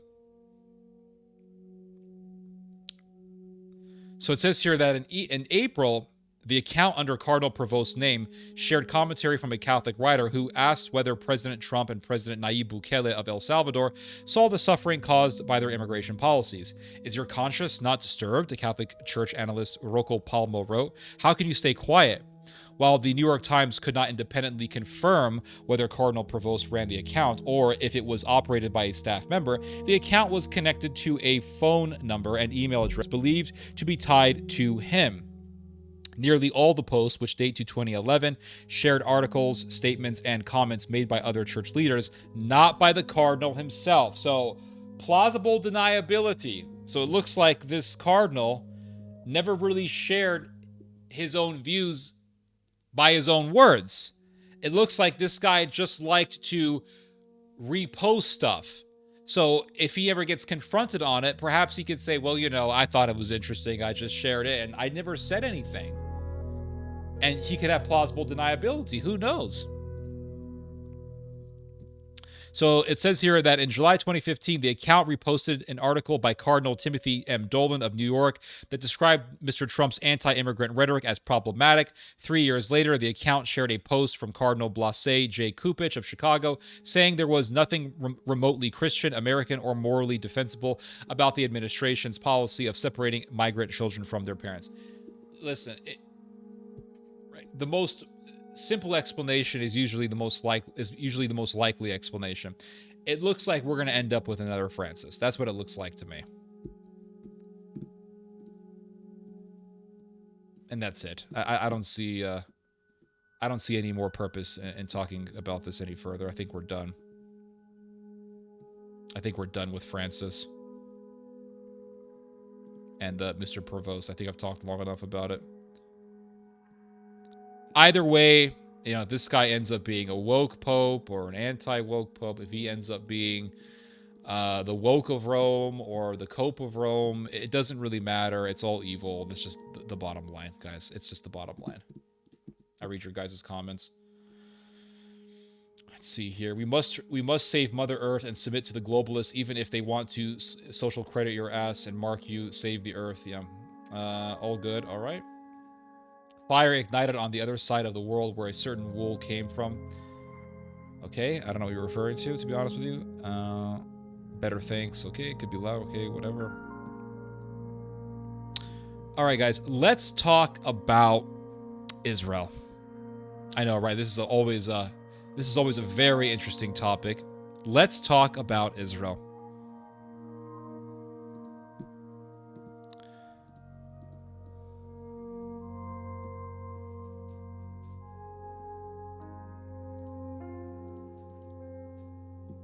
Just want to make sure I have everything set up here.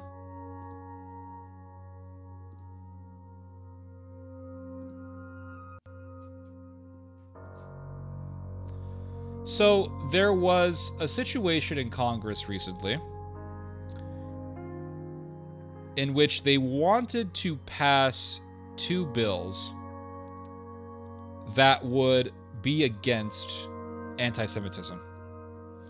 So there was the anti-Semitism bill, and then there was something else that pertained to anti-Semitism. Republicans in Congress pretty much scuttled it.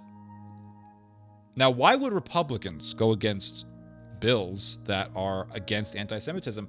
I thought Republicans were supposed to be super pro-Israel, and they're getting all this money from AIPAC. What the hell is going on? I'll tell you what's going on. Here is my prediction for American politics in regards to Israel. I think a time is coming when a politician will come out and say in the open, I am not funded by AIPAC. And he will say it in his advertisement videos.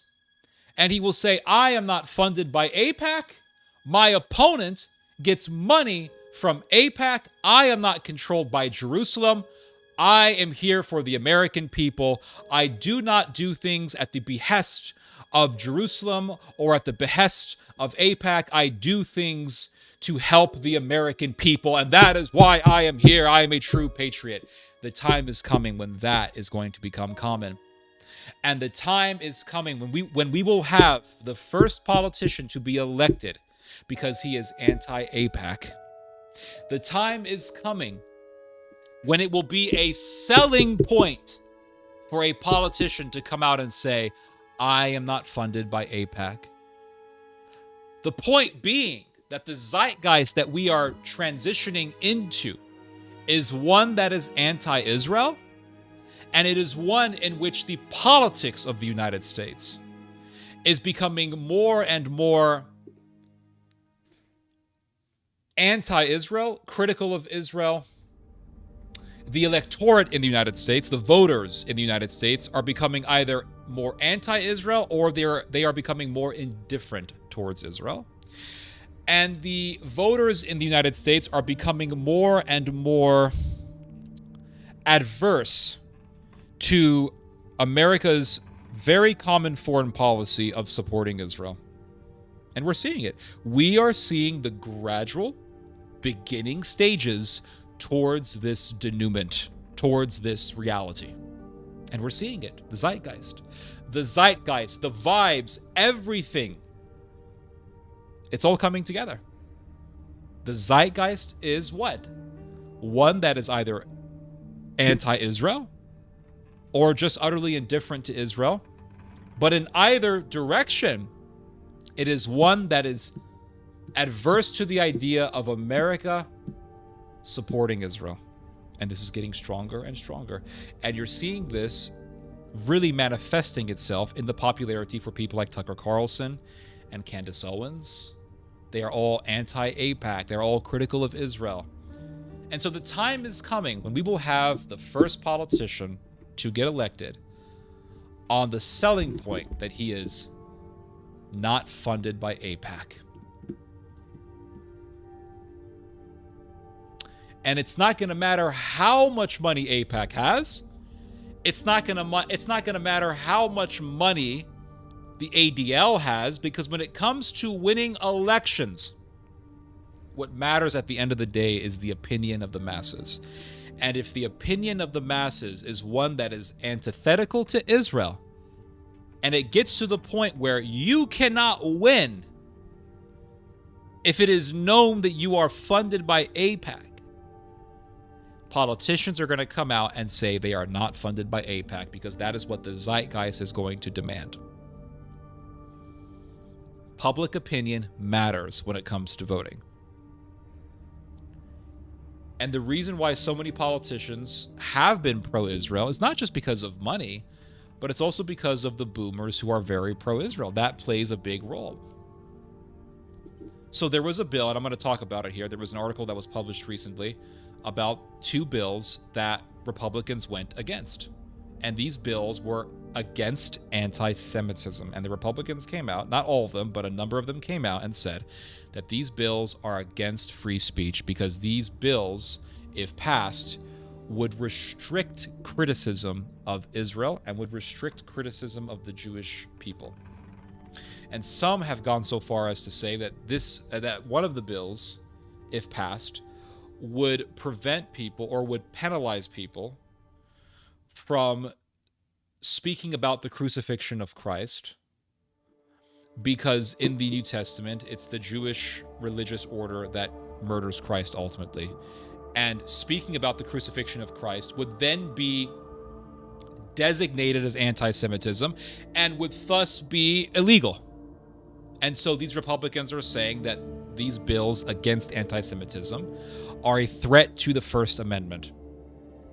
So it says here that Republicans foiled the Anti-Semitism Awareness Act, also known by its acronym AAA, and an anti-boycott bill bringing into question the GOP strategy and pro-Israel groups' ability to influence the party's fringe.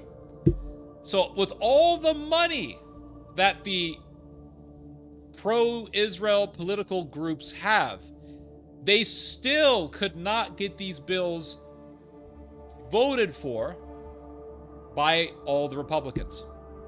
They couldn't. They couldn't get all the Republicans to vote for this bill. Why? Because public opinion is changing.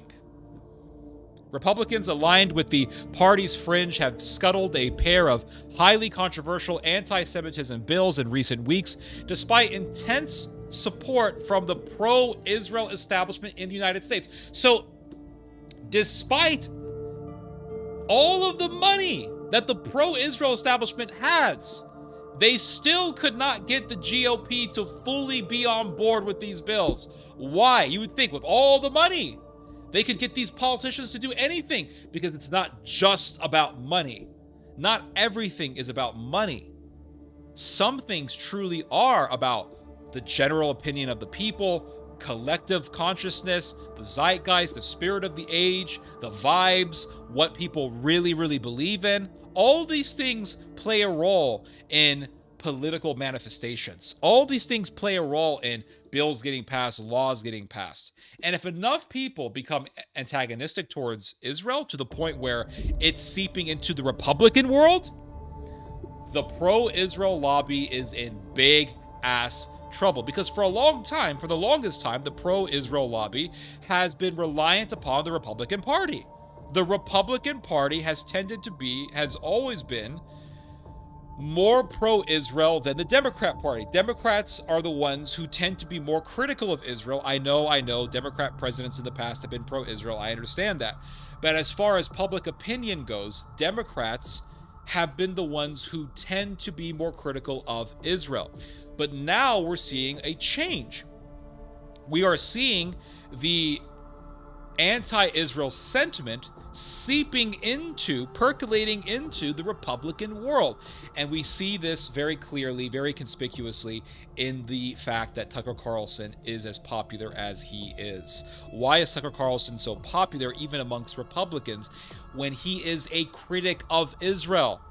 Why all of a sudden is Candace Owens so popular amongst Republicans even though she is critical of Israel? Because the opinion is changing. Now, what's one of the factors that is involved in all this? I think it has to do to a great extent with the fact that World War II was almost 100 years ago. I think a lot of that has to do with that. I think a lot of this has to do with that. The fact that the Holocaust was almost a century ago, the fact that we are now 80 or so years after World War II, 80 plus years after World War II. So World War II is becoming what? It's becoming a distant memory. And when something becomes a distant memory, what happens? That historical event is left to negotiation. It goes into the negotiating table. And it is no longer about memory. It's about opinion. It's about interpretation. It's about how we interpretate history. And we can then interpret history however the hell we want. We can say Hitler was the good guy, and we could have a whole faction of historians who subscribe to that belief. Now you could say, well, that's already happening, and it is, but it's happening under the superintendence of memory. Now, what do I mean by that? We still have World War II vets. We still have Holocaust survivors, and those people are still alive. They are dying out, don't get me wrong, but there are still enough of them alive to come out and say, no, I was there and I remember what happened.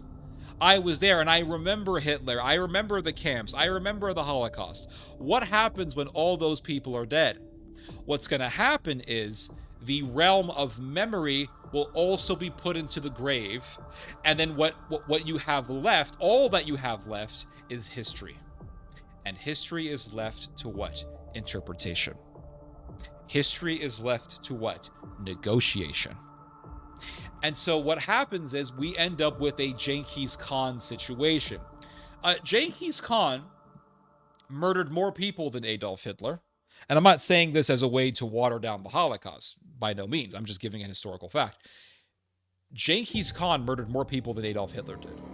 Genghis Khan, without the technology that the Germans had, was able to wipe out around 11% of the world's population. That is huge.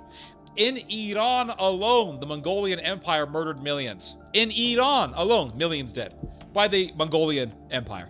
The Mongolian Empire was the most murderous empire in all of history. Yet, walk into any Barnes & Noble and pick up a book on the Mongolian Empire. Is there a lot of condemnation of the Mongolian Empire? Is there a lot of talk of the evil of the Mongolian Empire, even though the Mongolian Empire killed more people than the Third Reich did? No, there isn't. Why? Because the evils of the Mongolian Empire are not in the realm of memory. No one remembers the Mongolian Empire because it was, close to 1,000 years ago? I mean, centuries upon centuries ago? A long-ass time ago. No one from the Mongolian Empire is alive. That means what? That means we can take the written memories of those who were alive, in which they were recounting on how murderous the Mongolians were. We have accounts written in the time of the Mongolian Empire that describe how murderous the Mongolians were. We have accounts from the time of Attila the Hun that recount how murderous the Huns were. But when you pick up a modern book about the Huns, you will read that the accounts of the survivors of Hunnic bloodlust were exaggerations. Oh yes, I've seen this myself. Years ago, I found a book on the Huns in Barnes & Noble, and I was reading it, and I read the introduction of the book. And you know what it said? It said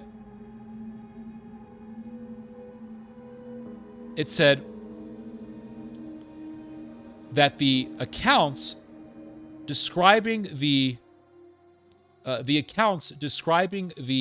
atrocities done by the Huns were exaggerations. And you can find the same sort of thing being said about Mongolian atrocities. And you will see documentaries on the Mongolian Empire, and it'll talk about how great the Mongolian Empire was. It'll talk about how expansive the Mongolian Empire was. There's no condemnation of the Mongolian Empire. And I think that the Third Reich is going to enter that same realm of interpretation, negotiation, revisionism. And once all of the World War II survivors, once all the Holocaust survivors are gone, then all that you will be left with are historians. And you will have historians who will say the Holocaust happened and the Nazis were evil, etc., etc. But you will see the rise of revisionist historians on the Holocaust becoming very, very prominent. I mean, David Irving was the first big Holocaust denier. He was the first historian who wrote about Holocaust revisionism, or he wrote opinions denying the official Holocaust narrative. And that was years ago. That was over 10 years ago. And even then, David Irving had a very large following.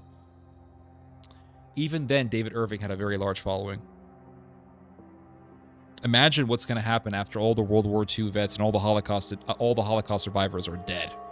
Imagine. You're going to have a whole bunch of David Irvings, and you're going to have an entire industry of Holocaust denying. It's going to be big. It's going to be scary. But that is what we are leading to. We are heading towards a world in which the Third Reich is going to be seen just like historians see the Mongolian Empire or the Hunnic Empire.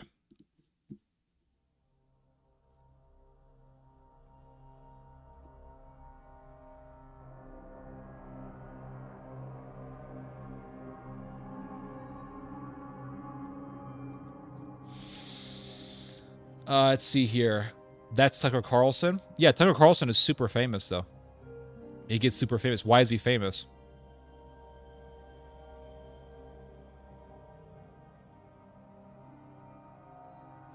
Luck of Tiny Hats is running out. Well, the pro-Israel establishment is coming to its end. I'm not saying it's going to happen next year, but give it 10 years from now. I think the world is going to be very, very different. We are seeing how it should play out, and for and against the world is either Palestine or Israel, and I'm not Palestine or Caliphate. So there is no difference between them.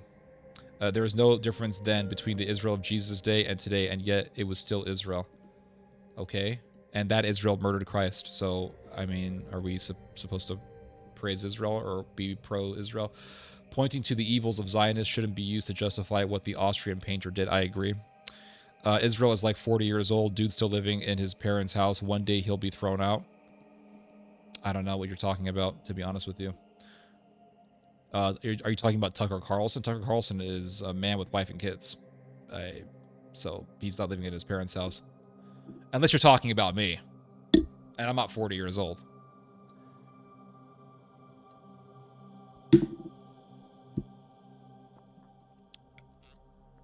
So let's go to this article here. I talked long enough, but yeah, that's the zeitgeist that we're in. 1 second, guys. Hold on.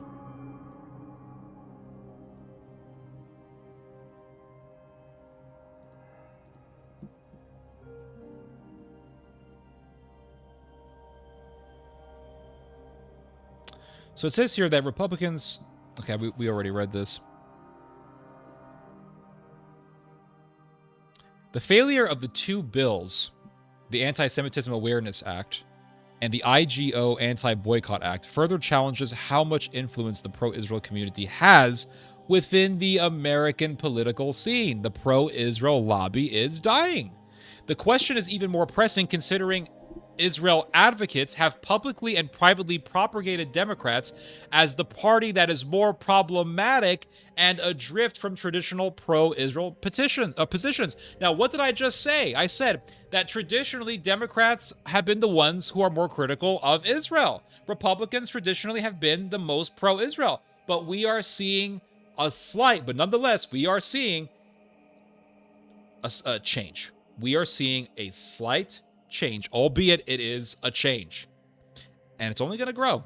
It is only going to grow because millennials are very distant from the birth of Israel. They're very distant from World War II, the Holocaust. Zoomers are even more distant. And it's going to get even worse with the alphas, with Generation Alpha. We're going to be seeing kids driving around blasting Heil Hitler by Kanye West. I mean, that's what's going to happen. They're probably going to start playing this song in high schools. It's going to get worse. And Kanye West has a very effective strategy. Sadly enough to say this, but it's true. Because if they say, oh, look, racism, blah, blah, blah, Kanye West is going to say, I'm black. And then they're going to say, well, black people can still be racist too. Oh, so now black folks can be racist. Well, for decades, they were saying only white people can be racist. Now black folks can be racist. And didn't they say that that Ukraine doesn't have a Nazi problem because Zelensky is Jewish? Well, Zelensky's Jewish, so it's impossible for Ukraine to have a Nazi problem. Oh, but now Kanye West is a racist. Yeah. Whatever is to their advantage at any particular moment. So it says here that the question is even more... I already read this. So it says here that with a GOP majority in both chambers of Congress, Israel's hawkish supporters have braced for swift passage of bills relating to both Israel and anti-Semitism, including legislation that critics from across the aisle warned unduly conflated criticism of Israel with anti-Jewish hatred.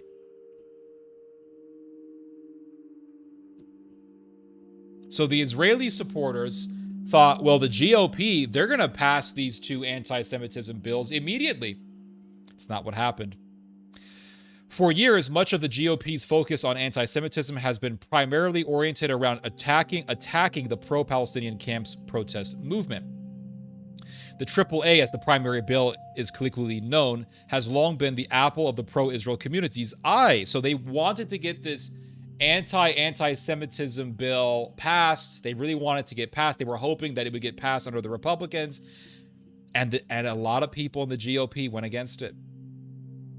And it says here, primarily aimed at addressing campus anti-Semitism, it would legally require the Education Department to take the International Holocaust Remembrance Alliance definition of anti-Semitism into account when determining if an action violating Title VI of the 1964 Civil Rights Act was motivated by anti-Semitism. So they're saying, well, if you get this bill passed, then universities are going to have to penalize anti-Semitic students when they're being anti-Semitic. But what's going to define anti-Semitism? Who defines anti-Semitism? Well, according to this bill that the pro-Israel lobby wanted the GOP to pass, the entity that would define anti-Semitism would be the International Holocaust Remembrance Alliance. So this Holocaust Remembrance entity would be the one defining what is anti-Semitism when imposing this bill. So if this thing gets passed and students are getting in trouble for, I don't know, protesting Israel, then they're going to know that it's some Holocaust memorial entity that's defining anti-Semitism and that's punishing them. And you're going to get even more hatred towards remembering the Holocaust. You're going to garner more hatred against remembering the Holocaust. And they're going to say, you're going to have more and more people saying, to hell with the Holocaust. We're tired of hearing the Holocaust. We're tired of hearing about it. And that distance, that chasm between the younger generations and remembering the Holocaust is going to widen 10 times more. So pushing laws against anti-Semitism is actually having the opposite effect of the intention of these bills. The intention of these bills is to temper anti-Semitism, or it's to punish anti-Semitism. It's to dissuade and to discourage anti-Semitism. But the end result of pushing these bills is going to be the very opposite of their intentions. And they're going to bring about more anti-Semitism by pushing for penalties against anti-Semitism. Because then people are saying, and people are already doing this, people are saying, look, in the name of anti-Semitism, they're trying to destroy the First Amendment. In the name of remembering the Holocaust, they're trying to impose restrictions on my First Amendment right of free speech. Well, what is the conclusion that a lot of people are going to come to? The conclusion is the Holocaust was made up. This is not my conclusion, but I'm saying people are coming to this conclusion, and more people will come to this conclusion. Their conclusion is, and it's going to be, the Holocaust was made up as a way to control speech and to establish Jewish supremacy in the United States. You're going to increase anti-Semitism. More and more people are going to get into Holocaust denialism. More and more people are going to get into that whole David Irving fold. They're going to get into the Nick Fuentes faction. They're going to get into the Kanye West faction. And you're going to have more and more people listening to this Heil Hitler song that Kanye West made recently. It's coming, folks. I hate to say it, but it's the truth. In fact, there was an article that was written about this. It was published by The Atlantic. I did a video about this years ago. Brilliant article. It was written in 2023.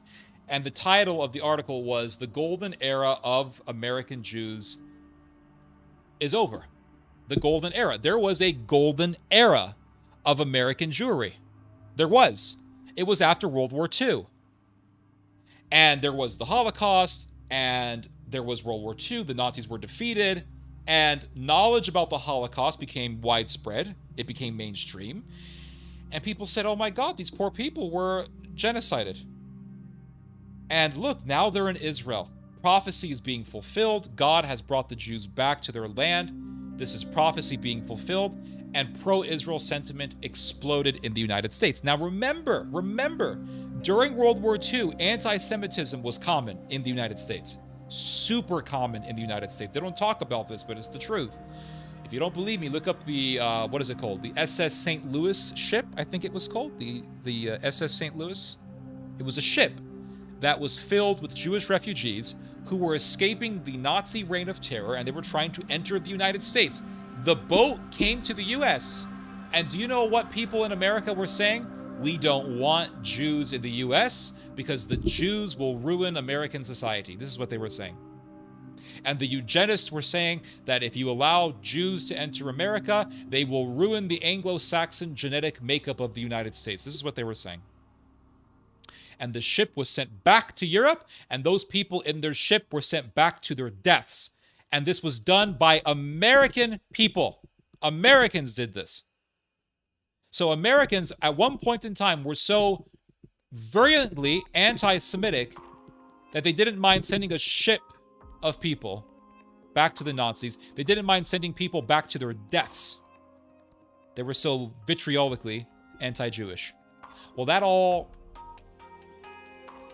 virtually disappeared after World War II. Especially with the establishment of the State of Israel, especially after the 6 Days War in the 1960s, when Israel faced multiple Arab armies and defeated all of them, and American people just exploded with pro-Israel sentiment. Exploded. They were overflowing with love and passion for Israel because they said, look, Israel just keeps continuously, Israel keeps fulfilling Bible prophecy. That was the boomer generation. The boomer generation is old now. They're dying out. Millennials, you do have millennials who are pro-Israel. You do have the Steve Crowders of the millennial generation. But you also have Tucker Carlson. He's a millennial. You have Candace Owens. She's a millennial. Very anti-Israel. Finkelstein is very popular amongst young people. And it's coming. It's rising more and more. And so what the article published by The Atlantic concluded, the article, the title of which is The Golden Era of American Jews is Over, what the title concluded was that, well, exactly, what the article concluded was exactly what the title said, that it's coming to an end. And during the Golden Era, I remember those days. You had Saving Private Ryan and Schindler's List and The Pianist, and all these films were very popular, and they were popular because World War II was still fresh in people's memories. The Holocaust was still fresh. And the tragic events of World War II still really resonated with Americans. That's becoming less and less of the case in our own time. That's becoming less and less prevalent in our own time. Sadly enough, but it's just inevitable. The Mongolians were once the great butchers of the earth, and nowadays you can pick up a book that's very detached from the moral evils of the Mongolian Empire. And books today will simply state the facts, and they'll say that the Mongolians killed this many people, but they'll also say things like the Mongolian Empire was very advanced and that it established a very effective postal service. That is what we are heading to when it comes to the Third Reich, when it comes to the history of the Third Reich.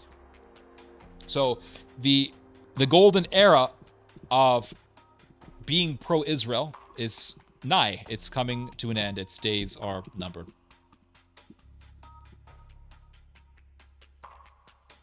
I'll read your guys' comments. Hold on. Isaiah 63, I looked and there was no one to help, and I wondered that there was no one to uphold. Therefore, my own arm brought salvation to me. It seems God expects people to help Israel and wonders in the future why there is no one. Oh, yeah, Israel will be abandoned. I mean, Zechariah tells us that Judea will be destroyed. A third of the or 2/3 of the population will be wiped out. The Bible prophesies the second Holocaust. There's going to be a second Holocaust. There's a verse in the Bible that says, speaking of the Jews, it says, though you came out of the furnace, you will enter another furnace. And I think what that is prophesying is the coming of the Jews into the land of Israel after the Holocaust. So they left a furnace, the furnace of the Holocaust, but they're going to enter another furnace. And this is speaking of the destruction, the future destruction of Israel. But a remnant of the Jews will be saved. How do you feel with Palestine, who just refuses to stop fighting? There's no answer. How do I? Palestine refuses to stop fighting. I mean, I don't like Palestinian terrorists. I don't like terrorism. I don't support Hamas. And I think what happened on October the 7th was absolutely atrocious. I don't support it at all. And I think all the people who support October the 7th, or they support what happened on October the 7th, are evil. How do you feel about settlers who will attack Palestinians? And how do you feel about IDF soldiers who do war crimes? There's evil on both sides. And people think, oh, you're one of those both sides guys. Yeah, I am. I am one of those both sides guys, because that is just the plain reality. You do have Palestinians who have done tremendous evil. But at the same time, let's not pretend that Israel is perfect. If the Jews are God's chosen children, then why do they need the help of others? I'm sorry. I don't want to sound like I'm being antagonistic towards you, but I'm just going to respond to your argument. In my opinion, that is not really an adequate argument to say, well, because if they are God's chosen people, then why do they need others to help them? This is like when Jesus was on the cross and they said, if you are truly the Son of God, then get yourself off the cross. I mean, yeah, God allows, were the Jews chosen by God? Yes, they were. But at the same time, they were chosen to be a light to the world. And if they aren't a light to the world, then they're doing darkness. And if they're doing darkness, then I don't really support them. My issue with the pro-Israel evangelicals is that they have this way of thinking that refuses to criticize Israel, even when Israel is deserving of criticism. When Israel is deserving of criticism, it needs to be criticized. If you are going to call yourself a Christian and not criticize Israel when it does evil, then you're just following a cult. Now, does being a Christian mean that I hate the Jews? No, because St. Paul says that God has not abandoned his people. St. Paul says that a remnant will be saved. A remnant of the Jews will be saved. But at the same time, St. Paul also says that not everyone who is of Israel is actually Israel. So just because someone is Jewish doesn't mean that they are of spiritual Israel. There's spiritual Israel and there's earthly Israel. And when it comes to earthly Israel, we should criticize earthly Israel, just as Christ criticized earthly Israel. Spiritual Israel is a whole other matter.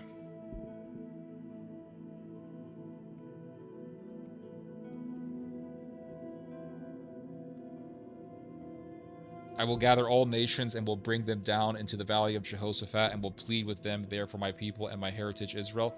But how do you know that Israel is actually how do you know that Israel is the modern state of Israel? Because St. Paul says that not everyone who is of Israel is actually Israel. So who's actually of Israel? Who is actually of Israel?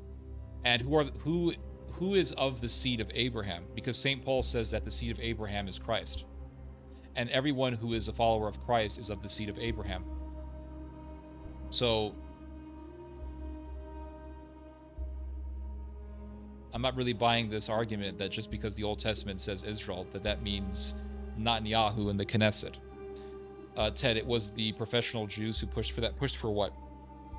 And that is why I am not against Israel, because I am not amongst those nations coming against Israel to be judged.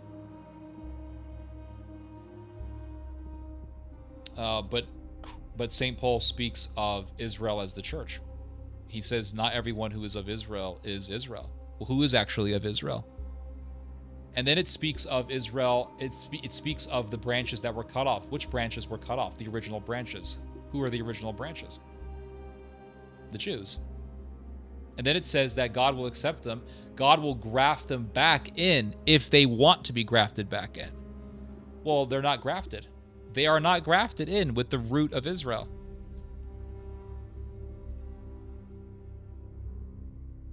Imagine a black man admiring Hitler. Well, that's the whole strategy, right? Because if you say that Kanye West is a racist, you could just say, no, he's not, he's black. And haven't liberals for decades been arguing that blacks can't be racist, so you can't call Kanye West a racist? So it just really throws a monkey wrench into the whole liberal propaganda machine. The Kanye West destroys the liberal propaganda machine. because the liberals were arguing that only whites can be racist. Black people can't be racist.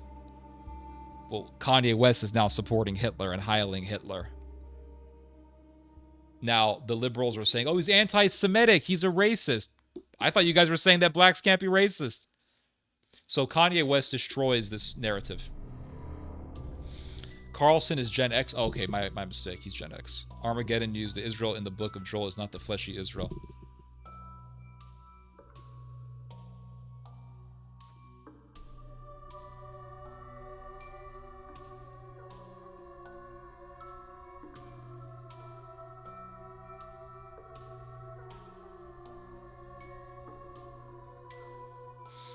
On that day, the Lord will protect the inhabitants of Jerusalem.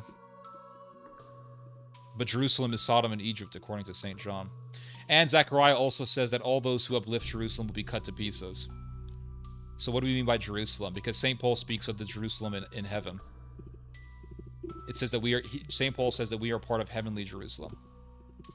And then St. John speaks of Jerusalem as Sodom and Egypt. So when St. Paul says that we are in heavenly Jerusalem, is he saying that we are of Sodom and Egypt?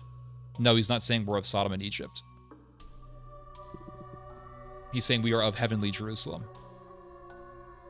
And St. Paul in his letter to the Hebrews says that we are members of heavenly Jerusalem. We are amongst the saints. We are amongst the prophets of old, Elijah, Gideon.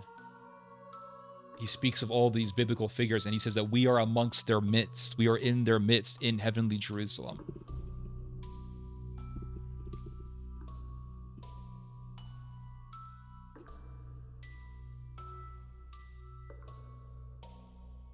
The heroes and the villains get caught up in the mix.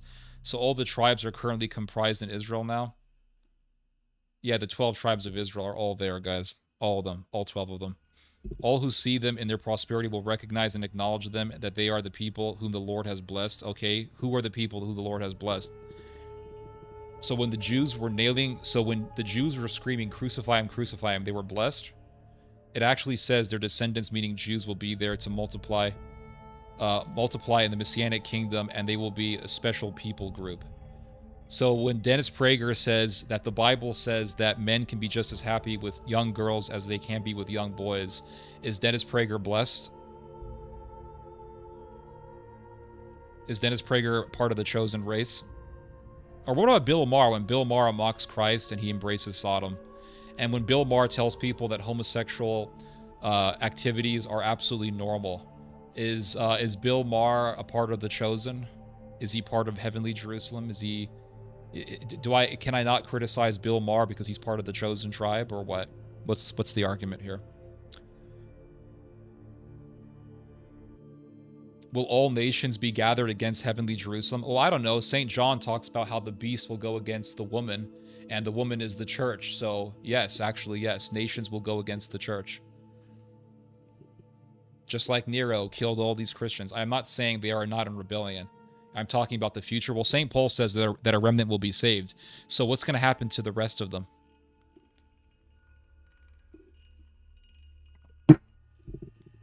What's going to happen to the rest of them if only a remnant are going to be saved?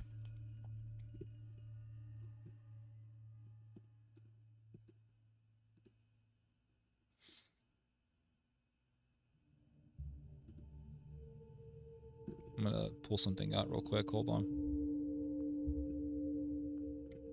1 second, guys.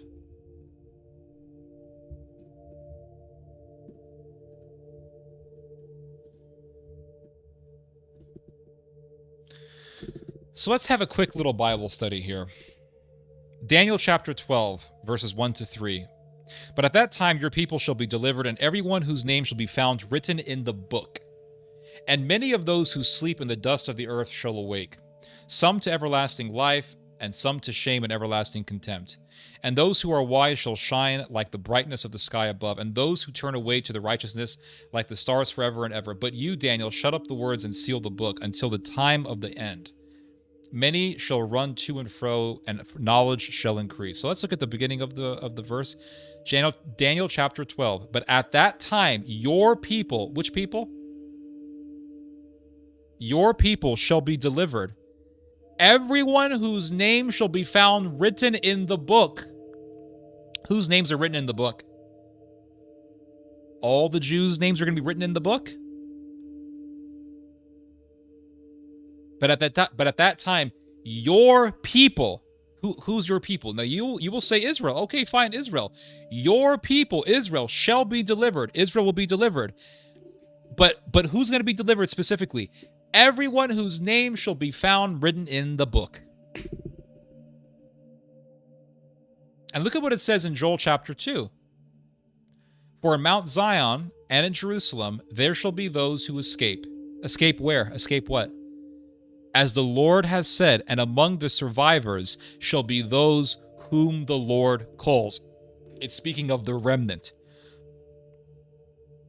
It's speaking of the remnant. For in Mount Zion and in Jerusalem, there shall be those who escape. Escape what? The next Holocaust.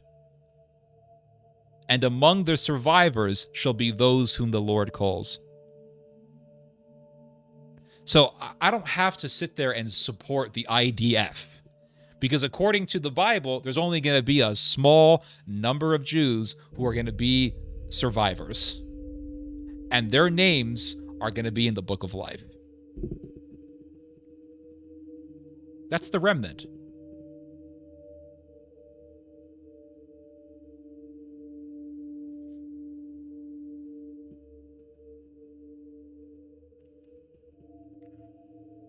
I can show other verses here.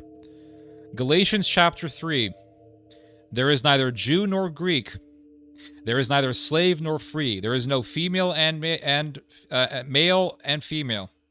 For you are all one in Christ Jesus. And you are in Christ. Then you are Abraham's offspring. Who is of Abraham's offspring? All those who are in Christ. Heirs according to the promise. We are grafted in. I mean, it's just so obvious. I don't really like getting into these debates. It's very obvious. A fountain will be opened for the dynasty of David and for the people of Jerusalem. A fountain to cleanse them all from their sins and impurity. Isn't that Christ? Anyway.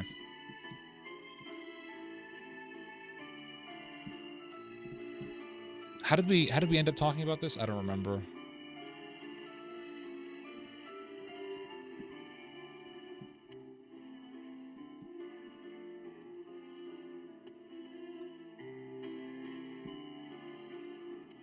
On that day, a fountain will be opened for the dynasty of David and for the people of Jerusalem, a fountain to cleanse them from all their sins and impurity.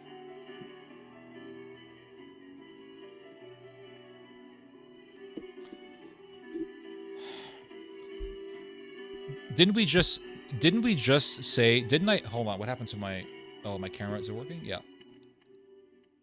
I just read to you the verses that speak of the survivors. The survivors are going to be the ones whose names will be in the book of life. Who are the survivors? Survivors of who?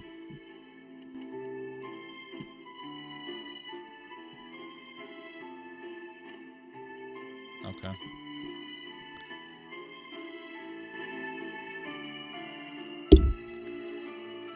So should I not criticize Israel or what? Have you ever criticized Israel, Mr. Armageddon News? Have you ever criticized Israel? Mr. Armageddon? That's all I want to know. Have you criticized Israel? I'm here for a long time. Have you ever criticized Israel?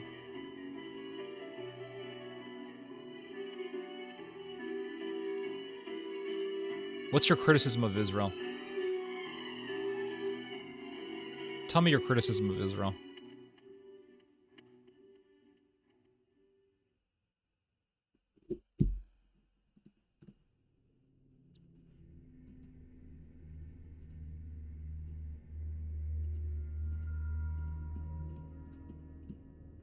Let me know.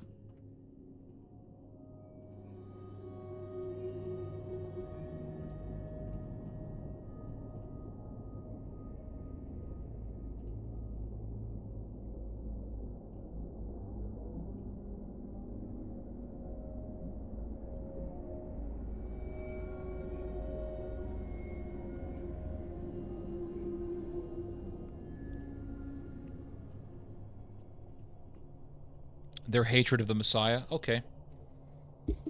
So, if a Jew continues to hate Christ, you expect the blinder to come off. Off of who? Off all of them? All the Jews will be saved? Will all the Jews be saved? They're not Israeli enough, yeah. Will all the Jews be saved? All of them. All ethnic. All ethnic Jews will be saved. Is that your argument?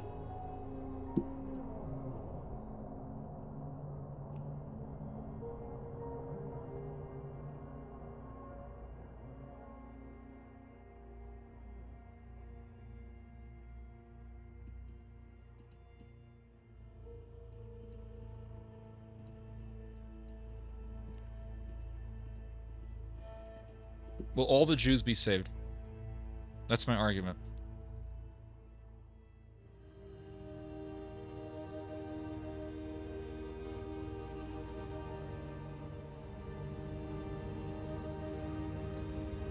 Let's go to Isaiah chapter 11. Then it will happen on that day that the Lord will again recover with his hand the second time the remnant of his people who will remain from Assyria, Egypt, Pathros, Cush, Elam, Shinar, Hamath, and from the isles of the sea.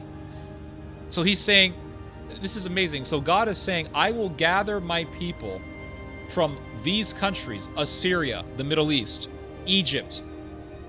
You're saying what?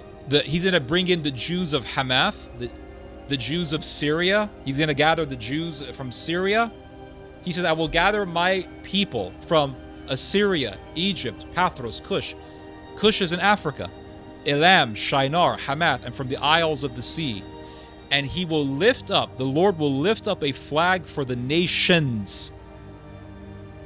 He will lift up a flag for the nations. Not one nation, the nations.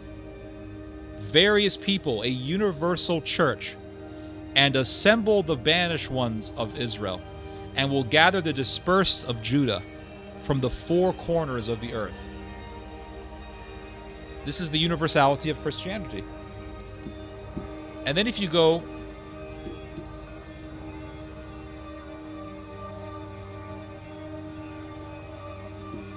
Romans chapter 9.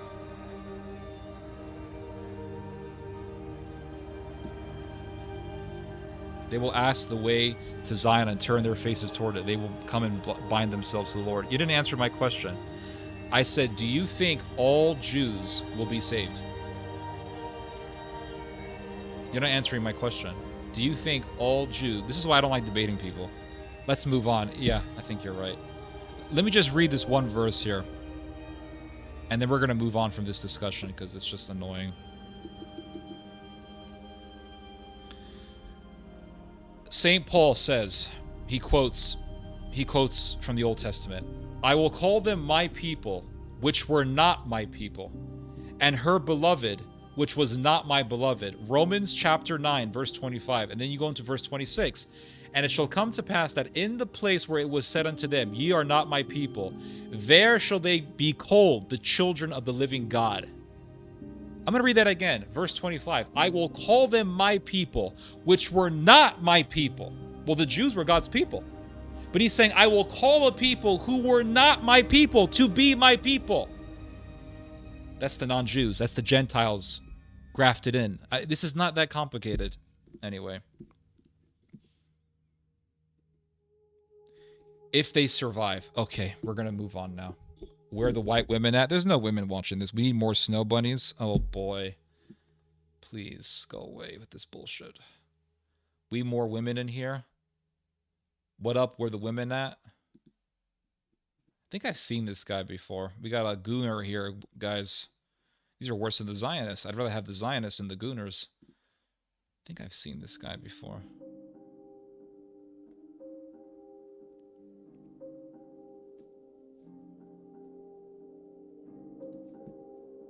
I got the gooners in the house. The people who are not his people. The Jews were God's people. So he says, I'm going to call a people who were not my people. So there's another people. That's the whole point. That's the whole point. All right. We're gonna move on. We're gonna go back to Israel.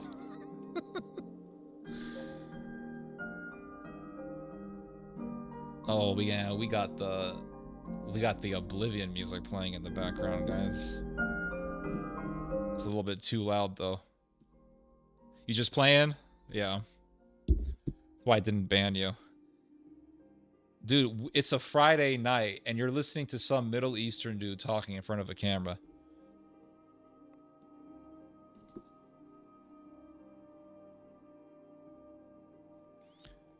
You realize it's both? If you are a Jew and you follow Christ, you are in Christ. You are in the seed of Abraham. If you are a non-Jew and you follow Christ, you are of the seed of Abraham. That's why Paul says in Galatians, there is no Jew, there is no Greek. We are all one in Christ because we are all of the children of the promise. We are all of the seed of Abraham. That's what Paul is saying. It's universalism. Simple, right? There's nothing complicated about this. The Lord will save the tents. Why are we arguing? I don't understand this. Why are we still arguing? Because the reason why we're still arguing is because it's not about Jews being saved and Jews being not saved. It's about people criticizing Israel. Zionists hate it when we criticize Israel. Now you're going to say, well, I have criticized Israel. How did you criticize Israel? Because they're not following Jesus. Okay, but have you ever criticized Israel's foreign policy? Have you ever criticized the fact that Israel embraces Sodom? Have you ever recognized the fact that St. John himself calls Jerusalem Sodom and Egypt? I mean, it says in Isaiah, only a remnant will be saved. It says in Isaiah, the survivors whose names will be in the book of life. That's it. So here's the question that I have for you. If it says in the book of Zechariah that the survivors will be the ones whose names are on the book of life, what does that tell us about the rest of the Jews? That means the great majority of the people in Israel are evil. That's it. Because if it's only going to be the survivors whose names are going to be in the book of life, and the rest of them that are destroyed are not going to be in the book of life, what does that tell us about those people? They're not grafted in. We're done. That's it. We're done. That's it. No, they will be saved, only those who repent. Yep. This is very simple. This is very simple. Anyway, I think I'm done with this argument. Ratings are higher. I think so, yeah. I think ratings are a little bit higher. I'm going to try to finish this article about Israel. You know what?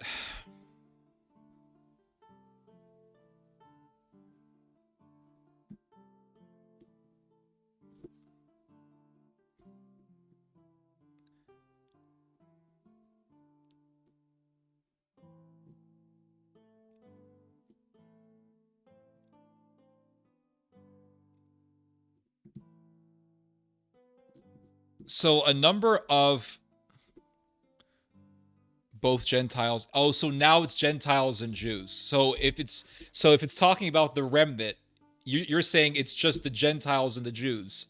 So it's Gentiles and Jews when it's to your advantage. But if it's not to your advantage to say that, then you're going to say this is talking about the Jews and not the Gentiles. But when I was speaking of the fact that when it mentions Israel, it's referring to the church. No, it's actually the Jews. But then when I spoke about what it says in the prophet Isaiah, wherein it talks about how the remnant will be the ones whose names will be in the book of life, and then I laid out the question. Well, if it's only going to be the remnant whose names will be in the book of life, what does that tell us about the rest of Israel? You say, oh no, it's just Jews and Gentiles. So it's Jews and Gentiles. So it's universalism when it's to your advantage. It's just Jews when it's not to your advantage. I see. Okay. All right. Whatever. This is the title of the stream should be Jews are going to bring in the Nazi gooners. Quit what you are smoking, Armageddon. I mean, it's just anyone like Armageddon News. You see someone whose username Armageddon News. All right. You know exactly what you're getting yourself into. No, no, okay, I don't care, my dude. We're gonna get back to talking about the zeitgeist. Let's get back to this article because we just had a whole thing here. Though so they were trying to get this anti-Semitism bill passed. Republicans like Rand Paul were against it, so they had to make amendments to the bill to make it more acceptable. And so it says here that though the committee swiftly adopted Cassidy's amendment, Senator Rand Paul, long a thorn in the side of pro-Israel advocates and Republican Jewish groups, quickly lent his support to Democratic efforts to amend the bill. So here we have a Republican joining forces with Democrats to go against a bill that would penalize so-called anti-Semitism. And then it says here, we're either a free society governed by the Constitution or we're not, Paul said, adding that, quote, we need to challenge hate with reason, not censorship. He further condemned IHRA's contemporary examples of anti-Semitism, arguing the issues touched upon First Amendment protected speech and relevant Supreme Court rulings, etc., etc. So it says here, GOP Chair Cassidy pulled the bill from the table following the four amendments passage. Okay, I'm going to read that again because the way I read that sounded like garbage. Let me just make sure you guys can see this. GOP Chair Cassidy pulled the bill from the table following the four amendments passage, recognizing they made the bill much harder to digest for rank and file Republicans. So they made some amendments saying, okay, we just want to make sure that criticism of Israel is not going to be seen as anti-Semitism by the bill because we do not want to penalize free speech.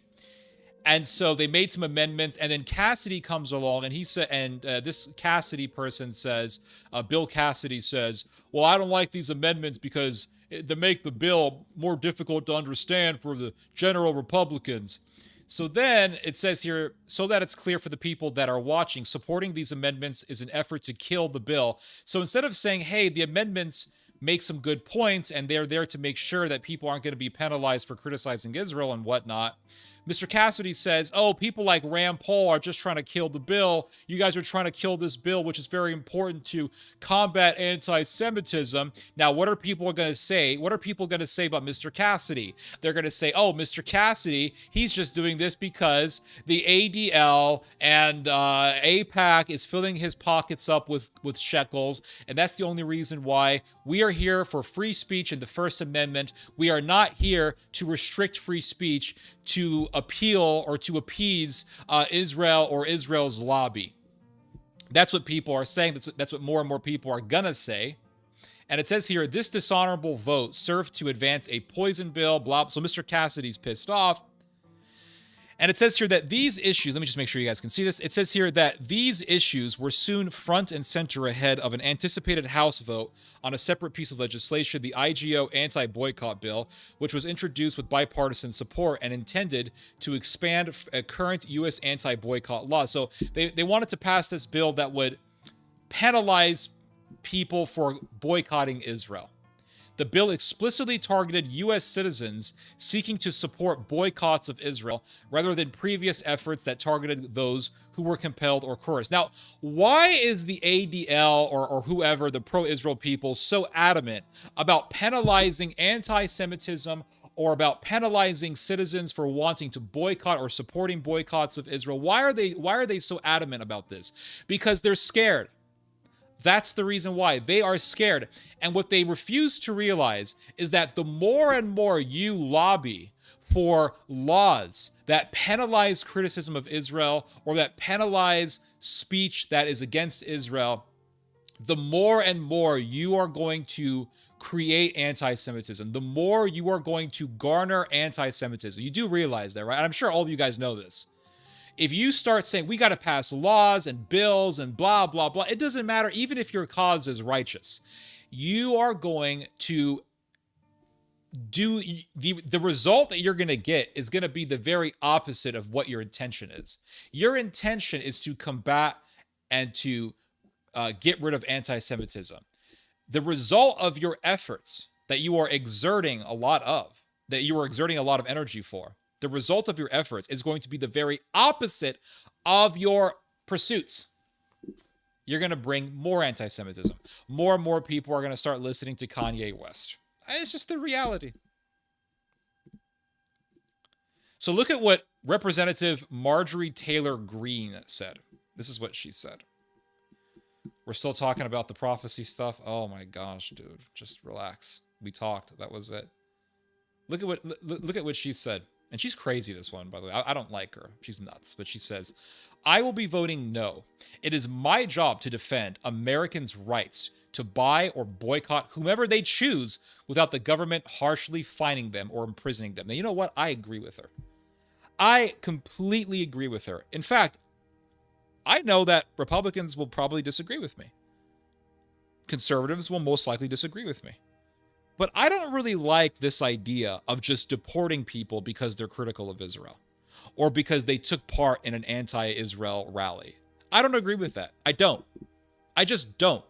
Because who knows who could be next? Now, if you're an immigrant and you're supporting terrorism, yeah, fine, you should be deported. But if you're participating in an anti-Israel rally, you should not be penalized for that. And the problem is the pro-Israel lobby is so bent on controlling certain types of speech. They're so bent on censoring certain opinions. I mean, to the point where it used to be very common to find debates on YouTube over whether the Holocaust happened. You don't find them on YouTube. You don't. You don't find them on YouTube. I mean, you find some here and there, but a lot of the stuff that was very widely available on YouTube is not on YouTube anymore. Why? Because they're censored out. And the problem with this is that it doesn't get rid of the problem, right? So the problem is Holocaust denialism. The problem is hatred towards Jews. But if you say, we got to ban all this stuff on YouTube, the problem is that it doesn't get rid of the problem. That's the problem. It does not remove the problem. Now, you could say, well, are you saying that giving it freedom to be expressed would fix the problem? No, that's not what I'm saying. Even if YouTube, let's say this, we're in a situation. I'll put it to you guys this way: the train is already set to where if YouTube censors this type of speech, it's gonna grow. And if YouTube allows this sort of speech to be done freely, it's still going to grow. That's where we're at right now. My point, though, is that the pro-Israel lobby continuously pushing for censorship is also not helping its cause, because the train has already been set. If you push for censorship, then people are going to say, look, there's a conspiracy by the Jews to destroy my free speech. If you say, you know what, we're not going to go against it, then this sort of rhetoric is going to just grow out in the open. And it's going to be there no matter what. So it's a lose-lose situation for the pro-Israel people.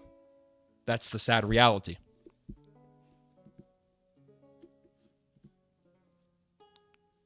That's the sad reality.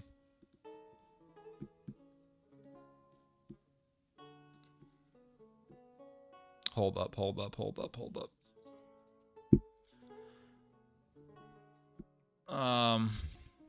Let's see.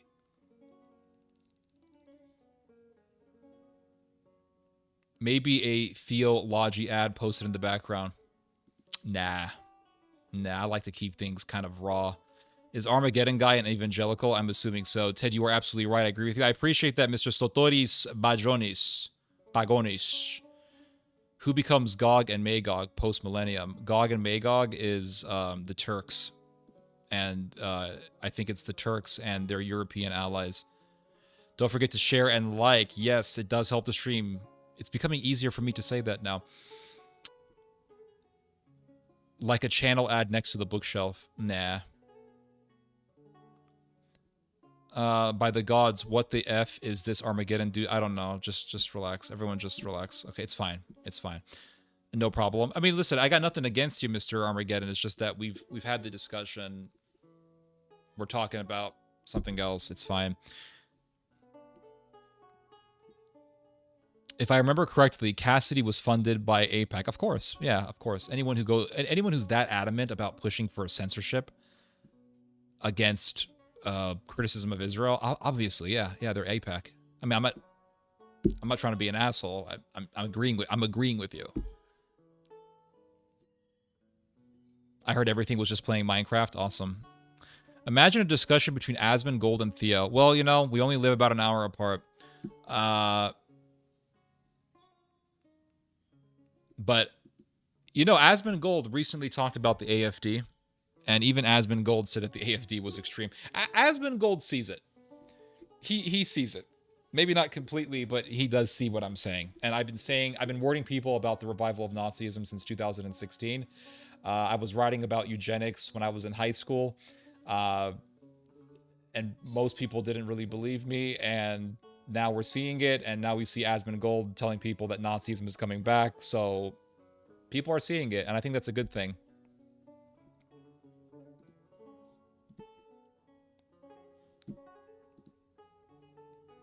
So do you know what's going to be the end result of all this?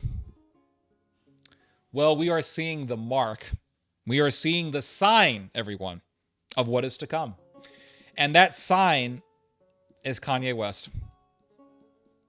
Now, I'm not going to play the video for obvious reasons, but Kanye West recently did a song called Heil Hitler, where he has a room full of black dudes dressed up like pre-Christian European heathens screaming Heil Hitler. I saw this song, I saw the video, and I was like, oh my God, it's happening. It's happening. Look. It's actually happening. We're seeing it.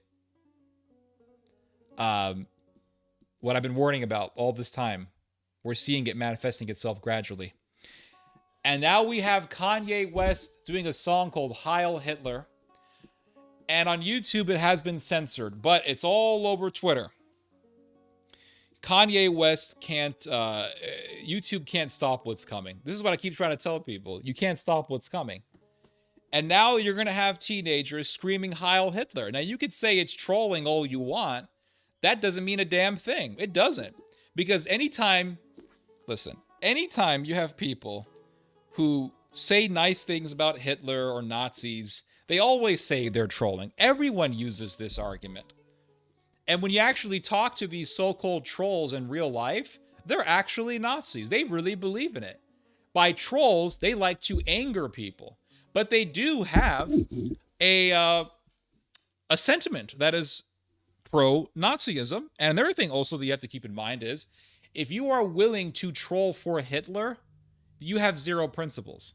Because that means that you are willing to actually influence people to admire Adolf Hitler. You could say it's trolling all you want, but it's still immoral. And the point is not if this guy is trolling. The point is what I have been talking about for years, and that is normalization. Normalization, that's what we're seeing, you see? Normalization is what we're seeing. That's what we're seeing, is normalization. You could say it's trolling, you could say it's joking, you could say it's just for laughs. Doesn't mean shit. Because back in the day, people used to get their ass whooped for praising Hitler. And back in the day, if you said you loved Hitler, you were looked down on. So what's happening is what? It's a shift. It's a transition in the zeitgeist. We are going from an era that was anti-Hitler into an era that is at least indifferent towards Hitler and at worst pro or sympathetic towards Adolf Hitler. And if we can come to that atmosphere where no one really is morally outraged, or people generally are not morally outraged by praising Hitler, or if we're going to enter an era where people just either are not really bothered by sympathy towards Nazism, or people are tolerating sympathy towards Nazism, or people are just embracing Nazism, then the end result is going to be what? Reviving Nazism. Because if there is no stigma against Nazism, because if we live in a society where people are indifferent or they're pro-Nazism, then what that will mean is what? Nazism will no longer be a stigma. That's exactly what it will mean. Nazism will no longer be a stigma. And if Nazism is no longer a stigma, then Nazism can be revived. And all you need is some German nationalism with a catastrophe that gets people to support Nazis, and the Nazi Party is back.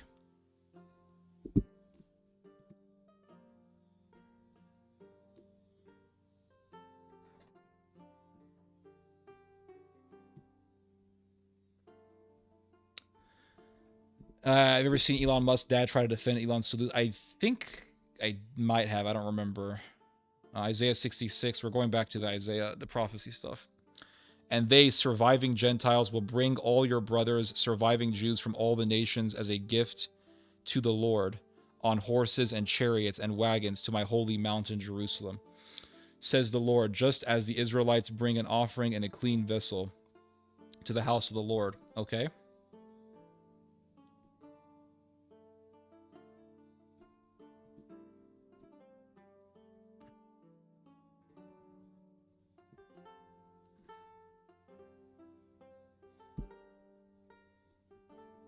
Even Odd Future had Hitler merch back in 2010. Even Odd Future. Who's Odd Future?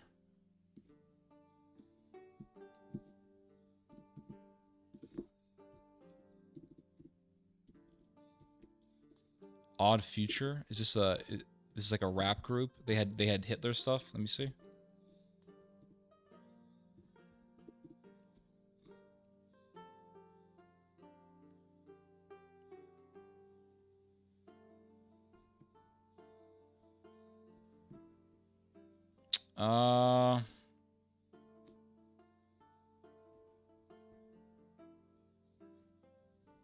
Okay, hold on. Let me check this out.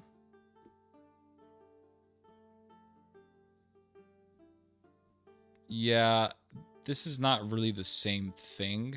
This is more like taking Nazi symbols and making them look gay. This is not the same thing. This is not the same thing. Kanye is embracing Adolf Hitler. I mean, this is cringe and fucking weird, don't get me wrong, but it's not the same thing.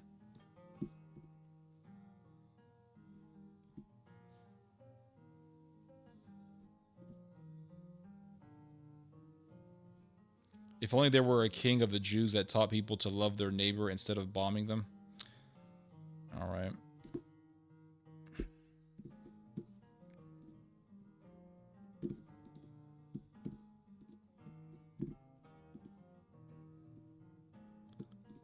All right, guys.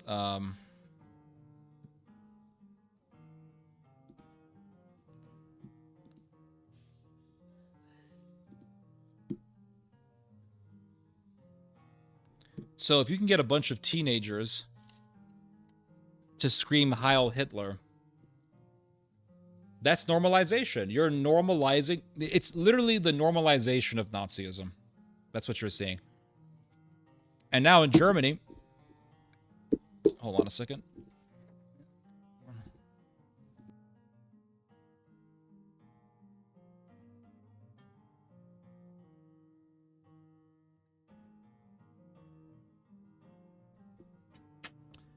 So it's just normalization. That's what you're seeing is normalization. It's the normalization of Nazism. And the more normalization that we have, the more it's going to continue. The normalization of evil, ultimately, that's what it is. Yes, the normalization of evil. But it's a specific evil. It's Nazism. And so if we can start getting teenagers and start getting people to scream Heil Hitler in a song,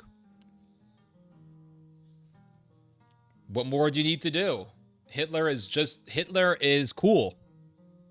And everyone's on their iPhones. Everyone's going on X, and they're looking at Nazis on X and the pro-Nazi stuff, and they're looking at these videos, and they're liking the song, and the song is in their head. And it's all there. People are being inundated with this stuff. It's all going to come back. And there's nothing we can do to stop it. Nothing.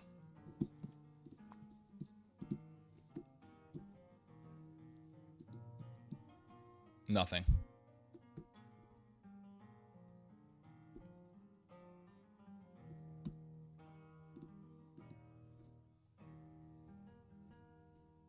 I already read this. I'm looking at articles.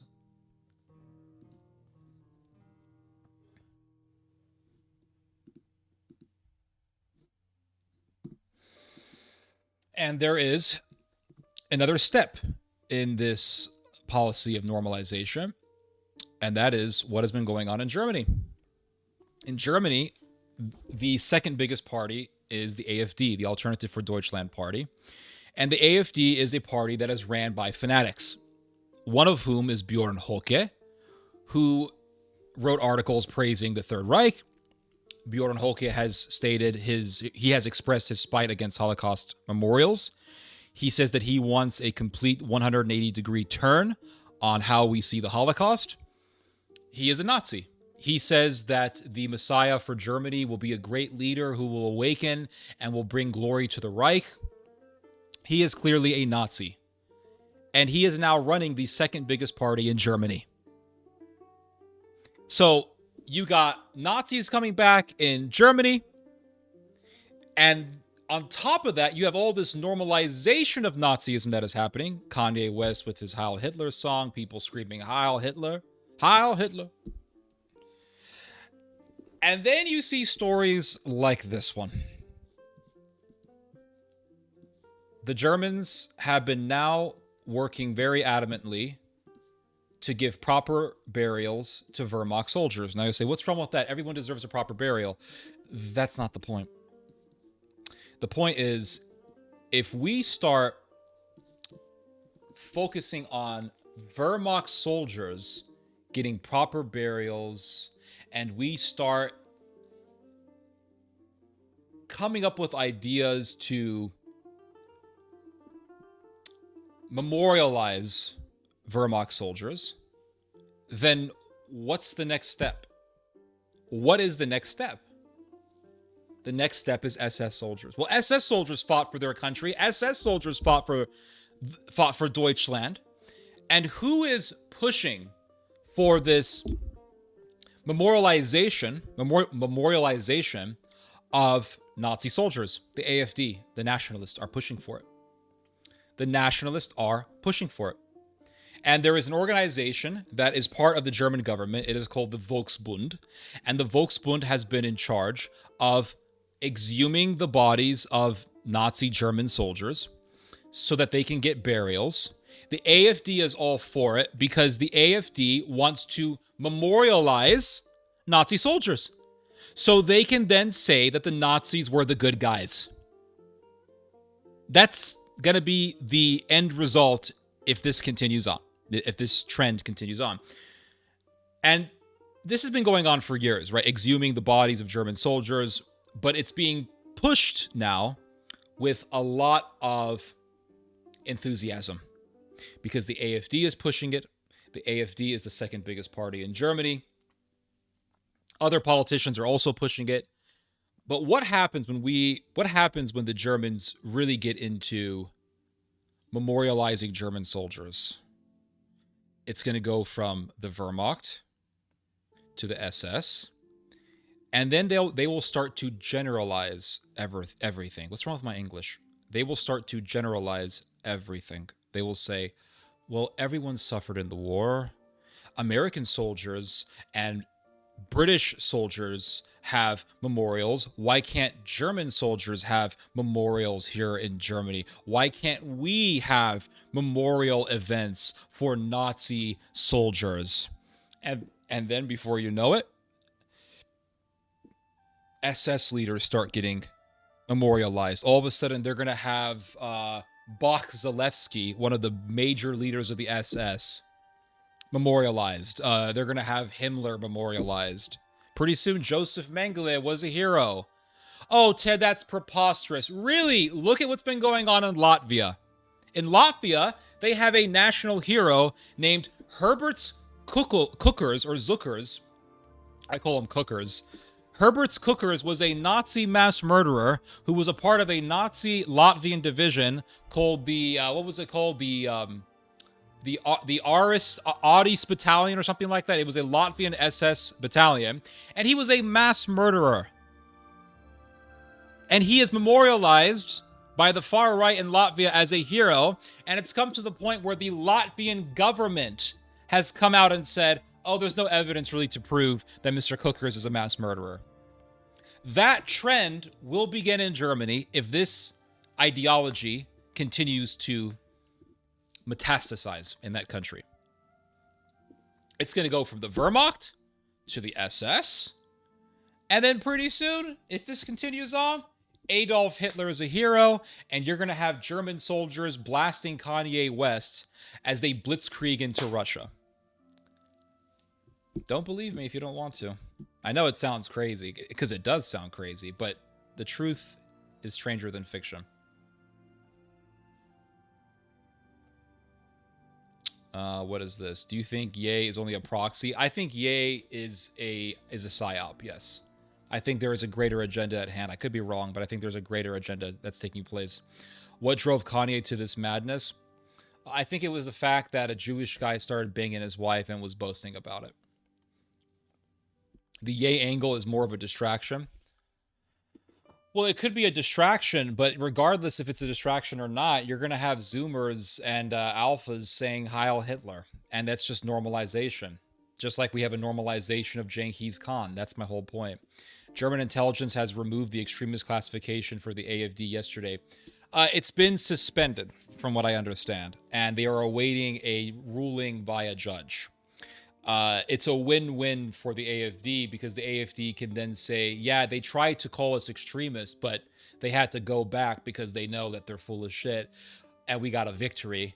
Or if they resume the designation of the term extremist on the AfD, then the AfD can say that they are the victim and that they are being attacked by the globalists, and this is why you should vote for us because they're trying to stop us because they know that we're going to win. Maybe for the Wehrmacht, but not the SS. You see, here is the problem. The Wehrmacht also did war crimes. The Wehrmacht was the backbone for the Holocaust. Because without the Wehrmacht, you can't really have the Holocaust. The Wehrmacht is what invades Poland. Then from there, you have the Holocaust. Now, I'm not saying every Wehrmacht soldier was evil. Hell, I'm not going to say not everyone who was a member of the Wehrmacht was evil. Because there were Wehrmacht soldiers who became very, very disillusioned with Nazism, and they tried to actually save people's lives. And some of them did actually save people's lives, from what I understand. So they were righteous people who were in the Wehrmacht. The point is this. The AfD, being the second biggest party in Germany, is an indication that there is a revival of German ultranationalism. One of the leaders of the AfD is someone who wrote articles praising the Third Reich. They want to memorialize the Wehrmacht soldiers. If this continues on and grows in popularity, the next step is the SS. And if you start memorializing the Wehrmacht, well, why would you memorialize them? They were fighting for which country? The Third Reich. That's who they were fighting for. So you're still praising the army of the Third Reich, no matter how you look at it. Weird move by a guy who was wearing ties with Star of David prints. Justin from CNN, Pope Leo echoes Francis. Not all SS soldiers were bad. Well, you can already see it. Absolutely. And in fact, the AfD has already tried to push this narrative because there is an AfD leader by the name of Maximilian Krah. And what Maximilian Krah said was that not exactly what you just said. Not all SS guys were bad. And this is the beginning. This is how they see, this is how evil works. If it is to the advantage of an evil person to emphasize a specific, they will emphasize a specific. If a specific reason ruins their agenda or disproves their ideology, then they will move on to generalizations. So if we say, well, generally speaking, or if we say specifically the SS organization was evil, they will begin to try to generalize everything and say, well, they were SS officers who were bad, but they were some who were good. Not all were bad. So you really can't say that the SS generally was evil, because not all of them were bad. There were actually some good people. And then they will begin to point to specific. Actually, sorry, I didn't represent my case very well there. Let me just rewind. If I make a generalization, if I make an absolute statement and I say the SS was an evil organization, legally speaking, the SS is actually classified as a criminal organization, which it was. The Nazis will begin to point to specifics, and they will say, well, some were actually okay. Some were actually deceit, and they will begin to get into specifics. And by doing this, they make people think, well, wait a second, not all of them were bad. Well, why weren't all of them bad? Well, the SS were trying to fight communists, and communists were mass murderers and were evil. So maybe the SS was actually the good guys. Maybe Hitler was okay. And that's the conclusion. And this is the danger that people are spiraling towards to. That's the problem with all of this. So it says here in this article, critics of the Volksbund have argued that in providing proper burials to Wehrmacht soldiers, the commission indirectly puts their lives on equal footing with the victims of World War II. And you see, this is the problem. Japanese nationalists will also do this. They will say, well, they were people who suffered in all countries during World War II, including Japan. Hold on, but you're not taking into account what the Japanese did in China, where they killed millions of people in China, and how the Japanese invasion of China led to the deaths of tens of millions of people in China. And that's just in China alone. We're not even talking about the victims of Japanese imperialism in the Philippines, in Korea, in Malaysia. The Japanese brought a reign of terror and destruction throughout the areas of Asia that they conquered. But the Japanese nationalists don't want to talk about that. They just want to say, well, everyone suffered. So then what happens? We're not going to talk about the evils of Japan because they want to revive the evils of Japan. What they want to do is generalize everything and say, well, everyone suffered. So let's just say everyone suffered and put it to rest. Let's not talk about the dangers of Japanese fanaticism or Japanese nationalism. Why don't they want to talk about the dangers of Japanese nationalism? Because they're Japanese nationalists. Same reason why people who are pro-PDF files want you to think that actually there's nothing wrong with the PDF file agenda. It's just it's just regular people who have a certain preference, and it's just a preference. They're not really bad. And what they want to do is not really bad. Well, why would they want you to think that it's not bad? Because they want you to accept the child predator agenda. It's the same reason why Japanese nationalists want you to think that Japanese nationalism isn't bad. There's nothing wrong with worshiping the emperor. Oh, except, we did just kill tens of millions of people in Asia in the name of the emperor. But everyone suffered. So what they do is they take the evils of Japan and they put it in this ocean of generalizations. And then what happens? In any sort of discourse on the dangers of Japanese nationalism, any talk about the evils of Japanese nationalism is lost in an ocean of the generalization of, well, everyone suffered. And then we're not actually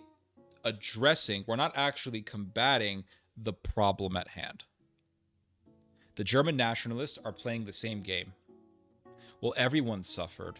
And you guys can memorialize your soldiers just like we're going to memorialize ours. But why are you memorializing German soldiers? Unless you actually believe in their cause. You see, if someone were to tell me, Ted, we need to memorialize all the soldiers who fought in Iraq, I'm not really going to be that enthusiastic. Because the war in Iraq was an unrighteous war. It was an unrighteous war, the ripple effects of which we are still dealing with. Ted, we're gonna memorialize all of the Lebanese fighters who fought in the Lebanese civil war against the Palestinians. Well, are we going to memorialize the Kataib? Because the Kataib did horrendous war crimes of rape and mass murder. I'm not going to memorialize the Kataib. And going back to the Wehrmacht, if you're going to memorialize the Wehrmacht, then what say you about the Third Reich? What say you about the Third Reich? Now, we could say, well, those soldiers were fooled and hoodwinked. Okay, fine. A lot of these soldiers were fooled and hoodwinked. But a lot of these soldiers were fighting with the SS. They were fighting alongside the SS, and they knew about the crimes of the SS, and they still didn't give a shit. Why can't we just acknowledge that that there were soldiers who were hoodwinked by an evil empire, and that's it? No, we want to memorialize all the Wehrmacht. The next step is to memorialize the Third Reich. Michael Burleigh deals with this in his History on the Third Reich, and he says that there is this idea that it was just the SS that did war crimes. No, the Wehrmacht also did war crimes. In fact, let me see if I can find this part of the book. One second, hold on.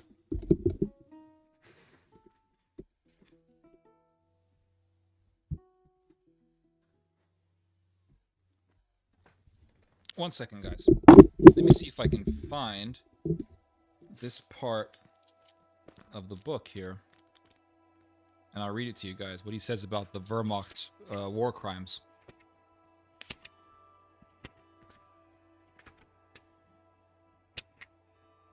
A, B, C, Wehrmacht is W. We got to go all the way to the end.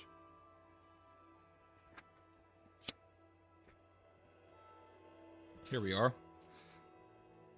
Wehrmacht.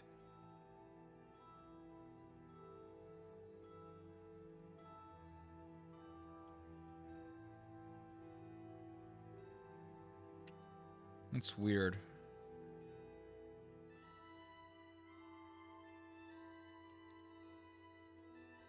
I think it's WH.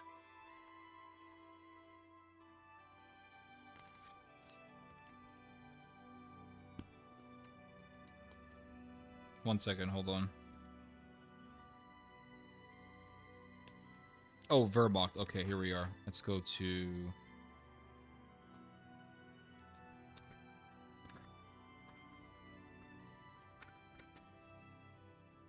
Let's go to Army.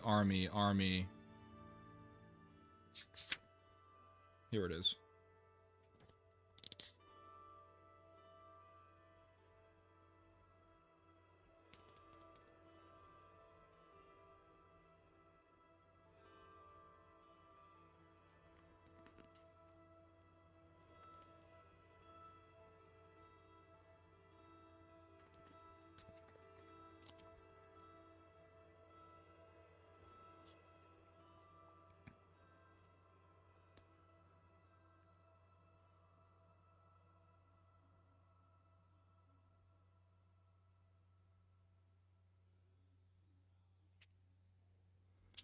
So he talks about Wehrmacht war crimes here.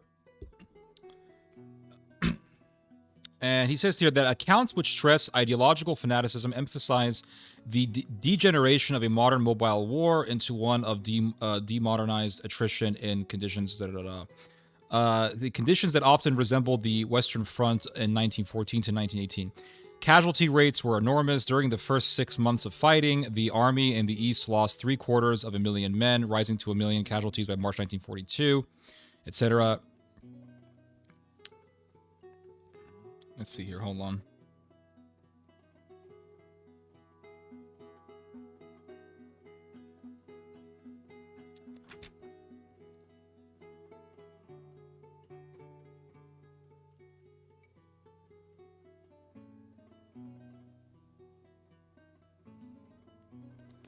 So it says here,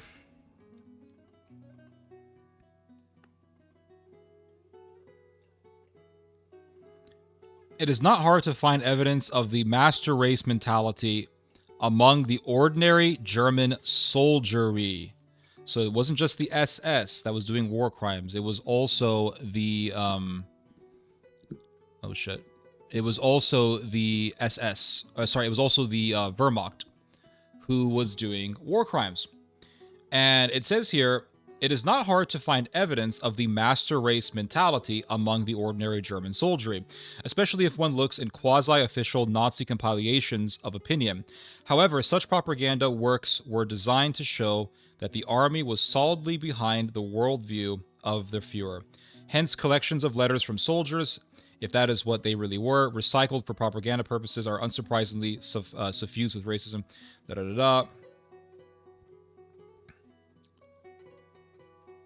So it says here that a private wrote home in August 1941 saying, "What would have happened to cultural Europe had these sons of the steppe, the Russians, poisoned and drunk with a destructive poison? These incited subhumans invaded our beautiful Germany. Endlessly we thank our Führer with love and loyalty, the savior and historical figure." This is written by an average German soldier, praising Hitler as the savior and historical figure, and then describing Russians as subhumans.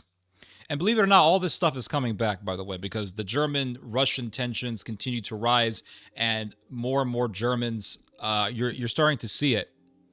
They see the Russians as orcs and subhuman. There was one member of the Wehrmacht who wrote, "Only a Jew can be a Bolshevik. For this bloodsucker, there can be nothing nicer than to be a Bolshevik. Wherever one spits, one finds a Jew. As far as I know, not a single Jew has worked in the workers' paradise. Everyone, even the smallest bloodsucker, has a post where he naturally enjoys great privilege." So, Jew became synonymous with communist, and the Nazis believed, the Wehrmacht believed, that they were fighting, that they were there to fight communist terrorists, and that's why they had a right to massacre people. The Wehrmacht was doing it, and the SS was doing it. That's why we don't memorialize the Wehrmacht. And if we start to memorialize them, the end result is going to be memorializing the SS. And if you start memorializing the SS, then you enter into the realm of praising Heinrich Himmler because he was leading the SS. So it's all just it's a ruse. This is all an agenda. It's a conspiracy, really, to help Nazism.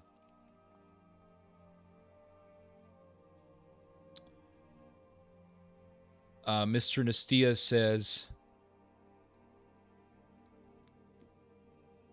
it's double-edged sword. Oh, sorry. You said here, it is to make the Ruski angry, to make his PTSD kick in. Are you saying the Germans are doing that to piss off the Russians? It's a double-edged sword. Hitler stained Germany's name for all time. Who knows if that reputation will ever go away? It is going to go away because the Zoomers and the Alphas don't give a shit. That's the reason why. Also because they're desperate for at least some sort of national liberation hero. They shamelessly downplay the Ukraine Nazi problem. Yup, absolutely. Does modern-day Japan memorialize their World War II casualties? Absolutely, they do. They have the Yasukuni Shrine, where war criminals are actually... where it is believed that the souls of war criminals live as kami, and kami literally means gods. So yes, they memorialize war criminals. People who orchestrated the Nanking Massacre. China, Korea, and Philippines suffered heavily from Japan's barbaric atrocities. Yep, they did. The motto of the SS was loyalty for loyalty. Loyalty to who and what, exactly? Gott mit uns. Isn't that what the German soldiers would put on their belt? Gott mit uns. Gott with who? God with us. Who's us? The Nazis. So fuck the Nazis. And if anyone wants to memorialize Nazis, to hell with them. I don't support any such agenda. The U.S. and Western allies inflicted 250,000, 400,000 military casualties and caused 300 to 600,000 German civilian casualties. Yep, they did. A lot of Germans were killed. Yes, that is a fact.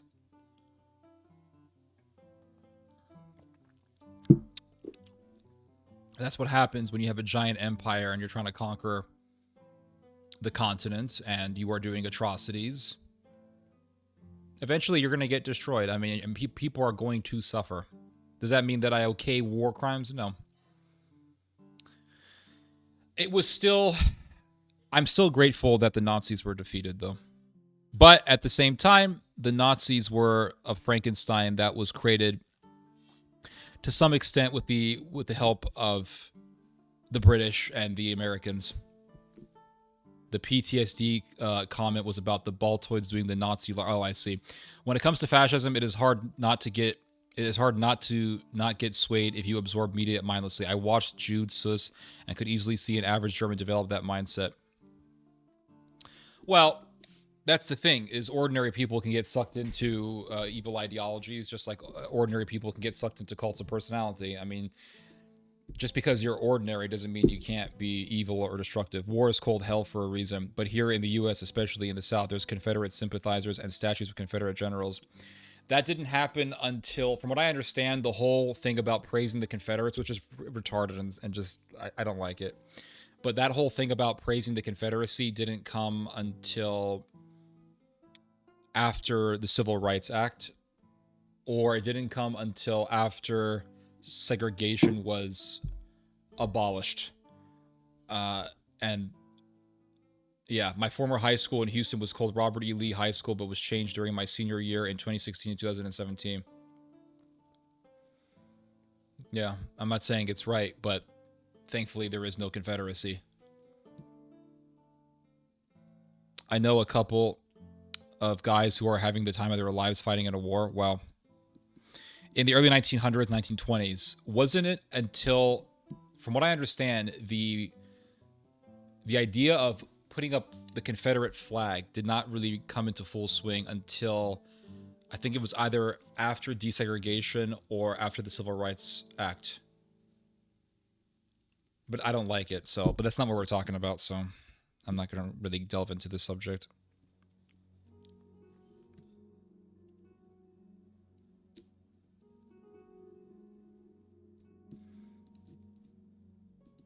So let's go back to this article. There's still some interesting stuff here to look at. So it says here that the Volksbund's activities have also become increasingly muddied with the rise of extremist parties across Europe. For the first time since World War II ended 8 decades ago, a far-right party, the AfD, came in second during the German parliamentary elections on February 23rd. Doubling its votes from 2021. The party is a fervent supporter of the Volksbund, of course. So why is the AfD interested in memorializing the Wehrmacht? Because it wants to bring Nazism back. How do you know that? Well, you have to look at all the factors. Its biggest leader, Mr. Bjorn Holke, used to write articles praising the Third Reich. Why in the hell else would he want to memorialize the Wehrmacht? Of course he wants to memorialize the SS also. The party is a fervent supporter of the Volksbund. Its leader, Alice Weidel, called on the German government in October 2024 to provide more financial support to the organization. And by the way, Alice Weidel, I think her grandfather was a Nazi. And Alice Weidel refused to celebrate Victory Day some years ago. She said she was invited to celebrate the victory over the Third Reich by the Russian embassy in Germany, and she refused to attend. Who refuses to celebrate the victory over the Nazis? The left in Germany has criticized the use of public funds for the Volksbund, calling it intolerable. In response, the Volksbund insisted war dead have a right to permanent arrest. There is a danger that the Volksbund becomes instrumentalized, says Darren O'Byrne, a historian of modern Germany at Cambridge University. Although it existed before the AfD, its interests align with those of the party, who are in favor of a more honorable treatment of Germany's war dead. The Volksbund carries out what would be perceived by many as a rather mundane task. There seems to be a broad political consensus among German parties, broadly speaking, of an appreciation of its work.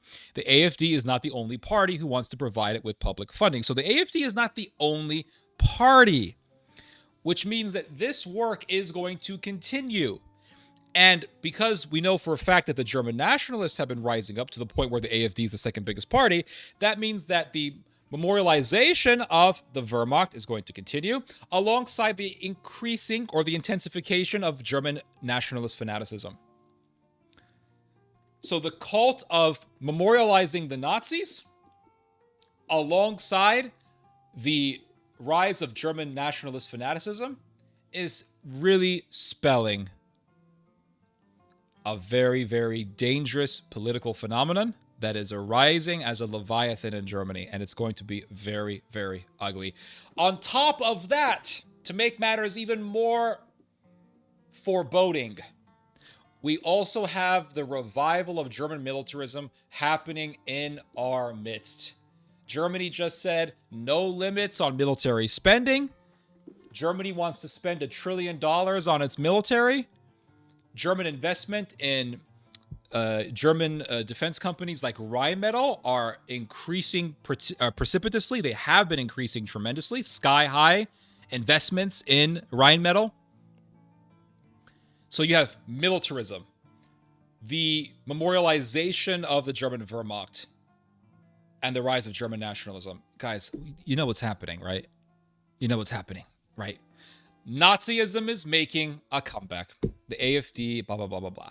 However, the way German history is framed and remembered is also a broader ongoing discussion in the country, especially in far-right circles. Senior figures of the AfD have called for an end of the country's post-war repentance and dubbed the Holocaust Memorial in Berlin a memorial of shame. Why is that? Let's not talk about the Holocaust. Let's embrace the Wehrmacht. Pretty soon we're going to embrace the SS. Let's make the German military stronger. Oh, and by the way, let's get nukes for Germany's military because they want to nuke Russia. It's absolutely crazy what's happening, guys. It's so surreal what's happening. So it says here, as time passed. Now check this out. So it talks about survivors of World War II, etc. And it says here, as time passes, those like Revel is a French guy who fought the Nazis, who were alive during World War II and witnessed events firsthand, are becoming fewer and farther between. Once the last victim, perpetrator, or bystander dies, the Third Reich will cease to be a living memory. All that will be left is history. Then we, the living, get to negotiate what lessons we take from it. So the whole history of World War II will be up for grabs. The Holocaust deniers are going to make their own industry for Holocaust denialism. They're going to rise in popularity, and there will be no one to come out to say, I was there and I remember what happened. We're just going to have books and records, and people are going to scrutinize those books and those records, and they're going to say these people exaggerated, these people lied. How do I know that? Just look at the Armenian genocide. Are there survivors of the Armenian genocide? There's a handful of survivors left, and when they were alive during the genocide, they were very, very young. But these people are very old. We're talking like 100 years old. So there's a small handful of Armenian genocide survivors. And what has happened to the Armenian genocide? You have historians here in the United States, mainstream historians here in the US, who aren't even Turkish, writing books about how it didn't happen. You have people coming out saying, nope, it didn't happen. So the Holocaust will go through the same sort of scrutiny. And the Jewish lobby, not the Jewish lobby, but the pro-Israel lobby can holler and cry all at once. It can have all the money that it wants. You can't stop what's coming. I pick up a book. Genghis Khan killed more people than Adolf Hitler. I pick up a book about Genghis Khan, and I don't find condemnation of Genghis Khan. I find cold, rigid explanations, and I also find scrutinization of the historical records on the atrocities done by the Mongolians. They exaggerated. Those were exaggerations. Nah, I don't believe that. And you will find historians saying, well, the Mongolian Empire, they had a very good postal service. And historians in the future will say, well, the Nazis, they had a very good medical service, and Hitler did fix the economy, and, well, the trains all ran on time.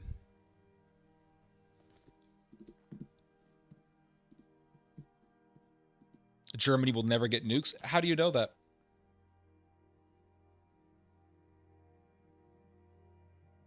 How do you know Germany will never get nukes?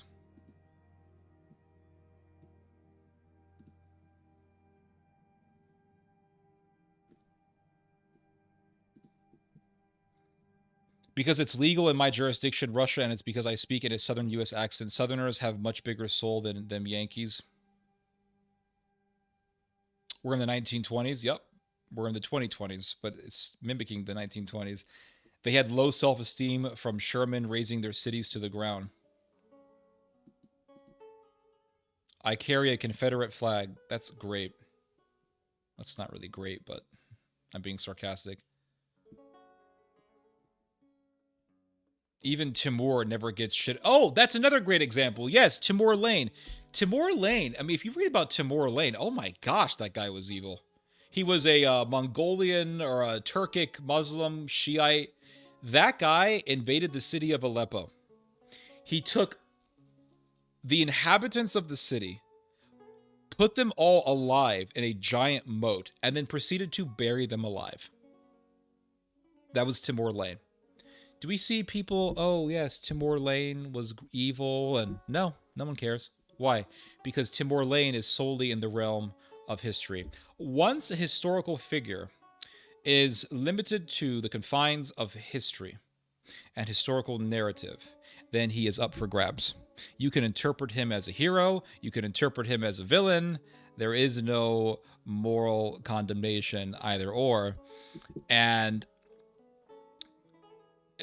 a great example of this is, I forgot what I was going to say. Yes. Back in 2017, there was an Iranian American guy by the name of Jason Georgiani. Now, if you don't know who Jason Georgiani is, he was at one point in time he was a part of the alt-right movement, or he was at least known in that movement. I know that he was a colleague of Richard Spencer. They did some work together. Jason Georgiani is a guy who glorifies ancient Iran, and he talks about bringing back Zoroastrianism and all that stuff. Well, there was a video that came out back in 2017 because Jason Georgiani was a professor. He was a professor, and he went out for drinks with some people, and he didn't realize that those people were filming him. And he got a little bit drunk, and he said, guys, you watch. He said this back in 2017, and I think he was correct. He said, guys, you watch. Hitler is going to be seen just like we see Napoleon. He lost his job for saying that. But he was right. Hitler will be seen as Napoleon. And Jason Georgiani made another prediction in which he said, you will one day see Hitler on a currency bill in Europe. You will see his face on a bill, because he will be seen just like the French see Napoleon. And did not the French do atrocities? The Napoleonic Wars led to the deaths of millions of people. The French Revolution led to the deaths of millions of people. Look at the horrendous atrocities done by the French Revolution. And we have books nowadays written by historians who talk about the good things of the French Revolution and how it was the rise of the poor against the elites, and how the French Revolution ushered in this new era in modern history, etc., etc. I mean, the French Revolution was atrocious. The French Revolution had horrendous atrocities in which people were butchered because they were Catholic, because they refused to acquiesce to the anti-Catholic laws of the revolutionary government. Look at what happened to the Vendeans. The Vendeans are a French ethnic group. If you ever see a Vendean, I actually met a Vendean lady when I was in Italy. You can't tell them apart from other French people. I mean, they're French, but they're very Catholic. And the Vendeans were very Catholic during the 18th century. And they were hiding priests from the revolutionary government, and they refused to send these priests to the government. They were hiding the priests. And so the French government said, okay, you guys aren't really acquiescing to our demands. The Vendeans fought back against the revolutionary government. And so, like Israel, the French revolutionary government said, okay, well, this is our time to do war crimes. And there was a civil war in France after the revolutionary government took over. And the French military entered the Vendean region, and they proceeded to butcher hundreds of thousands of people. Hundreds of thousands of people were butchered. If you were Vendean, you were slated for murder. And they would take men and women, strip their clothes off, just like the Nazis forced Jews to strip their clothes off before gassing them to death.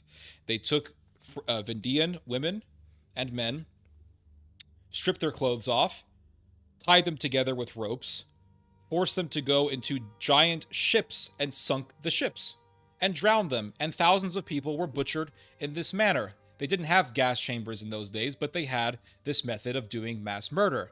Now, just as the Germans stripped Jews naked and forced them into gas chambers, the French rebels stripped people naked, forced them into ships, and then proceeded to sink those ships so that the people inside of them would drown. And they murdered children as well. There is a letter that you can read from an official of the revolutionary government in which he is boasting about how he trampled over children with his horse. And you can go into a Barnes & Noble and you can find a book on the French Revolution that says very good things about the French Revolution. Why? Because no one today remembers the French Revolution, because everyone from that time period is dead. So the French Revolution is up for grabs. Even the founding fathers of the United States were absolutely disgusted by what was happening in France.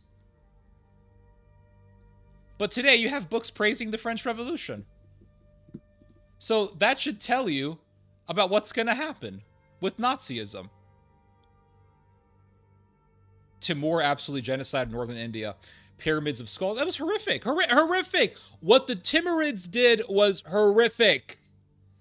And Timur Lane is not treated like Hitler is treated.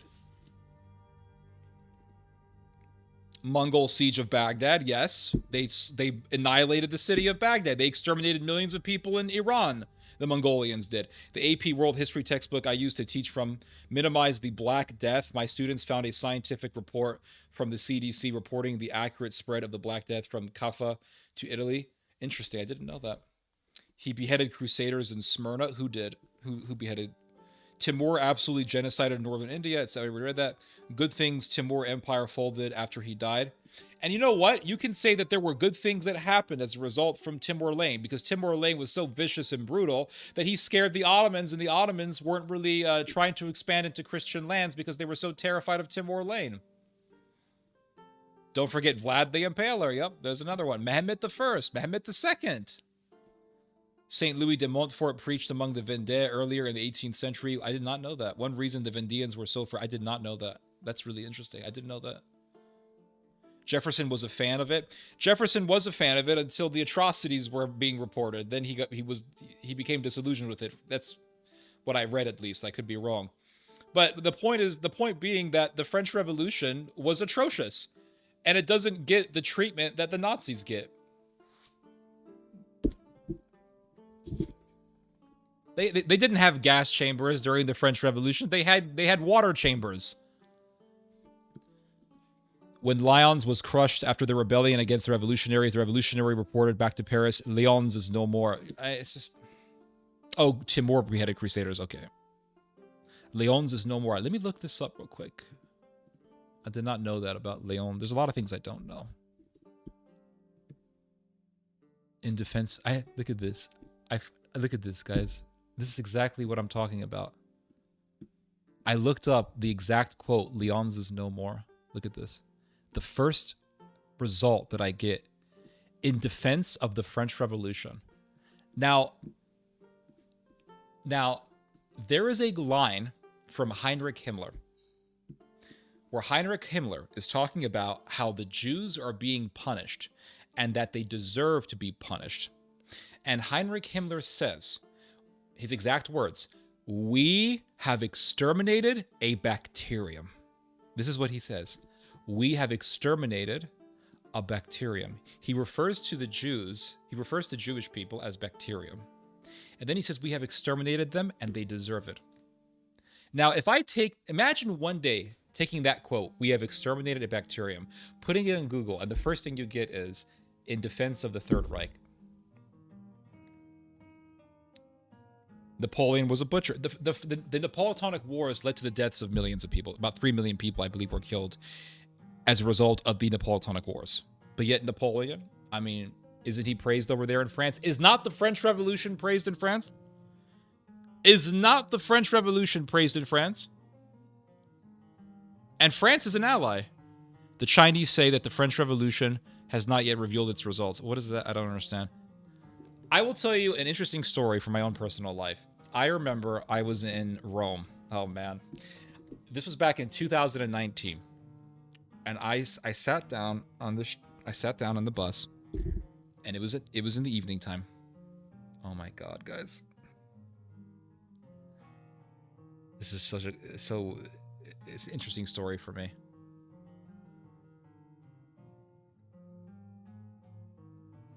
And this girl comes into the bus, and she is beautiful. And I mean, she is like, you know how some women are armed with proper ballistics like NATO?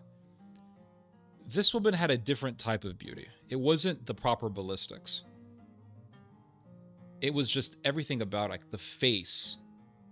There was something so elegantly gorgeous about this woman. She was designed perfectly. Just the face, the hair, the eyes, like everything about this. It was like a work of art. It was like seeing a painting. She was so gorgeous. And I told myself, she's not armed with the proper ballistics, like NATO, but that is a face that is magnetizing. So I told myself I should talk to her. So she sat right next to me. So I'm talking to this girl, and she doesn't look Italian. She did not look Italian at all. So I asked her, where are you from? And she said, oh, I'm from France. I said, wow. So we start talking. We're talking. The 20-minute bus ride. And she's very friendly. And we had a good back and forth. And I said, what is your opinion on the French Revolution? And she said, oh, the French Revolution was terrible. And I was surprised. I said, I'm shocked to hear a French person say that the French Revolution was terrible. I'm shocked. I did not expect that answer at all. And she said, because I'm a Vendée. I was like, you're a Vendée? I thought they killed all of you. She says, no, we're still alive. I'm a Vendée. I'm one of the living remnants of the Vendée. And she said, my people were butchered by the revolutionaries. So she said, we as Vendeans know that the revolution was evil. So I said, listen, I got to hang out with you more. Would you like to spend some time together? And she said, sure. So I gave her my phone. I said, could you put your number in my phone? And she's trying to put my number. Well, guess what happens? My battery dies on the phone. So I never got the number. And the bus stopped, she gets up, and she was gone. And that was it.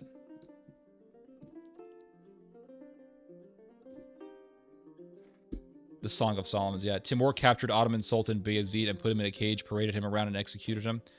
I'm not sure if he executed him. Read Christopher Marlowe's play Tomer Lane, How You Pam. Yeah, I know that he captured Bayezid. I don't think he killed Bayezid. Although I could be wrong about that.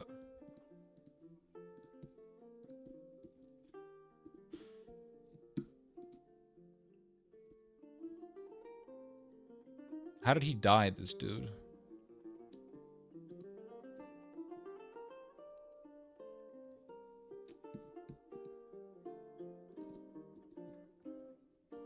How did he die?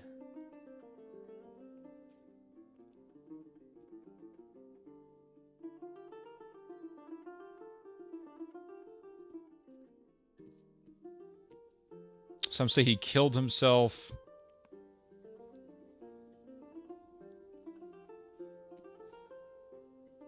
So, I'm not sure. Them treacherous batteries. Guys, always make sure your phone... If you're going to go on a long trip, just take a phone charger with you. And the thing that sucks about Italy is that they have these fucking outlets that are completely incompatible with American plugs. So I always had to keep, everywhere I went, I had to keep a adapter for everything. Always carry a pen. That's another good idea. Yep, should have carried a pen. Anyway, that was many years ago, so it wasn't meant to be. But I did get an interesting story in our conversation. Thanks, Theodoros. The British butchered the Irish under Cromwell. Yep, they did.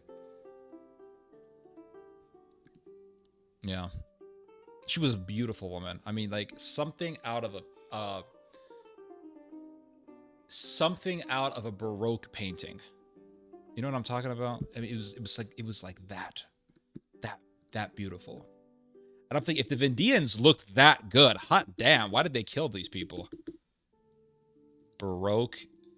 I'm not saying if they were ugly, they deserve to die. Okay, I'm making, it's in jest, all right? Let me see if I can find a Baroque painting to demonstrate what I'm talking about. I don't think I can find one because all these Baroque ladies are freaking fat.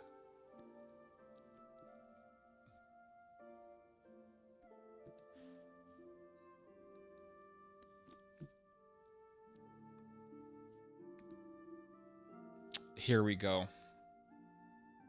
Yeah, something like this. Nah, she doesn't look very good. Never mind, forget it. Timur was the closest thing to the devil in human form. Dude told a city he was laying siege so that he would not spill their blood if they surrendered. He kept his word by burying them alive. Yep. Watch out for public charges. They have digital theft. Yeah, I know, but that never happened. What else are we going to read about? How long have I been streaming? It has been 5 hours, so we got to keep going. Can't stop, guys. Got to keep going.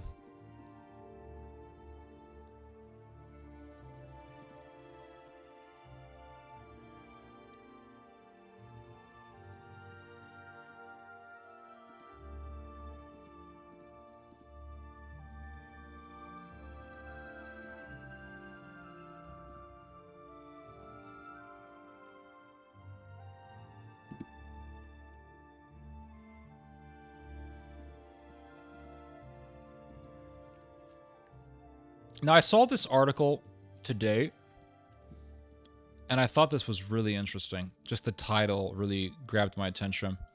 Europe is racing to build its own version of the U.S. military-industrial complex. They want to create their own military-industrial complex, everyone. Now, what did I say about the rise of militarism in Europe? We are seeing the revival of German militarism. And on top of that, the revival of German nationalism. Very dangerous combinations. Now, if you just have nationalism and there is no powerful military, you're not really that worried. But if you have nationalism, that is a cult of personality, and on top of that, a very powerful militarism, you are dealing with a very dangerous enemy. And Germany was extremely dangerous in both world wars. Now, people will say, well, Germany lost. Germany lost the war, guys. Yeah, they technically lost the war, but at what expense? They fought multiple superpowers at the same time. They fought the Soviets, the Americans, and the British, and all of their allies, all at the same time. And they still were able to deal serious casualties on all of them. How many hundreds of thousands of Americans died? How many millions of Soviets were killed? How many hundreds of thousands of British soldiers were killed just fighting one country? And they were all fighting this one country at the same time. And so, of course, Germany was going to lose because they were outnumbered. And then on top of that, after they lose the war, they get the EU. And they control the finances of Europe. So yes, they lost, but they lost at a very, very high price for their enemies. And now they still control Europe. And now they're building their own military-industrial complex. So they lost, but that spirit of the past is coming back. And so this article says, let me just lower myself a little bit here. So this article says, America's vast military-industrial complex has many critics. But For Europe, it's now something to aspire to. They are aspiring to have a military-industrial complex like that of the United States. And it says here, global defense expenditure experienced the highest year-over-year rise since at least the end of the Cold War in 2024. Stockholm International Peace Research Institute data showed this week, with Europe as the main contributor. So, defense spending globally has been at its highest that it has ever been since the Cold War, and the main contributor to this precipitous increase in global defense spending is Europe. Why? Because militarism is reviving in Europe. Of course, much of the windfall will flow to prime U.S. contractors such as Lockheed Martin, Northrop Grumman, and General Dynamics, but Brussels wants at least 50% of European military procurement to go to domestic firms. So they're saying, we're going to buy American stuff, but we want 50% of the military equipment to be European, because they want to create their own independent military industrial complex. Because since the end of the Second World War, the Germans have been dependent on the United States for its security. They want to change this because they still have to buy all this American equipment, American weapons, etc., etc. They want to come to the point where they can make their own killing machines. They want to create a German war machine. And so in the midst of this rise of militarism, you have this revival of nationalism. Second biggest party in Germany is AfD. AfD is full of Nazis. You have Bjorn Höcke, who praises the Third Reich. You have Bjorn Höcke, who says that we need to have a 180-degree shift in how we see the Holocaust. Bjorn Höcke also says that Germany must no longer be dependent on the United States for military security, that Germany must pursue a policy of really being militarily independent. So you have ultranationalism, and at the same time, you have the rise of militarism, just like World War II, and also World War I, where you had this nationalist hysteria in the midst of Germany declaring war on Russia. And it says here that I didn't read the entire article, so I'm just going to read it from here. Let me make sure you guys can see this. Hold on. Achieving that requires major industrial reform, something investors are eager to capitalize on as the U.S. growth story loses its shine. So a lot of investment is going into German/European military industry. That's why you have Lockheed Martin. That's why you have Rheinmetall, and their stocks have skyrocketed recently. That's why there's been a lot of investment in companies like Rheinmetall.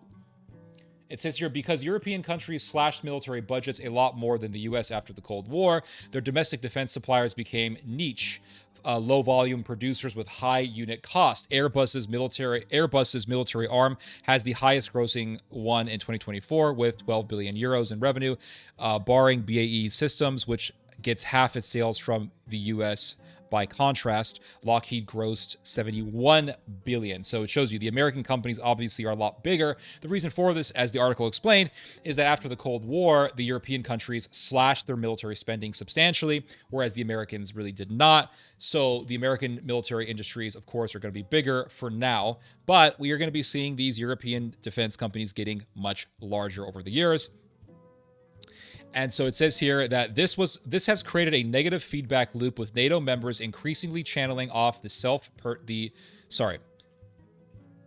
has created a negative feedback loop with NATO members increasingly channeling off-the-shelf purchases toward American contractors, which remain capable of large-scale production. However, following Russia's invasion of Ukraine, only 22% of the EU's procurement boost remained in Europe, according to the European Commission. I said, however, I don't know why I said that. I thought that was there, but I did not see it. I thought I did, but I misread. The clear first step to fix this is producing more of what Europe already makes: ammunition. After the EU failed to deliver 1 million artillery shells to Ukraine by March 2023, it took until November officials in the bloc allocated 500 million euros to scale output. A quarter went to Rheinmetall, which targets output of 1.1 million 155 millimeter shells a year by 2027 and tripling annual revenues to 30 billion by 2030. Rheinmetall wants to evolve into an American-style, all-purpose contractor. It recently acquired U.S. vehicle maker Lock Performance, ammo recovery firm Stashite, and software developer Blackned, and bid for ThyssenKrupp's Warship arm, which was rejected in favor of a spin-off. However, investor enthusiasm has pushed its forward pricing earnings ratio to 43 from 17 6 months ago, etc., etc. So I don't want to read all of this. This is all kind of monotonous writing. I'll be honest. I hate this style of writing, to be honest with you. I think it's very monotonous. So it says here that Germany is a leading manufacturer of tanks, but where the U.S. fields the Abrams main battle tank, the Bradley infantry vehicle, and the Stryker personnel carrier, Europe has several competing models for each tank class, ditto for frigates, submarines, and planes. In jet fighters, the Eurofighter Typhoon, backed by Germany, Italy, Spain, and the U.K., competes with France's Rafale and Sweden's Gripen. But the most popular choice among European NATO members is the F-35, which boasts stealth capabilities and triple the production rates. This locks countries into U.S. systems for 2 decades. Next generation fighter development is split too between a Dassault Airbus program and a BAE Systems Leonardo Mitsubishi team. So the F-35 is still the dominating fighter jet. Europeans want to make their own fighter jet to really no longer have to depend on the American fighter jet system. And it says here that ideally these firms would merge into 2 giants, etc., etc. Let's go to the end here. There's an international forward to play those are the top European investment banks such as BNP. According to a recent report by NATO Innovation Fund, a €1 billion vehicle launched by NATO in 2023. There's venture capital.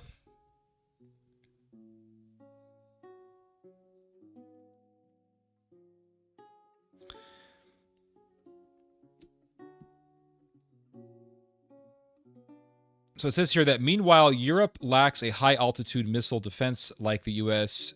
THAAD or Israel's Arrow 3, which can take 20 years to build. It also depends on the U.S. for software and satellite intelligence. It is best to first fix the procurement system, then have these companies compete with each other, and then see which winners are emerging and drive consolidation.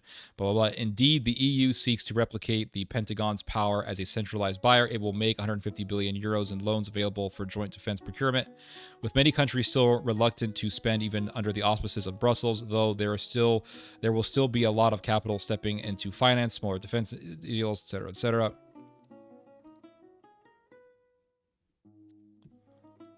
The European military-industrial complex won't rival the US's anytime soon, but there is money to be made as it wakes up from a long slumber. So it's coming.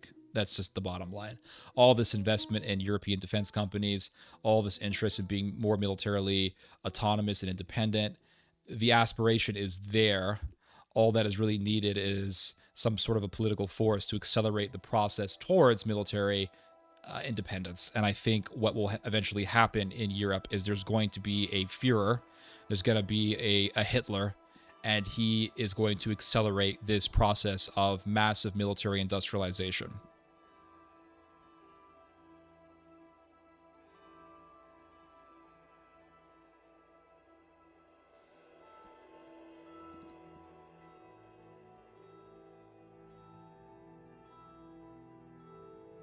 $27 million Soviets, Soviets, 300,000 Americans, yep.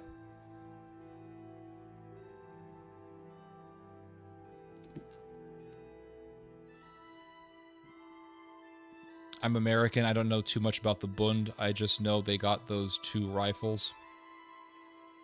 The Bundeswehr, the German Bund have HK 416s and the top tier rifles. I mean, given the history of the Germans, I would never underestimate them. But the problem is that too many people are underestimating them.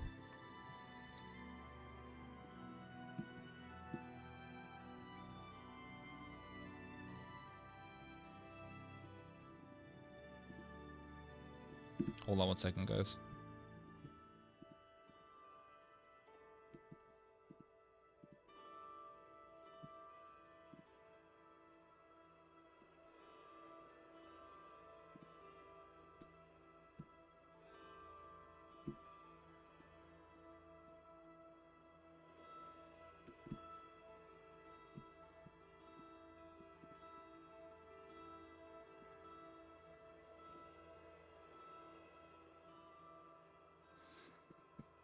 And I saw this today. I thought this was interesting.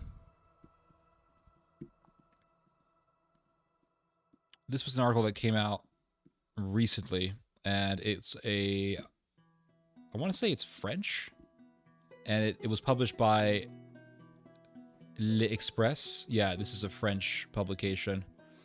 And it says here, the conservatives' goal, so the German conservatives, they want to increase military spending in Germany. And it says here, the conservatives' goal is to aim for 3 or 3.5% by the end of the term, confirms Sven Arnold. Whatever the final amount, it is certain that the investments will be massive. So there's going to be massive, massive investments into the German military. Within the population, the issue is certainly not a matter of debate. According to the ZDF Political Barometer published in March, approximately 3 in 4 Germans, 76% of the German population, support a significant increase in spending on the Bundeswehr, compared to only 22% who oppose it. So, if the majority of Germans were heavily against remilitarizing Germany, it wouldn't happen, because there wouldn't be political support for it. I mean, the people would be voting for the Greens. They would be voting for some anti-war party. They would not be voting for the conservatives, which have been pushing for this revitalization of Germany's military capabilities. But they're voting for the conservatives, and they're voting for the AfD, which is also very militaristic, because they want remilitarization. 76% of Germans support increasing the spending on Germany's military. So it's part of the zeitgeist. It's in the society. It's a part of the society. That means it's going to happen. We are seeing the revival of Germany's military strength. Such a budget, if it were to be confirmed, would transform the German army into a defense behemoth in Europe. A defense behemoth. So you are going to be seeing in the future a massive German military power. And alongside that military power, you will be seeing all of these European states, these weaker European states, joining forces with the Germans. The Latvians, the Estonians, the Dutch. The Dutch have already joined the German military. The Dutch military has been almost completely, it's been virtually fully integrated into the German armed forces. So the Dutch are already there. You already see military integration with the German military. The Belgians, the Danish, the Scandinavians, possibly the Poles. I don't know what side the Poles are going to take. I just don't, because the Poles have been very enthusiastic about Germany increasing its spending. And I'm thinking, man, Poles, guys, Polish people, seriously, stop living the stereotype. Stop confirming the stereotype. You guys were butchered by the Germans by the millions. And here you are applauding Germany increasing its defense spending and reviving its military strength. I mean, this is insane. And who knows, the Polish people might wake up. They might just wake up at the end of the day. We'll see. But I know that other European countries will join the Germans, and you are going to see a massive pan-European military force led by the Germans. That's what you're going to be seeing. It's very obvious. And on top of that, you are going to have a Turkish alliance with the Germans, and it's going to make them even stronger. Poland is going for first place in the Darwin Olympics. I mean, it's just, they are the most pro-militarist in Europe. They're spending, I think they have the highest defense spending in all of Europe or something like that. Definitely one of the highest. I think they're spending, 4 or 5% of their GDP on their military. They do have a massive military. I think the way the Poles see it is they see themselves as the front line on the war against Russia. And so their thinking is, if Russia invades, we're going to be the first ones fighting, because everyone is expecting the Russians to enter Europe through the, what's it called? It's that gap in between Belarus and Lithuania, if I'm not mistaken. Lithuania. Let me look it up. Okay. Yeah, Suwalki Gap. Everyone is expecting the German. Let me just... cannot display image. Why not? This is retarded. Here we go. Everyone is expecting the Russians to invade Europe through this line. This is everyone's saying that if the Russians invade, they're going to invade through this border. So here's Poland. Here's Poland. And then you have Lithuania. And then here is Leningrad. What is known as... was it Leningrad? No, it's... No, not Leningrad. Dang it, what is the name of this region? It's not... It doesn't share a contiguous border with Russia. It used to be part of Germany. What's it called?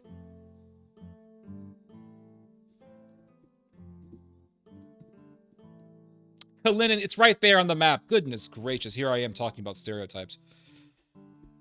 Kaliningrad, which is Russia, but it doesn't share a contiguous border with Russia. But like just as Alaska is a part of the United States, Kaliningrad is a part of Russia, and it borders with Poland. So there's Kaliningrad. And then on the other side here, you have Belarus. And so, yeah, Königsberg is the German word for it. So Belarus is basically Russia. I mean, Belarus literally just means white Russia. The white Russians, the Belarusians. Belarus is just, it's an extension of Russia. And it borders with Russia. So you have Belarus, Lithuania, Poland. And then you have this gap here. This border right here. And this border links Belarus with Kaliningrad. It links Belarus with Russia. And what everyone is saying, not everyone, but what a lot of these analysts are saying is that the Russians could use Belarus as a launching pad to just enter Poland through this gap here. And then the Poles are saying they're going to be right there on the front lines. Well, who knows what's going to happen, but I think the Germans just see the Poles as cannon fodder. And I think the Germans are thinking, we'll just push the Poles to go die for us. And then we'll fight the Russians eventually. Germany and Russia always fighting each other, and we're right in between. Jacob Glowsticks, are you Polish, by the way? Used to be East Prussia, yeah. Poland ceased to exist for a whole century. Don't want that again. Poland is going for first place in the Darwin Olympics. I'm American, don't know much about the Bund. Okay, I already read that. This is going to be a repeat of World War II. So the Germans, they want to become the most powerful military in Europe. So think about this. They want to become the most powerful military in Europe. They want to become the defenders of Mother Europa. So let's say they become the most powerful military in Europe. And let's say something happens where the Euros and the Russians start killing each other again. You're going to have Operation Barbarossa. It's going to be Germany versus Russia. Germany and all of its European allies against the Russians and their allies. And the Americans are going to be forced to make a choice. Do we side with the Germans, this Leviathan that we have helped to create by pushing them to remilitarize? Or do we side with the Russians? Why can't countries learn from the past?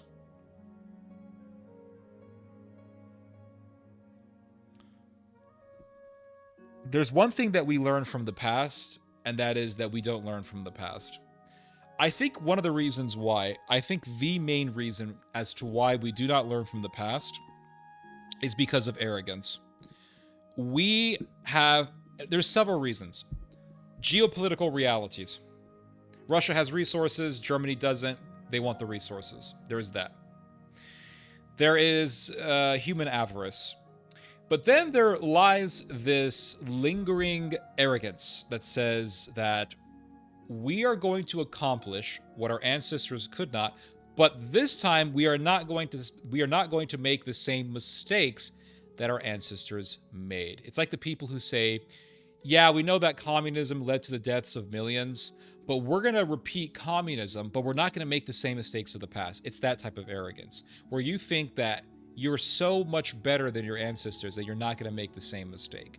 So I think the Germans are thinking, okay, this time we're going to defeat the Russians because we're going to side with the Americans, and we are going to make this giant pan-European military force, and we're just going to we're going to do something different. We're going to do different tactics, and this time we're going to make it work. And as the Bible says, there's nothing new under the sun. Now, there is another comment here that really makes my day. I'm not going to lie, guys. Jacob Glowsticks, I did not know this. This entire time, I thought you were just, I thought you were American. I assumed you were American. Jacob Glowsticks says, yes, Theo. Because I asked Jacob if he was Polish. He says, yes, Theo. I am the Polish remnant from your older channel. Oh my God. I thought all of you guys were gone. See, back in 2018, I had mainly a Polish audience, 98%. I'm not joking. YouTube Analytics told me this. 98% of all of my audience members were in Poland. They all vanished. At least I thought so. But most of them are gone. But I have here a remnant from the old channel of 2018. I can't believe this, guys. This is so good. This just makes my day. I'm Polish, but also born in America. I see. Okay. But still makes my day that people who were listening to me, someone who was listening to me back in 2018 is still here. There's something so surreal about that. That's a Souls game from soft moment.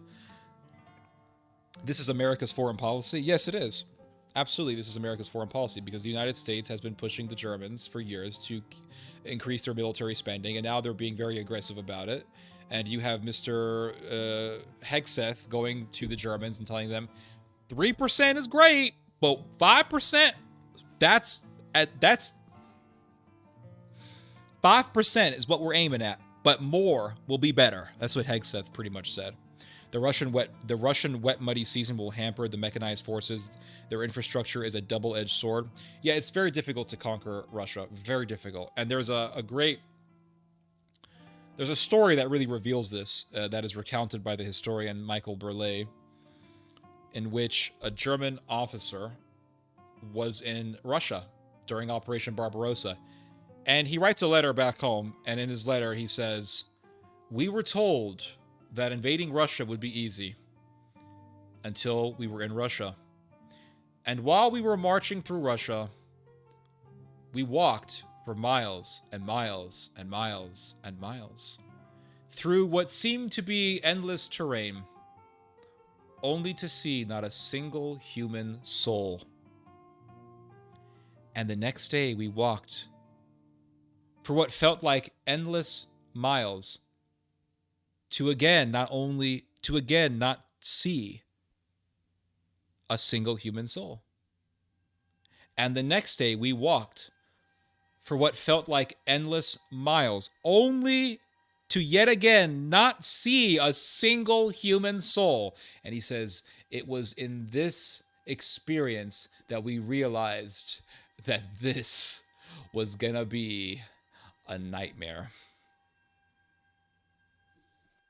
I don't know why people want to do these mistakes. Just be nice to each other.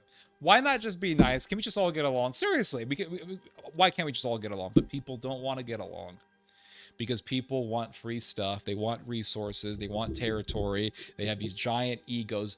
There was a German officer who was a big head honcho in NATO. And he was recently fired because he made a very atrocious joke in the presence of a female British officer. All right? This should tell you something about the German military. This dude has been a major German military official for decades. His name is Hartmut Renck. Crazy name, I know. And look at what it says here. Germany has dismissed a 2-star general for reportedly making a rape joke in front of a female British officer. Major General Hartmut Renck was dismissed from his role deputy commander for Ukraine support in NATO after he was heard saying, quote, "If rape is inevitable, then relax and enjoy." Now, this has either two meanings. Either he was saying, if we're going to rape people, we might as well just enjoy it. Or what he was saying was, if you guys get raped in war, then you might as well enjoy it. Either way, the joke is atrocious. And the fact that so many Nazis have been revealed in the German armed forces tells me that the cancer is still there. The Nazi cancer. Still there. And I'm afraid it's not going anywhere.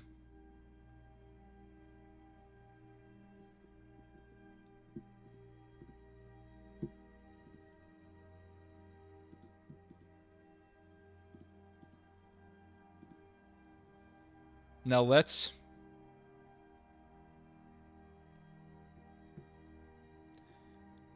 talk about the support for militarism in Germany.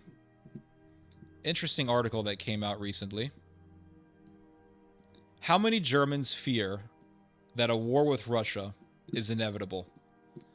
We're going right back to World War I, everyone. Here we go. Fear of another major war in Europe. Very interesting. 80 years after the end of the Second World War, according to ARD's Deutschland trend, 2 out of 3 Germans, 2 out of every 3 Germans worry that another major war could break out in Europe. This is serious, guys. In the other article I read, it said what? It said 4 out of every 5 Germans support military spending, high military spending. They support militarism. The majority of Germans believe that a war in Europe is inevitable. 2 out of every 3 Germans worry that another war, another major war. What's another major war? It says another major war. Well, what's the other ones? What were the other major wars? I think we all know. The majority supports the culture of remembrance, which is talking about the Holocaust. So, militarism is rising, but the majority of Germans say they still want to talk about the Holocaust. I don't believe them. Germans are... Let me tell you something about the Germans. When it comes to... listen. You got a better chance of a camel walking into the eye of a needle than you do getting a German to tell you what he really thinks. Germans don't tell you what they think. Norwegians are this way. I knew a Norwegian guy personally in my own personal life, not on the internet, but in my own personal life. I knew a Norwegian guy. Norwegian, German, what's the difference? I knew this Norwegian guy, and he was a professor at a very prestigious university in Europe. I knew him personally in my own private life. And one day he was in my house. We were gonna have dinner, and I was talking to him, and I said, "Well, what's your opinion on NATO?" He says, NATO has a very important purpose for Europe.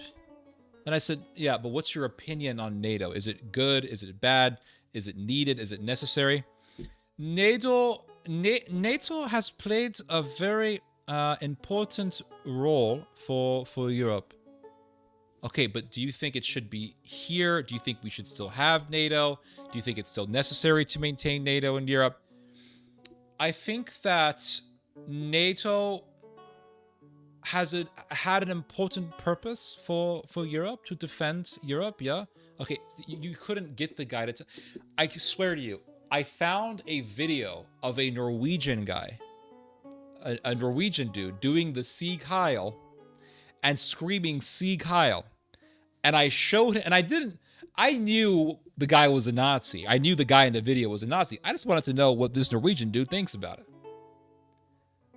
So I showed him the video, and I said, what's going on in this video? He goes, I don't know. I said, is this guy screaming Sieg Heil? He said, I don't know. I said, but he's doing the salute. I don't know. I mean, you got a better chance of a camel walking into the eye of a pin needle than getting a German to tell you what he really thinks.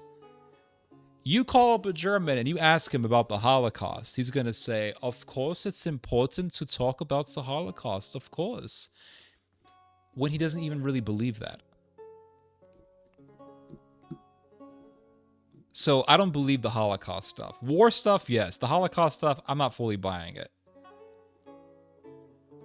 It has now been 80 years since high-ranking German officers signed the declaration in Berlin, Kolchhorst, calling for a cessation of hostilities at 11:01 p.m. Central European time. We got to get the time zone correct, guys. Very important for this article. Therefore, many countries are commemorating the end of World War II today. At the same time, the sentiment among the German population that perpetuates this memory has changed. Just over 10 years ago, only a minority expressed concern that another major war could break out in Europe. So 10 years ago, 2015, minority of Germans supported military spending, high military spending. A minority of Germans actually believed that a war would break out. However, in the current ARD Deutschland Trend survey, 64%, or almost 2/3, express very great or great concern about another major war in Europe. I think it's higher than 64%. Because if you look at the other statistic, it says that 4 out of every 5 Germans supports major military spending. So that means more than 2 out of every 3 Germans think that a war is going to break out. Just a thought. So it says here that this concern is somewhat more pronounced in the East, 69%. Interesting. Hold on. This is very interesting. The number of Germans who support or who believe that a war is going to break out in Europe is higher in Eastern Germany than Western Germany. And where is the AfD the most popular? Where is this ultra-nationalist AfD party the most popular? Which part of Germany? The East. And I heard all this bullshit that actually East Germans are very pro-Russia. Yeah, they are very pro-Russia. And they are the biggest supporters of AfD. And AfD is not for war with Russia. Yeah, they are not militarists. Yeah, the biggest supporters are in the East. Then wait, why is it the Easterners who are saying more than the Westerners that war in Europe is going to happen again? And at the same time, the biggest supporters of the AfD are in the East, and the AfD wants Germany to have nuclear weapons, and the AfD wants Germany to increase its military spending and to become militarily independent. This also means that the AfD people want more militarism. Because if they're afraid of another war in Europe, that means they want militarism. That means they want more military spending. I mean, if I believed that a war was going to break out, I would want to see more military spending. I would. Let's get more military spending to protect the country. We're going to get invaded. Why did a German AfD politician say that Germany should have nuclear weapons? Because he wants nuclear weapons. Because he wants to be able to nuke Russia. And maybe the Germans are thinking, well, this time we're going to do things right because we got nukes. It is the revival of German militarism right before our eyes. So it says here, 62% of West Germans also have this sentiment. And greater among women, 73%, than men, 53%, but it is shared by a majority across various education and income groups and by supporters of all parties represented in the Bundestag. And also, there's about 3 million Turkish Germans, 3 million German citizens who are of Turkish descent. That means that the Turks in Germany, the Turkish Germans, the Turco-Germanians, they also want to see this increase in militarism. They also want to see it because it says 2 out of every 3 Germans. Well, I'm sure amongst those are Turks. So the Turks also want to see a revived German militarism. This is why I say it doesn't matter if the nationalists win, you're still going to have this Turco-Germanic alliance.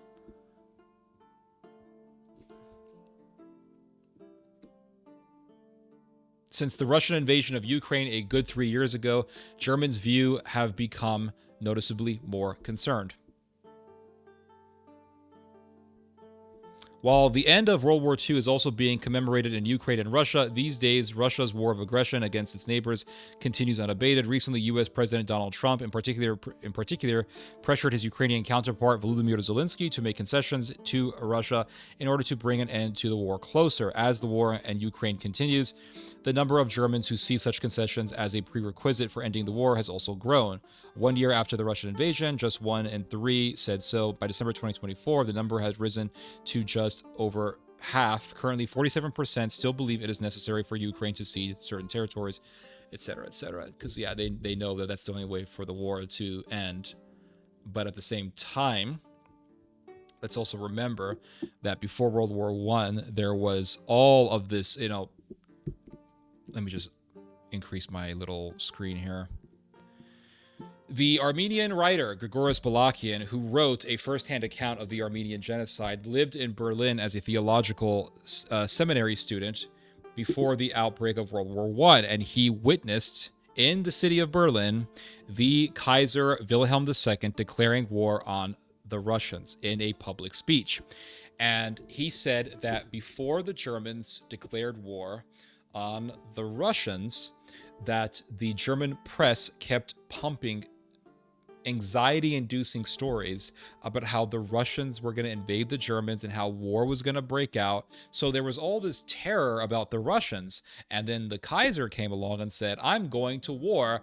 And Mr. Balakian, he's writing this from his own personal eyewitness account. He's writing this from his own experience. He says that the German people were filled with this hysteria, and they were filled with this intoxication, and they were inebriated by the Kaiser's declaration of war because they really believed that the Russians were going to invade them. So they really saw what the Kaiser did as a necessary thing to do for the salvation of Germany. And they saw Kaiser, the hysteria for the Kaiser was almost akin to the hysteria for Hitler.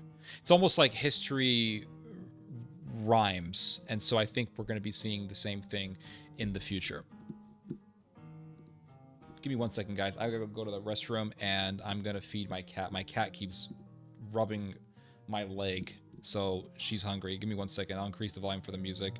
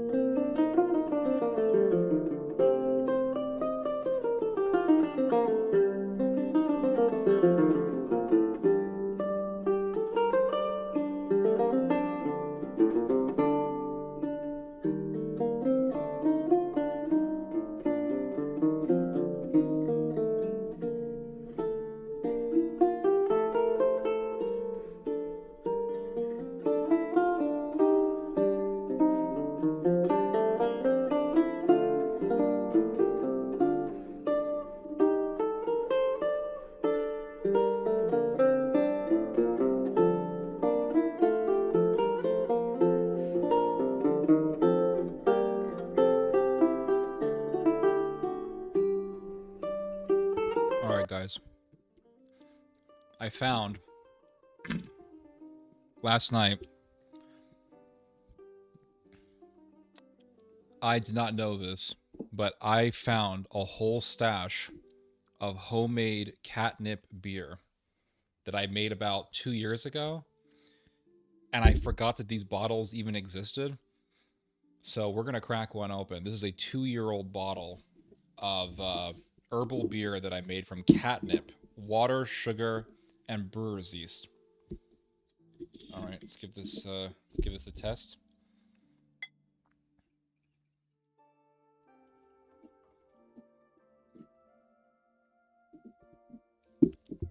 Not bad. Carbonation is not as good, but oh well.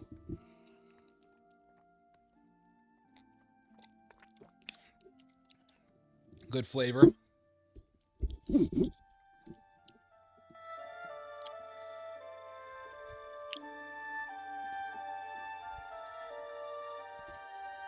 It's made from catnip.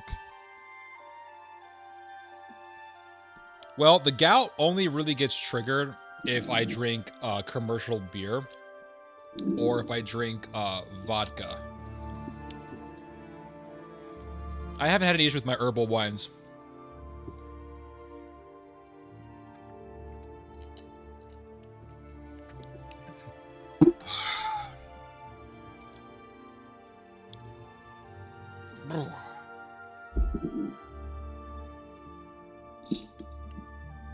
It's a little bit sweet.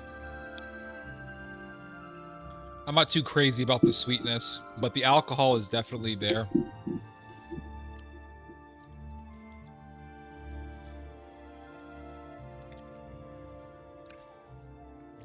It has a very unique flavor because of the catnip. Catnip has this... It just tastes like catnip. I don't know. It's in the mint family, but it doesn't taste anything like mint. Did I lose weight? I've lost some weight, yes. I just quit snacking. That's all I did. And I exercise twice a week. And that's it. And I lost a whole bunch of weight. I used to be 240 pounds. Now I'm 215. So I lost a whole bunch of weight. Literally just by mainly because I just quit snacking. And then no snacking, so I have one main meal. And then I won't eat anything until 8 hours later. And then I have another meal. And then maybe I'll have something else some hours later. And that's it. Like, there's no snacking. I can't snack. If I snack, that's when I get fat. I blimp out if I snack. I totally blimp out if I snack.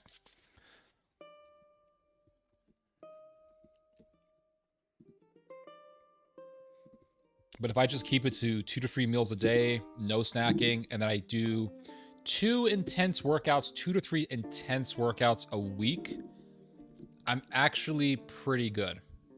It's pretty good. I feel pretty good. New gout unlocked. I don't think so. I drank some of this last night. Drink hella water with cucumber and lemon slices for weight loss. Not a bad idea.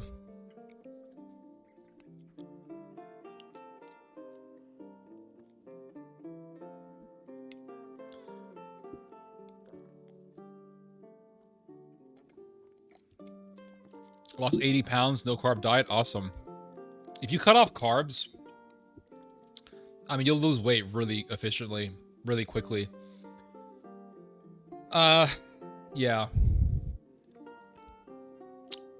No carbs. You gotta eat a lot of protein, though. A lot of protein. Because protein's gonna give you the energy. The meat is gonna give you a lot of energy. Not a lot, but it's gonna give you a lot more energy than you would if you just ate vegetables. If you eat meat and vegetables, that's pretty good also.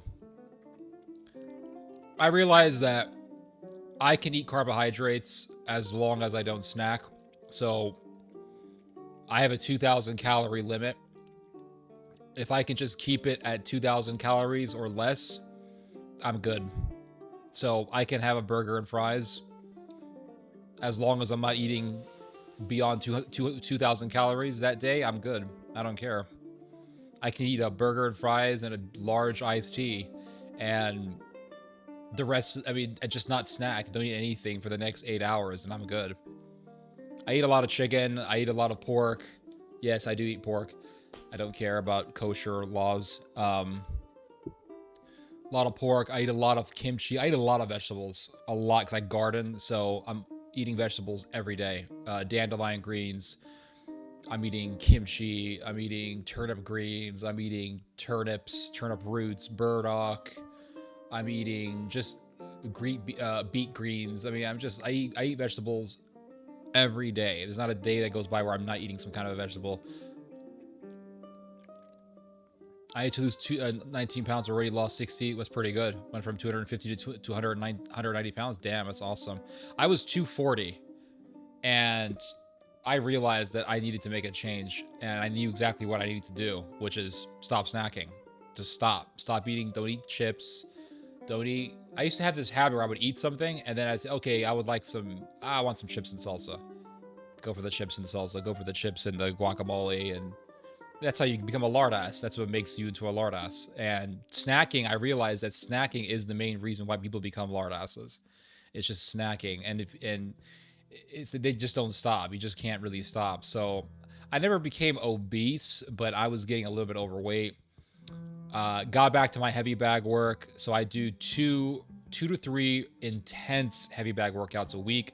I try to do a heavy bag workout every day. The problem is every time I committed to that decision to work out every day, I would end up with injuries. So, because I thought, okay, I'm gonna work out 5 to 6 days a week. I'll try to do 1 day of rest, and I realized that 1 day of rest just wasn't enough, because I would do these intense workout. Like, when I mean intense, I mean really intense.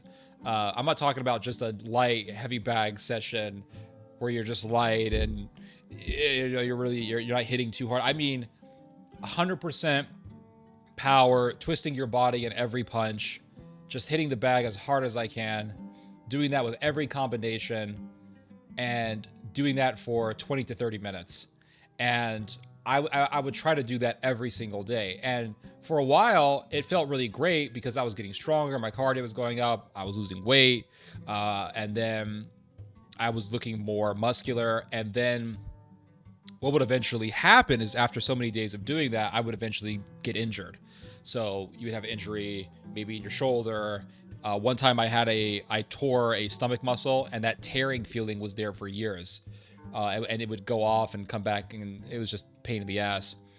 And then I would just get these injuries, and I would get the tearing of the muscle. That came as a result of me, every time you punch, you twist your body, and I would intensely twist my body. You do that so many times. At least for me, I injured an ab muscle.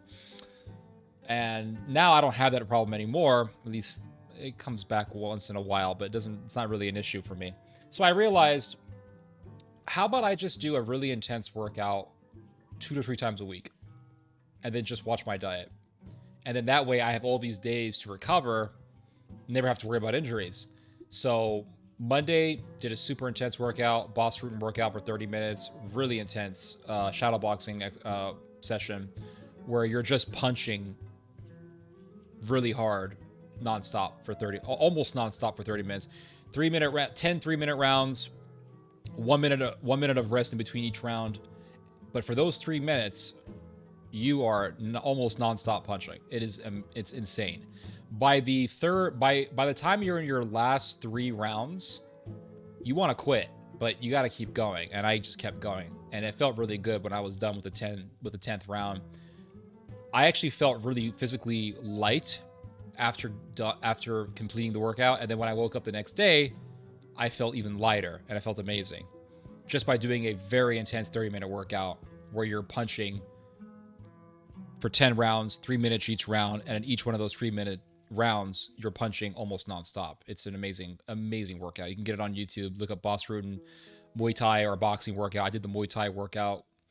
So you do it a combination. After every combination, you throw a knee. So if the combination ends with a right knee, with your right hand,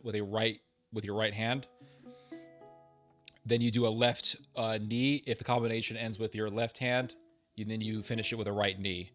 And every time you gotta force that knee up. And every time you force that knee up, it works your stomach. It's a very good workout.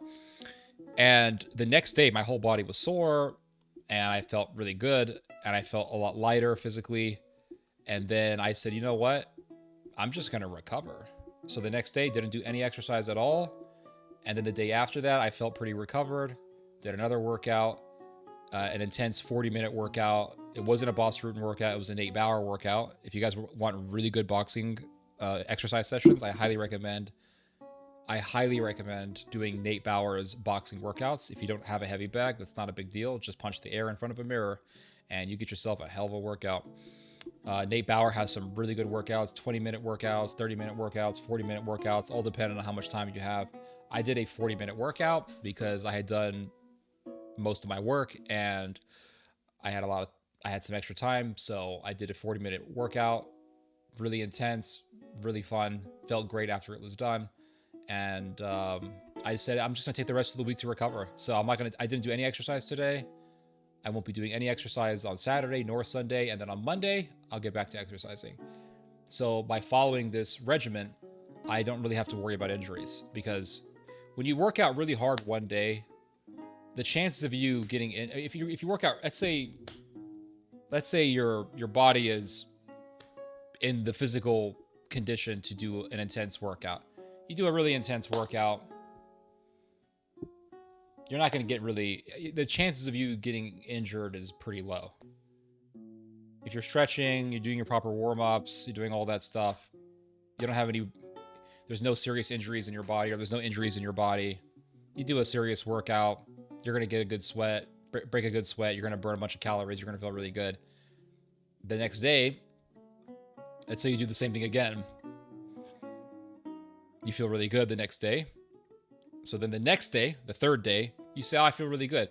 So let's say you start doing intense workouts every single day, or almost every day of the week, and then you have one day for rest. Let's say you exercise 6 days a week. Okay. That's going to last for a couple of weeks. Eventually, you're going to get injured because there's something called accumulated fatigue. When you have accumulated fatigue, your body accumulates fatigue over days. And so it's not just enough to get 8 hours of sleep. Sometimes you need to take several days to recover, or at least a day to recover until your next session. Now, I'm not talking about lifting weights, although this can definitely apply to lifting weights. I'm not a weightlifting expert. I don't know much about lifting weights, but I'm just talking about cardio. I'm talking about heavy bag training, because I've been doing heavy bag training for a long time. If you exercise 6 days a week, or 7 days a week even, you're going to feel really good for a while, right? And if you're in your 20s, you don't give a shit because you barely ever get injured in your 20s. But let's say you're in your 30s and 40s like me. I'm in my mid 30s. I can't exercise every single day. I just can't. I just can't. I've tried to do it, and I'll last for a couple of weeks. But after about 2 weeks of trying to exercise every day, I will eventually get injured. My elbow will start hurting. You'll have pain. I'll have pain in my shoulder, pain in my stomach from ab muscle tears, maybe pain in my knees. And then what happens is I need to rest. So if you don't rest at all, if you don't take any rest days, what happens is your body will eventually force you to take rest days, and then you will have to take rest days. The problem with taking rest days when you're injured is that when you're injured, you have to rest for a while, a substantial amount of time to fully recover. I know this from experience, because when I was in my late teens and early 20s, I used to work out like a freak. I used to be in very good shape when I was in my early 20s, late teens, early 20s. I know this sounds unbelievable, but it's the truth. I was in very good fucking shape. I used to sprint up hills. I was able to do the full splits.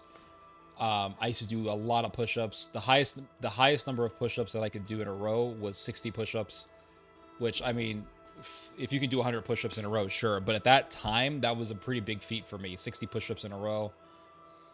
I was in very good fucking shape. And I used to do a lot of heavy bag work, and I rarely ever got injured.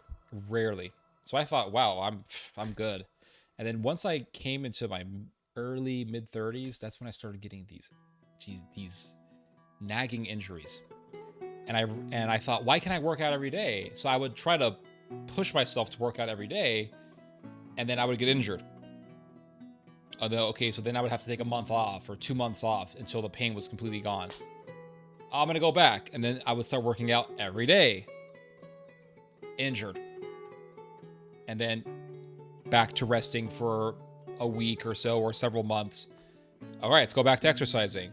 Go back to doing heavy bag work, all this stuff, push-ups. Do it, but I was doing it every day or 6 days a week. Injury. So I would get myself in decent shape and then go back to being a lard ass. Decent shape, back to being a lard ass. Decent shape, back to being a lard ass. So one day a friend of mine asked me to help him install a fence. This happened some months ago. And I have this tool, I don't know what it's called, but it's like a metal tube, and it has 2 handles on it, and you use it to hammer the beams for the fence into the ground. It's a really good tool if you want to hammer the beams. So instead of using a hammer to hammer the beams for the fence, you use this tube hammer, and what it does is you put the beam through the hole on the tool, and then you lift the tool's about 12 pounds. You lift the tool up and you hit the beam as hard as you can. It'll hammer that beam pretty well. And I was hammering these beams, and I didn't mind because it's a great workout. By the time I was done, I thought, wow, that's a really good workout. The next day I wake up and I'm looking kind of muscular. I'm feeling lighter because I burned a lot of calories doing that. But I felt sore in my body, in some areas of my body, and I thought, okay, I'm going to take a rest. I'm not going to do any workout, any exercise. So for the rest of the week, I didn't do any exercises. And as long as I didn't go past 2,000 calories, I noticed that I was losing weight. And I was still looking somewhat muscular. Okay. So all of a sudden it dawned on me, Ted, the reason why you keep getting injured is because you're not taking any rest days. You're not taking any rest days. You have to. So I did a really hard workout in helping this guy install a fence. And then I rested for the rest of the week, and I still kept decent shape. Wow, I don't need to work out every day. Why did I keep trying? Why was I always pushing myself to exercise every day? Because of ego. That's all it is. It's because of ego. And if you can work out every day and not get injured, then this doesn't apply to you. But I realized I don't need to work out every day. I just need to work out 2-3 times a week, watch my diet, and I'm good. That's it. I'm good. So, because I'm working out only 2 to 3 times a week, I make sure that each of those exercises is intense. I'm not doing a little 15-minute thing, break a little sweat. No. It's intense. It's 30 to 40 minutes on that heavy bag, punching the shit out of that punching bag almost nonstop. It's a what do they call it? High intensity interval training. And so because it's high intensity, I burn a bunch of calories, I lose weight, I get a little bit more muscular. Then the next day, rest. And if I feel good the day after the rest day, I'll do it again. And then I'll rest. If I feel really good, I might do it a third time. So I do 2 to 3 times a week. And I'm good. And I did a really intense workout on Monday. Sure, I had a little bit of aches and pains from previous injuries, but because I did a full rest day, recovered, did another 40-minute workout, I had some minor aches and pains from previous injuries the next day. Very minor, but they went away. Why? Because I've rested. I rested yesterday. Today I didn't do any exercise. Saturday won't be doing any exercise. Sunday, no exercise. Monday, I'll go back to exercise. So just taking all those days off prevents my body from getting into seriously prolonged pains. Because it's like trying to go to failure every time, right? If you lift weights and you try to go to failure every single time, you will get injured 100%. You pick up a weight, I'm gonna go to failure, go to failure, go to failure, go to failure, go to failure, go to failure. In my Taekwondo school where I trained at, the instructor, he used to have this saying that I still actually will say to myself as I'm exercising. It was finish strong. Everything you do, finish strong. And I agree with this sentiment. But when we did push-ups, sometimes we would do push-ups to failure. And then after we would rest for a little bit, we would go back to doing more push-ups. This was great in my late teens, early 20s, because it gets you super muscular. But if you did that every single day, you will eventually get injured. Your joints will get injured. Why? Because of something called accumulated fatigue. Sometimes we think, I definitely believe this, that if I can just get 7 to 8 hours of sleep, I can go back the next day and go back to training. No, your body needs time to rest, and resting is just as important as actually exercising. And I have a 30-pound kettlebell, and I did some great workouts on the 30-pound kettlebell. I would do bicep curls on the 30-pound kettlebell. I would do presses with the 30-pound kettlebell. I would do tricep curls with the 30-pound kettlebell. And doing that for one day, the next day, I would do that one 20-minute session on a kettlebell, and I felt great afterwards. The next day I would feel really good, and then I would do it again. So I was like, okay, it's just 20 minutes. What can go wrong? You do it again. So then all of a sudden I started getting a little bit more muscular, started losing some weight, felt really good. And then I thought, okay, I'm going to go a little bit hardcore. When I was doing the 20-minute kettlebell sessions, I wasn't going to failure, muscle failure. Muscle failure is when you lift the weight to the point where you can't lift it anymore. That's called failure. So I would say, instead of just doing each exercise within a certain limit of reps, I'm going to go to failure every single movement. So I started going to failure. Well, I noticed a big difference. My muscles were bigger. I felt better. I was losing more, burning more calories, losing more weight very quickly. So I thought, wow, I'm going to go to failure every single day, because my ego was saying, wow, Ted, look, you lost all this weight. You look better. Go to failure every day. So I started going to failure every single day with these kettlebell motions. So kettlebell bicep curls, tricep curls, shoulder presses, going to failure every single day, doing two sets for each workout, for each movement. And did that for 2 weeks. By the third week, woke up the day later after doing this, rep to failure session, feeling this excruciating pain on my right shoulder. Excruciating pain to the point where it was horrible. And guess what happened? I didn't exercise for an entire 5-6 months, something like that. 5-6 months, no exercise. Guess what happened? Gained weight, got flabbier, lost all the muscle, felt weaker, felt like shit. I'm like, man, why do it's actually, you actually get the opposite of what you're looking for. You're looking to lose weight, get in better shape. But when you let your ego direct things and you train every single day and go to failure, do all this crazy shit for 6 to 7 days a week, and you're not taking any rest days because you're this tough guy, your body forces you to take rest days by making you feel pain. It's the bottom line. And then guess what happens?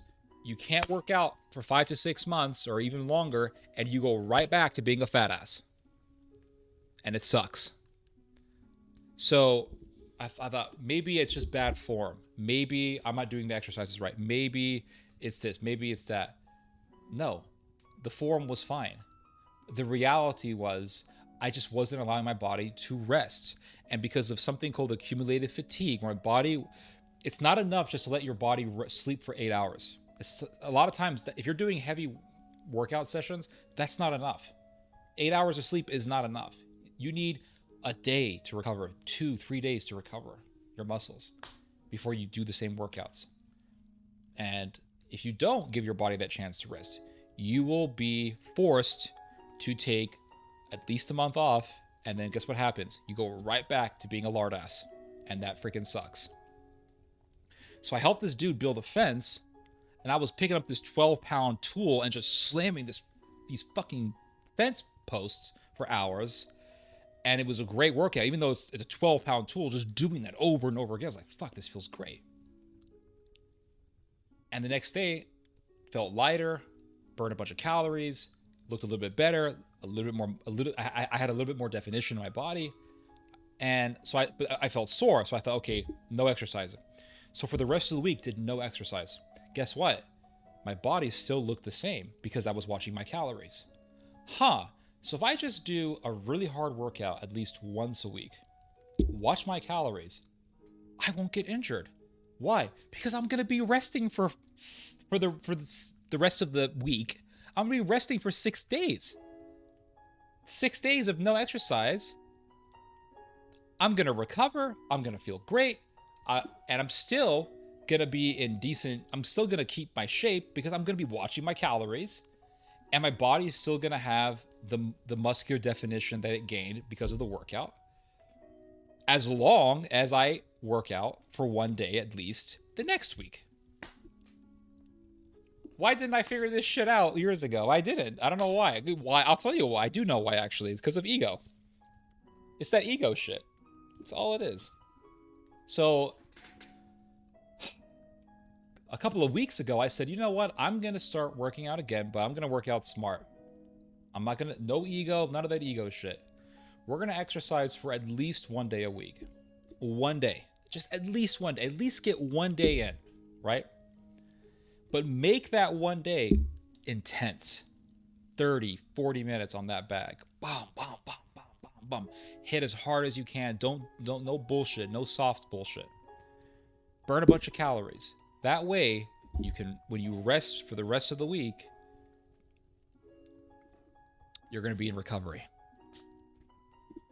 And your body is still going to be burning calories because it's going to be recovering. Because it takes calories to actually, from what I understand, it actually takes calories to recover. And just watch your diet. So you have 2,000 calories for the day, right? 2,000 calories. Just 2,000 calories. That's it. That's a lot, actually. 2,000 calories. I ate a burger and fries. Okay. That's like how many calories? Let's say the burger and fries is 1,000 calories. You still got 1,000 calories left. So you had the burger and fries. No soda. That's another thing. Don't drink fucking soda. That is the biggest cause of fat ass in all the United States.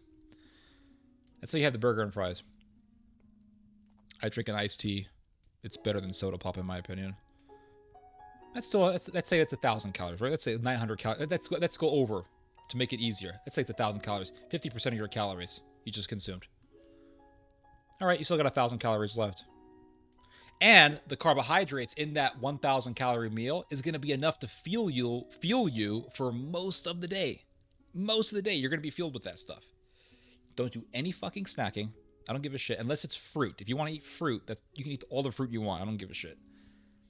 But no chips, no bread, none of that shit. Just, if it's not fruit or some kind of a lean-ass vegetable, then don't eat it. I only eat again until I'm actually hungry. Once my body is actually hungry, physically, not psychologically, because a lot of the snacking shit, it comes from psychological cravings. Once your body is actually hungry, then eat another meal. But eat a meal. Don't eat bullshit. Don't eat like junk shit. Eat real food, real ingredients. I like to eat kimchi. I made a lot of kimchi for my garden last year, so I still have the kimchi that I made. I like to eat kimchi. I like to eat some kind of meat, some kind of a starch. But as long as I keep it either within or at 2,000 calories, I am good. That is it. No snacking. No snacking. That's it. Have a burger and french fries with an iced tea. I don't recommend anyone to drink soda because soda will make you into a lard ass. And it makes you feel like shit. No soda, but just burger and fries. I like to have an iced tea. Not soda iced tea, but the real iced tea. Some restaurants will serve it. And as long as I keep it within or at 2,000 calories, I am good. I am absolutely good. And you gotta have rest days. You gotta have rest days. That's it. And believe it or not, like when you wake up, right? Let's say you do a hard workout, 30-minute, 40-minute, 1 hour. The next day, you're gonna wake up. You're gonna feel great. You're gonna feel a little sore. That's awesome. You're gonna feel lighter. Physically, you're gonna feel lighter. And so you feel lighter, right? Now you want to maintain that lightness. You maintain that lightness by being conservative with your calorie intake. I mean, this is very similar. Don't go past 2,000 calories. It's not that complicated. Don't snack. That's the number one rule. Don't snack. And rest. But get at least one good workout in. And by workout, I'm not talking about some 12-minute bullshit. I mean like at least 30 minutes. At least 20 minutes. Right? I'll keep it easy. At least 20 minutes a week. At least 20 minutes once a week. And just keep those calories limited. Man, you lose weight. And I haven't cut off carbs. I was 2 months ago. I was 240 pounds, guys. 240. Then, about a month later, I went down to 233, somewhere around there. And the weight machine that I'm using is not some flimsy weight machine that I own in my house. I mean, I went to the grocery store. At the grocery store I go to, they have a professional weight machine. And it gives you an accurate measurement as to how much you weigh. It also checks your blood pressure, which is also really cool. So every time I go to the grocery store, I check my weight. So 2 months ago, I was 240. Then I checked it again. I went to the grocery store a month later, went to the weight machine. I went down to around 233. Plus, you have to understand the clothes, the jeans, the shoes, that adds weight. So it's less than that. Then a month later, I went to the same grocery store, went to the weight machine. I went down to about 220 something, 227, somewhere around there. Then a few days ago, I checked my weight again. I was, according to the weight machine, I was 217. If you take the clothes out, the wallet, the shoes, it's probably 215, I would say. So I would say 215 is more accurate. So from 240 to 215, I've lost a bunch of weight. How did I do it? The biggest thing, more important than the exercise, because everyone talks about exercise. You cannot exercise your way out of a shitty diet. You can't.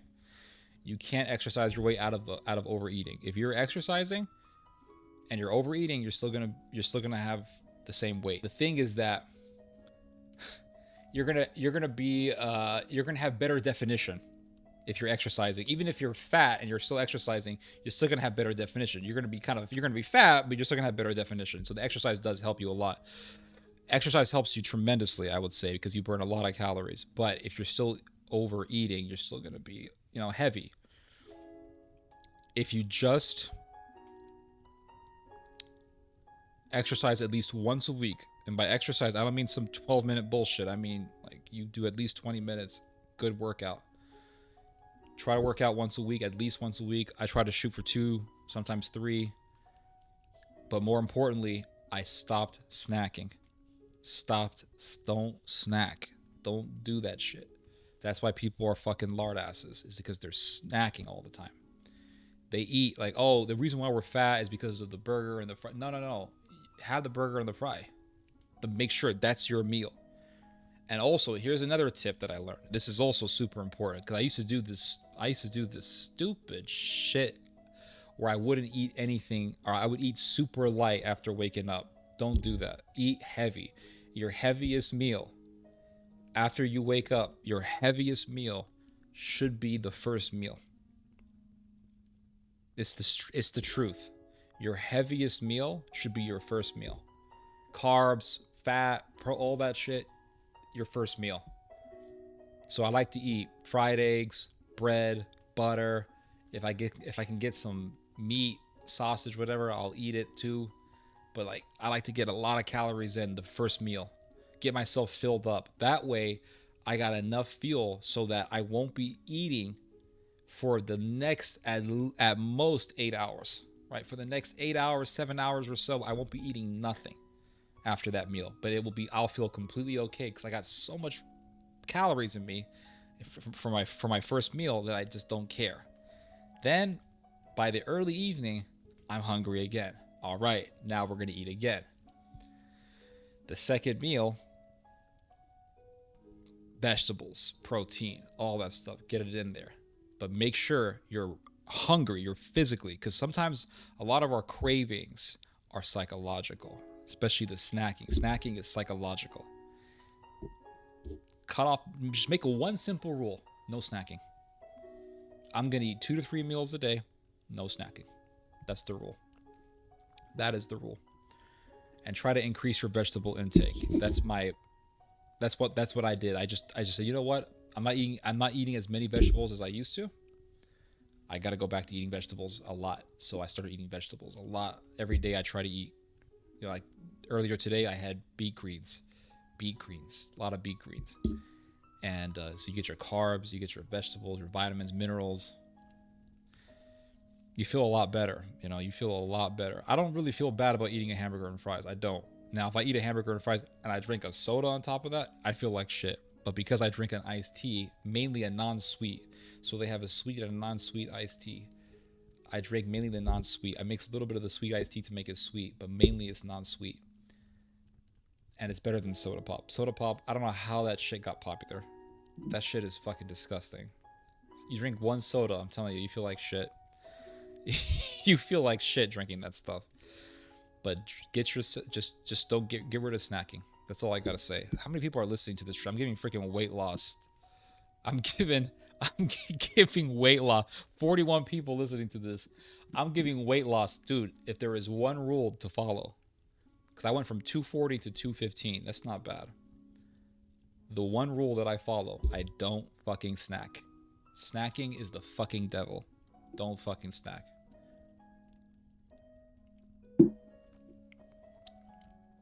And if you don't want to do a heavy workout one to three times a week, here's what you do: walk every day. If you don't want to do the exercise, the intense exercises, one to three times a week, just walk. And if you don't want to walk outside, just go on a treadmill and walk. Walking is low impact. You can walk as much as you want. Swimming is even better, because swimming can be high intensity and it's low impact on the joints, low impact on the body. It's not bad. I don't have a pool, so I like to do the heavy bag work, and I punch the shit out of that bag, and it releases a lot of stress, and I feel a lot better. I punch the shit out of that bag for at least 20 minutes. But I try to do that once a week. I like listening to Theodore and his takes on different subjects, but videos lasting hours and hours I have no patience for. Yeah, well, this is a 7-hour stream. At least talk. Yeah. Videos lasting hour. Yeah, well, I mean, it's a stream, it's a live stream, and I do the live stream every day. Now, here's the thing: at least take a 3-mile walk. Yeah, 3-mile walk, 2-mile walk is fine, whatever, but do it consistently. Consistency is the most important thing in life. The most important thing in life and anything you do is consistency. If you're not consistent, then drop it. Gardening. I do gardening work almost every single day of the week. I water my plants. If I don't have to water, because sometimes we get some good rains, pull some weeds, kill some insects, kill some freaking mice, because mice will destroy your garden. Harvest something, pull some weeds. A little bit of garden work. Consistency, though. You got to be consistent.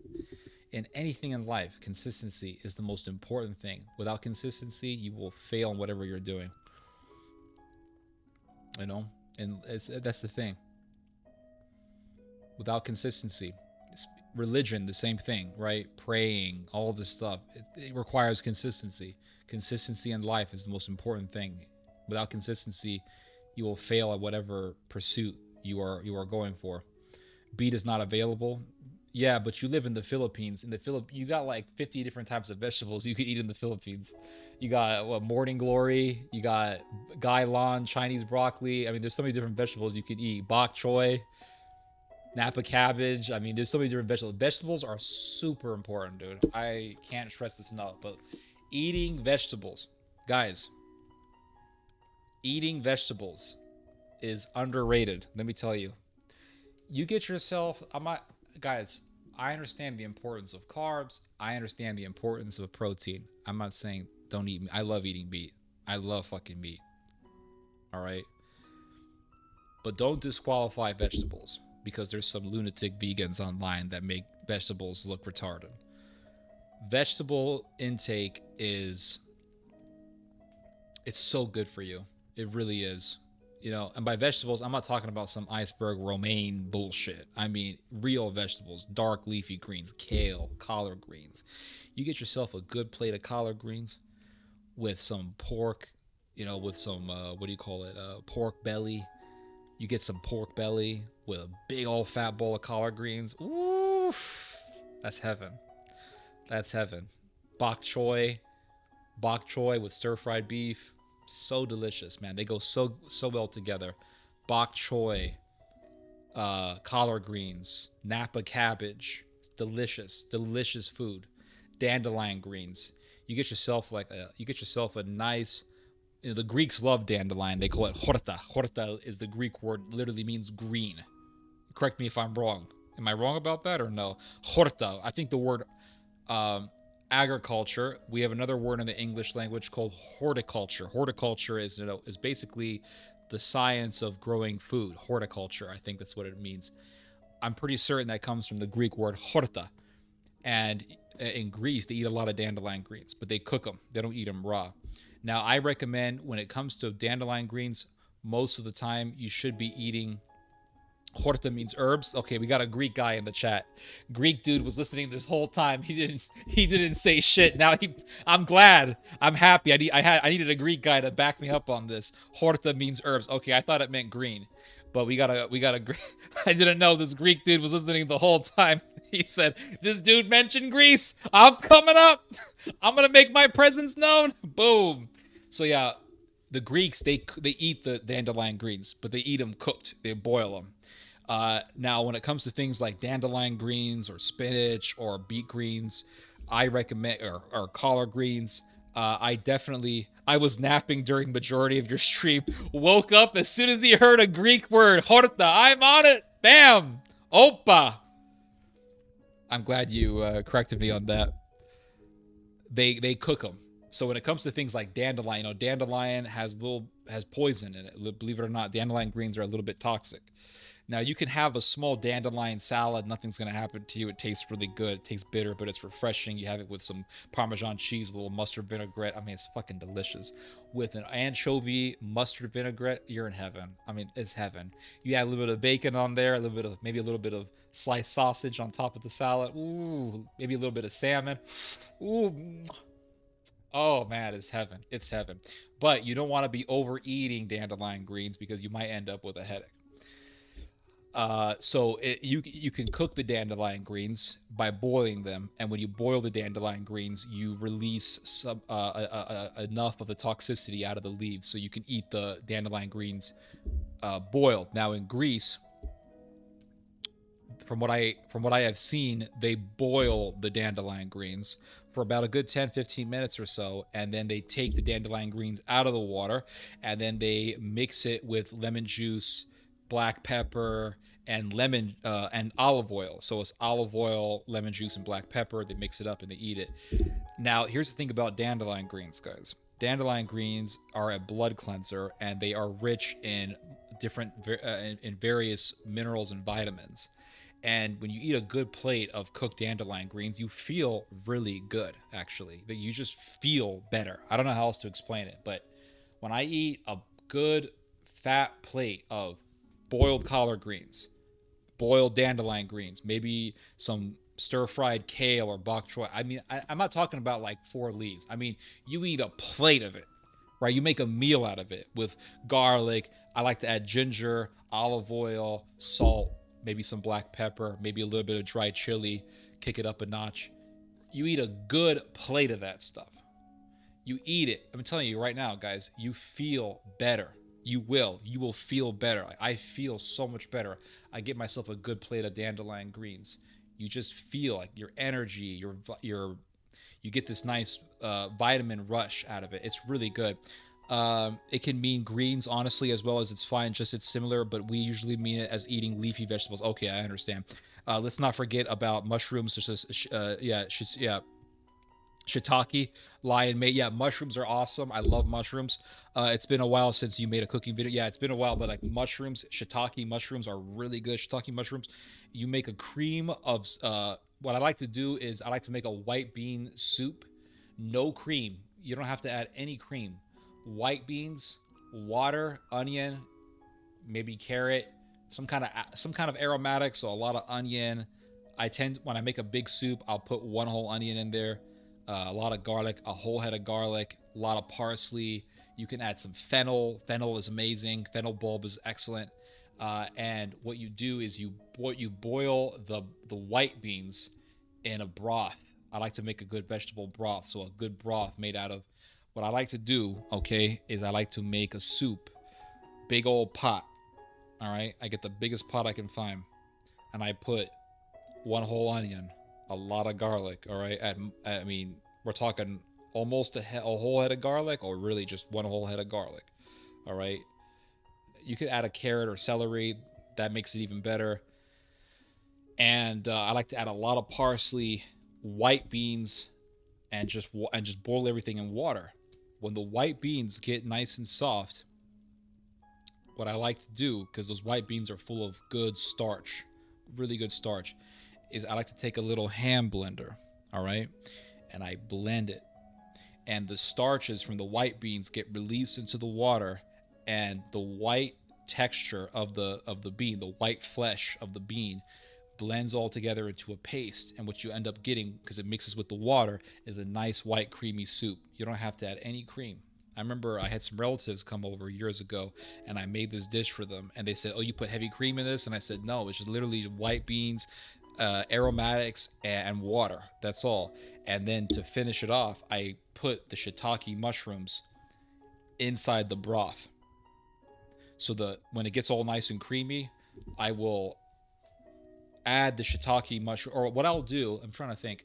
I think what I do, if I remember, I haven't done this in a while, is I'll boil the shiitakes in its own pot of water, right? I don't get a lot of shiitake, so you get a small bundle of shiitake mushrooms, you put them in the water, and you boil them, and you create a nice, beautiful broth. And what I do is I pour that broth into that creamy mixture, let it boil all together with the mushrooms, and you season it, black pepper, salt, you taste it. The natural umami flavor that is going to emanate from the shiitake is going to seep into the white bean soup, and it is going to be heaven in your mouth. Let me tell you that right now. I'm telling you right now, it's heaven in your mouth, man. And I like to eat that with a side of pork belly. So you get a side of pork belly with the white bean soup. You put the pork belly, and what I do with the pork belly is the pork belly is the tastiest part of the pig. People don't realize this. You see, I was raised not to eat pork. My father was born a Muslim, okay, but he became a Christian, but he kept the kosher laws, all right? He likes to keep things kosher. So I was raised not to really eat that much pork, except unless it was pepperoni pizza. We made exceptions for pepperoni, because pepperoni is cocaine in your mouth.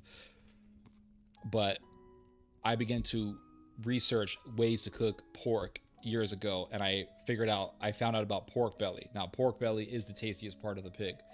What I do with pork belly, I learned this by watching Chef Jamie Oliver. If you have not seen Chef Jamie Oliver, he's a really good YouTube chef. But I was watching Jamie Oliver when he was back in Food Network. But the Food Network is bullshit. I don't think I'm not sure if Food Network even exists anymore. It's like G4 video game. That shit doesn't exist. Everything's on YouTube nowadays. TV is the dinosaurs. It's the Neanderthals. The Neanderthals never existed, but it's bullshit. You just go on YouTube, all right? Type in Jamie Oliver pork belly. He teaches you how to make a pork belly. What I do with the pork belly is I cook it in the oven for 3 hours. All right. I like to rub the top of the pork belly, the fattiest part of the pork belly, which is the top, which is delicious. You rub the whole thing with butter. I get a stick of butter and I just rub it with butter. Cover it in butter, salt, and black pepper. Now, what I like to do is I put the pork belly on a little rack on top of the tray. Underneath the rack, I put a little bit of water. So the water kind of prevents the whole thing from from burning. At least I learned that from watching Chef Marco Pierre White has got a video on how to make pork belly, and I learned this from him. Now, the thing about Chef Marco's video is he only cooks his pork belly for an hour. Now, when I first started cooking pork belly years ago, I followed Chef Marco Pierre White, and I said, okay, he cooks it for an hour. I cooked it for an hour. Chef Marco must be using a fucking super high-tech oven because that shit wasn't cooked. So then I went on to Chef Jamie Oliver. He cooks his pork belly for 3 hours. That makes a lot more sense. So I put it in there for 3 hours. I think for the first hour, Chef Jamie Oliver cooks it at a really high heat. I think he cooks it for like 500 degrees for the first hour, and then for the last 2 hours, he brings it down. I want to say to about 375 or so, but that's for the last 2 hours. When you take that pork belly out, but I could be wrong because I haven't done this in a while, but check out Chef Jamie Oliver's video on how to make pork belly. Just follow it. It's really good. When you take the pork belly out, the top of the pork belly is cocaine for your mouth. Like, that shit is addictive. It's crispy, delicious, flavorful. The texture is absolutely perfect. It's like putting bacon and butter mixed together in your mouth. It's an amalgamation of butter and bacon and fat and delicious. It's just deliciousness. Now, my philosophy when it comes to cooking is I like to have a variety of textures. I'm not too crazy about having one singular texture when I'm eating. So, for example, if I like to mix unhealthy food with healthy food. So if you just ate pork belly all the time, you'd probably die from a heart attack. But what I like to do is I like to contrast pork belly, the greasiness of the pork belly, with that healthy leanness of leafy greens. So I like to get myself a good side of collard greens, sauteed collard greens or boiled collard greens with garlic and olive oil, and you have that with a side of pork belly. You're in heaven because you get that super rich tastiness of the pork belly. But you see, what happens is when you eat something that's super rich and super tasty, it saturates your palate, and you actually start getting sick of it, and your body will actually start to crave something that is not as tasty but healthier. So that's why I always like to have a larger vegetable to meat ratio. So if I'm eating a pork belly, I like to have a big giant side of greens. So I can eat the greens, I can eat the pork belly. I can enjoy the richness and the fattiness of the pork belly, but I'm not going to be overwhelming myself with it because I'm going to be eating leafy greens, which aren't as tasty as pork belly, but they're a lot healthier than pork belly, and they're very nutrient dense. So you get a good combination. You get yourself a good balance. You want to balance unhealthy with healthy. I don't think we should eat totally healthy. I don't agree with that. I don't think you should just eat healthy food. I think you should balance your diet out between unhealthy and healthy. So I think a pork belly is healthy for you within limits, right? You get your protein.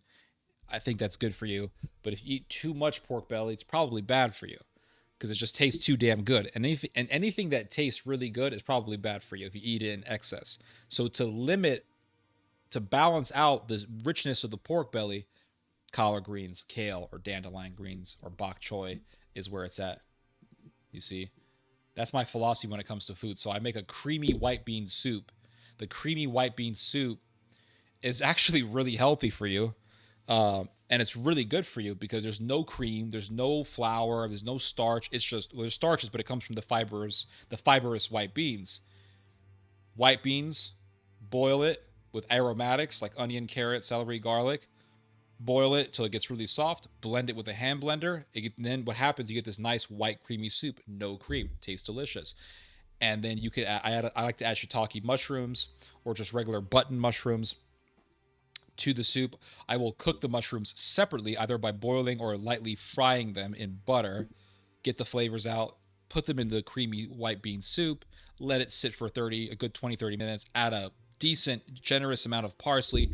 Parsley does a really good job. If you don't know, I get the feeling that people don't really understand what parsley is there for. Parsley is a flavor enhancer. So when you eat parsley by itself, it tastes kind of like celery. But if you take parsley and you mix parsley leaves with whatever you're cooking, what parsley does, and this is the culinary contribution of parsley, Parsley uplifts all the flavors together. So if you get a beautiful white bean soup, maybe you put some tomato paste, maybe it's just white beans with aromatics, you blend it with a hand blender, you get a nice white creamy soup, you add some mushrooms. Mushrooms are going to give a good umami flavor. What parsley does, especially fresh parsley at the end, and I like to put a generous amount of it because of this, for this reason, is parsley mixes with everything and it marries with all the flavors. And it does something, I can't explain it. There's something scientific about it, but it uplifts all the flavors and it actually will amplify everything together. I know this for a fact because I've actually tried to cook without parsley, so I'll try it without parsley. But when you add parsley to a soup or a creamy stew, in the end, the freshness of the parsley does something. There's some chemistry going on where it's just the flavors just come together and it just comes out more alive. And I if I cook a soup, borscht, white bean soup, ribolita, like any sort of these soups, any soup I make, I if I don't finish it off with an herb, I feel naked. The dish feels like it's missing something because it is, because you don't have that lifting up that you get from herbs. Parsley is the best herb because it has a flavor, but the biggest contribution that parsley is going to add is by lifting the flavors that are already there. So parsley lifts flavors that are already there more than it adds flavor. More than adding flavor, it lifts up the flavors that are already there, if that makes any sense. So there is a slight celery flavor from parsley, but more so than adding a flavor is that it uplifts the flavor that's already present in the pot. If you add things like tarragon, dill, fennel, those herbs are going to they're going to mostly add a flavor than they are going to lift up what's already there. That's what makes parsley so distinct in the herb world. So if you add dill, like if you add dill to a soup, I know you added dill to the soup because dill has such a distinct flavor. And dill makes everything taste uniquely European, Eastern European. So if I add dill to anything, automatically that food tastes Eastern European. If I add dill to sour cream and I make a nice, beautiful dill sauce with salmon, I eat it, I'm like, this shit's Russian. Like automatically, you put dill in a pot of anything, fucking Russia's gonna enter your kitchen and just stick its big fat fucking flag right on your kitchen because that shit becomes Russian. Or if the Poles get there on time, some Polish guy's gonna come into your kitchen, just slam a fucking Polish flag right in the middle of your cooking pot, and it's gonna be like, yup, this shit's Eastern European. It's Slavic. It's officially Slavic. Dill makes everything taste Slavic. Sage adds its own unique flavor. Right, you put enough sage into something, you taste it, like you know the sage is in there. Tarragon is a very strong herb. Tarragon is an excellent herb, especially when you're cooking with chicken. If you cook a chicken with the best meat or the best ingredient that goes with tarragon is chicken. Chicken goes so well with tarragon, it's unbelievable. If I have tarragon, I'm always going to cook it with chicken, or you can cook it with steak. Steak is okay, but chicken is where it's at more than anything. You put chicken and tarragon, beautiful, beautiful. But tarragon has a very strong anise flavor, which goes very well with chicken. Chicken is a very strong ingredient. It's a big ingredient. It's a big, robust ingredient. So it needs something. It has that dead bird flavor. You don't want to. I hate chicken that has no seasoning because I'm putting a dead bird in my mouth. I don't want to be. Listen, when I'm eating chicken, I don't want to be reminded that I'm putting a dead animal in my mouth. You know what I mean? Like, I know it's chicken. I know it's a bird. All right, it lived its life. The poor thing was probably terrified when it was getting killed. I don't want to think about that shit. I just want to eat the deliciousness of it. So what do? I put herbs. The herbs mask the shame, all right? Not the shame, but it masks that dead animal flavor. You put enough tarragon on chicken, that stuff tastes amazing. Fried chicken with tarragon? You get yourself olive oil, deep fry it or fry the chicken in olive oil, add some butter. What I like to do is I like to fry the chicken thigh on the olive oil on both sides until both sides are golden brown. Once both sides are golden brown, I add butter and I'll slow cook it with a little white wine, and then I will put a lot of tarragon in the mixture. So you put white wine, you can put some water in there. You want to kind of make it a little bit soupy because you don't want to burn the herbs. If you just put the herbs in there without any liquid, if you slow cook it long enough, the herbs will burn. So I like to put water, white wine, butter. The butter melts and emulsifies with the water and the white wine. You add the herbs will emulsify into the liquid. You end up forming this really good broth. And that tarragon flavor will prevent you from being reminded that you're putting a dead animal in your mouth. That shit tastes disgusting. Now, when it comes to parsley, parsley does add a little bit of flavor, but more so than that is that parsley uplifts whatever is in there. It does. It uplifts anything. So you put soup, let's say you make a delicious soup, and let's say you put rosemary, or let's say you put fennel in the soup. You add a bunch of parsley in the soup when the soup is done. So you turn off the stove, you put the parsley in the pot, the residual heat cooks the parsley. That parsley emulsifies with the rest of everything else, and it uplifts it. So that's why I think the most important herb is parsley, because parsley, it doesn't even let you know that it has, that parsley is in it. It just uplifts whatever is in there. Anyway, the best are wild ducks, pheasants. Parsley, sage, rosemary, and thyme. Yeah, thyme is excellent for chicken. Thyme is very good for chicken. Very good for steak. Fish, I'm not so sure. When it comes to fish, the best herbs to cook with fish, in my experience, is fennel, parsley, or dill. Those are the best herbs for fish. Fish is not as robust as chicken or beef or pork. When it comes to pork, I like rosemary, rosemary, thyme, tarragon is good. When it comes to chicken, beef, or pork, I like to use those anise herbs, or I like those aniseed types of herbs, or rosemary is very good. Rosemary is very good. Rosemary and steak are perfect. That makes a perfect marriage. When it comes to fish, parsley, dill, or fennel, excellent. You cook a salmon with a side of like thinly sliced fennel bulb, very good. If you take salmon, and on the side with the salmon, you have a sour cream fennel mixture. So you just take sour cream, chop a bunch of dill, mix it in there, add salt. Salt and lemon and black pepper. Very good. And the other thing that you can do is you can make an alioli sauce with dill. So you can actually take, what I like to do is take egg yolks. You can just take the egg yolk, separate the egg yolk from the egg white, mix the egg yolks with olive oil. Olive oil and egg yolks emulsify perfectly together. And then once they become a cream, you can add mashed garlic. So you can add, let me just rewind a little bit. Mashed garlic with the egg yolks, and then use a whisk to whisk the olive oil into the garlic and egg yolk mixture.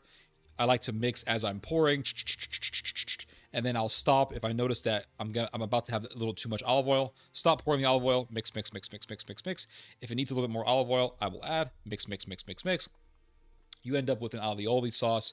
You add a little bit of lemon juice and salt to it, black pepper, and then to finish it off, I will add a good, generous portion of chopped dill leaves. And that dill creates a really good flavor. It emulsifies very good with the yolk and lemon juice and olive oil, alioli sauce. You have that with a side of salmon or tilapia or really any fish, and it just goes perfectly well with it. Fennel bulb goes really good with fish, and parsley goes excellent with fish. Cilantro is a little bit iffy. Cilantro is a cousin of parsley. Cilantro does not really, it uplifts the flavors within it, but it also adds a very unique flavor to whatever you're mixing it with. So cilantro, it tastes like cilantro. I mean, I don't know how else to explain cilantro to you. Some people say it tastes like soap. I don't really see that. Cilantro just tastes like cilantro. But cilantro, the best cuisine that goes with cilantro is actually Mexican food. Mexican food, and cilantro is the perfect herb for Mexican. So you have yourself a taco with the sliced beef, jalapeno juice, pickled carrots, You can add some pickled onion, purple onion or green onions. You could add some habanero, sliced habanero, uh, and then you could add some guacamole or tomatillo sauce, and you just mix it. You just add just fresh habanero on, fresh cilantro on top of the taco. If you eat the taco with the cilantro, and the cilantro just, it uplifts Mexican food more than anything you can. It just mix it up. It lifts up all the flavors perfectly. Perfectly. Cilantro does. Cilantro does not go well with light ingredients. It doesn't. It doesn't go well with fish, in my opinion. It just doesn't go well with fish. Cilantro doesn't go well with chicken either. It just, I don't think it goes well with chicken at all. Cilantro goes, in my opinion, in my preference, cilantro is best in Mexican cuisine, and I keep it there. I know that Chinese people use cilantro. I've seen Thai people use cilantro in their Thai curries. Cilantro root is it is a prerequisite ingredient for Thai curry, but I'm not referring to the root. I'm referring to the leaves. I've seen Thai people put cilantro leaves in their curries. When it comes to Thai cuisine, I really just love a good old-fashioned Thai basil. When it comes to cilantro, I only use it within Mexican food. That's it. I don't use it in anything else. A taco or a burrito with cilantro is perfect. And a taco without cilantro is naked. It feels like it's a naked taco. It needs cilantro. You know, that cilantro with the steak, with guacamole, purple onions or green onions, pickled jalapeno and or pickled carrot. It's a perfect marriage. Cilantro on top of that, with a side of radish. In Mexico, they will traditionally eat a taco with radish. So you take a bite of the taco, you get a radish, take a bite of the radish. The spiciness of the radish goes excellent with a taco. And another thing that Mexican people do is they will eat a taco with a side of roasted green onions. So you take a taco, you bite the taco, take a bite of the radish root, and then if you want to make it even better, you take some of that green onion, you take that, and you just mix it all together in your mouth. It's pretty damn good.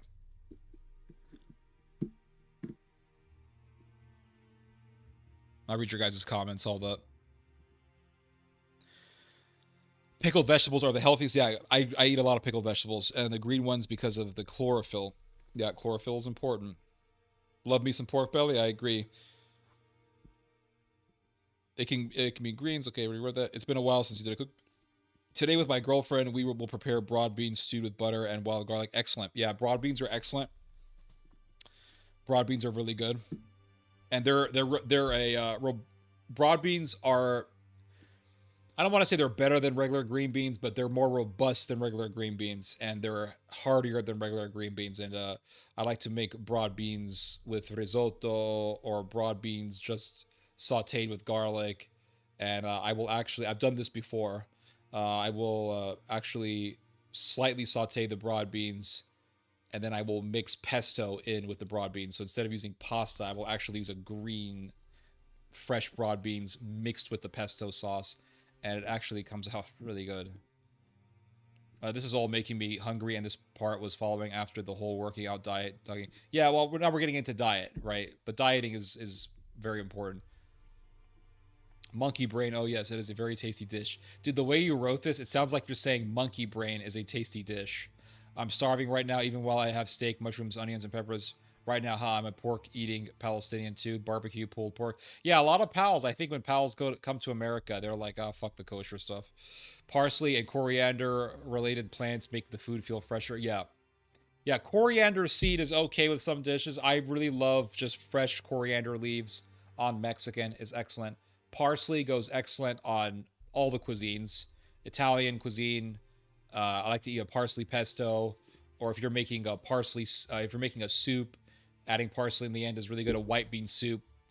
It doesn't matter. So if I make a white bean soup and I add basil in the end to give me that Italian flavor, it doesn't matter. I will always just add parsley in the end because parsley is not really going to disrupt the flavors as much as it is going to uplift whatever is in the pot.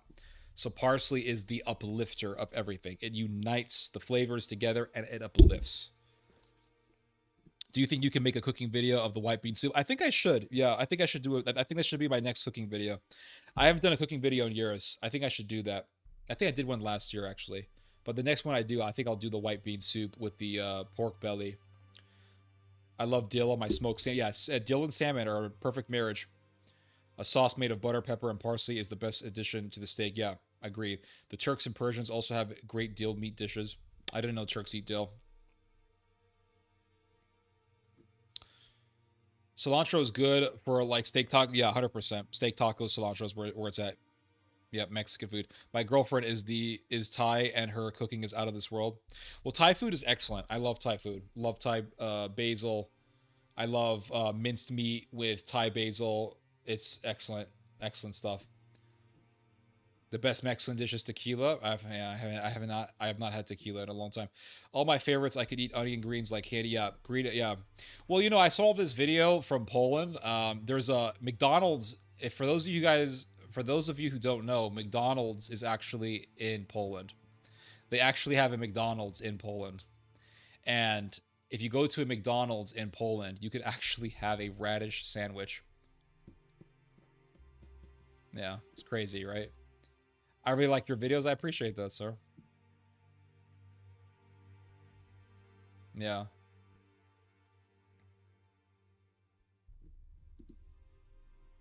Yeah, it's really good stuff.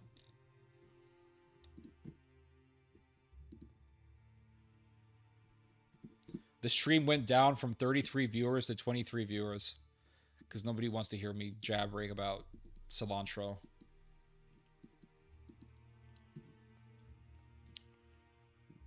Anyway, guys. It's been a while, so I think I'm going to end the stream from here, but it was a lot of fun. A lot of fun, guys. Great stream today. I should say tonight. Great stream tonight. Great stream tonight. A lot of fun.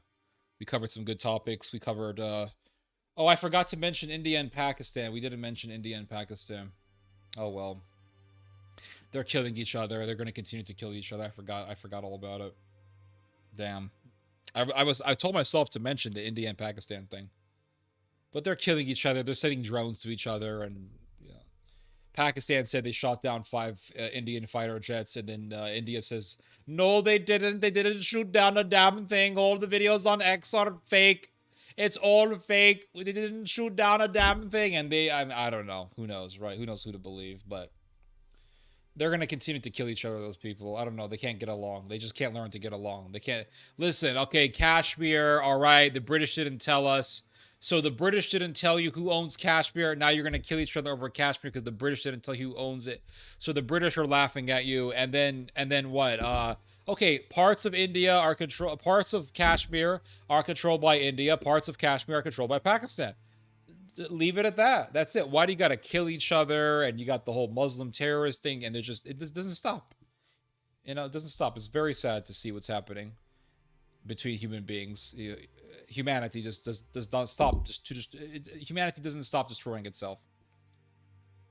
Awesome stream. Yeah, I appreciate that, guys. What about your videos on how to make the herbal drinks? Okay, so I have a video on how I make burdock beer. I would do the video a little bit differently. So in that video, I say to keep the burdock in the main fermentation bucket for 1 week and then bottle it and then keep it and then don't open a bottle until a week later. This is what I would do. Let's say you want to make an herbal beer. Okay. Get a lot of the herb. So it could be catnip. It could be horehound. It could be burdock root, dandelion root. I would say the best ingredients is a root. You want to make a root beer. Dandelion root is excellent. Burdock root is excellent. So go outside and forage for some dandelion root. Get about 1,000 grams of dandelion root. Now, for each gallon of liquid, you want 200 grams of root. So I recently brewed a 5-gallon mixture, a 5-gallon stash of dandelion root. So for 5 gallons, I said, okay, 5 times 2, 1,000 grams. So I got 1,000 grams of dandelion root. I went outside and I foraged for it. I kept picking up roots until I got 1,000 grams. Once you get 1,000 grams of dandelion root, you want to boil it in 5 gallons of water. Now, like I said, 200 grams per gallon. So if you only have 200 grams of dandelion root, boil 1 gallon. So the formula is 200 grams of root per gallon, and then 2 cups of brown sugar or 2 cups of molasses. Never use white sugar. You want to use molasses or you want to use brown sugar. 2 cups of brown sugar, two cups of molasses. You could use also malt extract. That also works very well. You could use honey as well, but you want to get 2 cups of that sweet ingredient. So I use 2 cups of brown sugar, but you could use 2 cups of molasses. You could use 2 cups of honey. You could use 2 cups of malt extract. You put that in the mixture. So you want to boil it. So you put the roots in the water. You boil it. And you want to boil it for 30 minutes or so, all right? An active boil. 30 minutes, not super high, just a medium rolling boil. 30 minutes. I like to cover the pot to prevent too much, too much precipitation. And you want to do that for 30 minutes. After 30 minutes, turn off the heat and let it sit until it's completely cool. Once it's completely cool, strain the water. You just want the water. You don't want the roots. Just want the water. At this point, it's going to be a dandelion root tea. If you're using burdock, it's going to be a burdock tea. Then you put it in your fermentation jar. Fermentation bucket, fermentation jar, doesn't matter. Add 2 cups of the sweetness. This is 2 cups per gallon. So if it's 1 gallon, 2 cups. 2 cups of brown sugar, or you could use 2 cups of malt extract, or 2 cups of honey, or 2 cups of just regular molasses. Molasses works very well. I've used molasses before. You could also use palm sugar, I think also works well.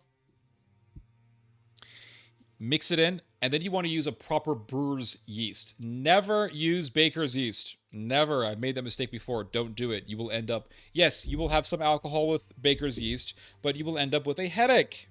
Never use baker's yeast. Always use brewer's yeast. And use a good quality brewer's yeast. I went on Amazon and I ordered a very high quality brewer's yeast from Belgium.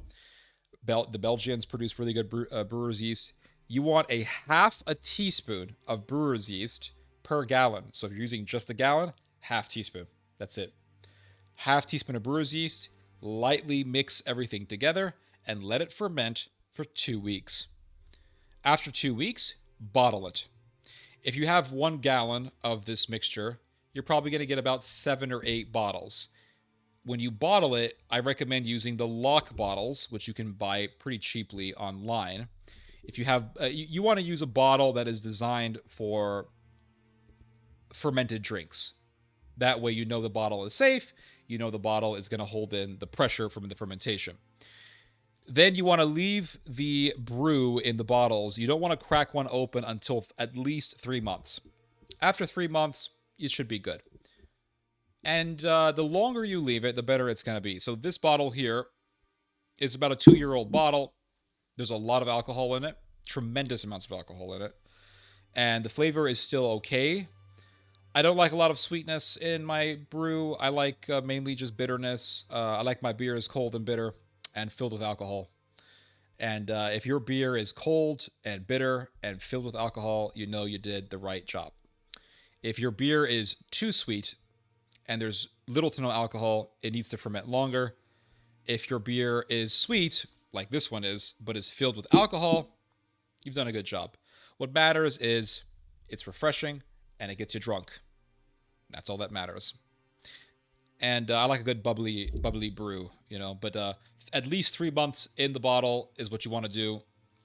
I used to open up a bottle after a week, and the problem is that the carbonation was way too strong because the yeast was still very active after a week, and so when you opened it up, the liquid would fly out of the bottle, and it was still way too sweet after a week of being bottled. So you want to keep them in the bottles for at least 3 months. That way, carbonation has a perfect balance. It's not carbonated to the point where it's going to blow up, but it's not flat. The alcohol content is very good, and there's going to be after 3 months, there's going to be little to no sugar in the mixture. And you put it in the fridge, you let it cool, and you open it up and you drink it, and it's delicious. And when you use a proper brewer's yeast, you will have a good quantity of alcohol. In fact, I am so drunk right now that I am starting to speak with an Irish accent. Yeah. Lights out for me. Good night, everyone. Good night, sir. Good night. Have a good weekend, Monkey Brain. This might be your longest stream. Yep, been here for almost 7.5 hours. How many books do you read per month? I probably read, depending on the size of the book. If it's a really big book, it can take me 3 months to read it. In 3 months, I'll read one book. If it's a really short book, I can read it in a month. So probably if it's a short book, one book a month. If it's a long book, a really long book, like an 800-page book, it'll take me about 3 months to finish it. Any musical recommendations? Not right now. No. I could play some more Japanese pop music, but right now we have the Alden Remake Your Herbal Drink. Okay, I already did that. I don't step foot in the temple of Greece known as McDonald's. There you go. Yeah. Good night. Good night. Christaki Kipros. Thank you for joining us. God bless you guys. Be well. You guys just heard some theology.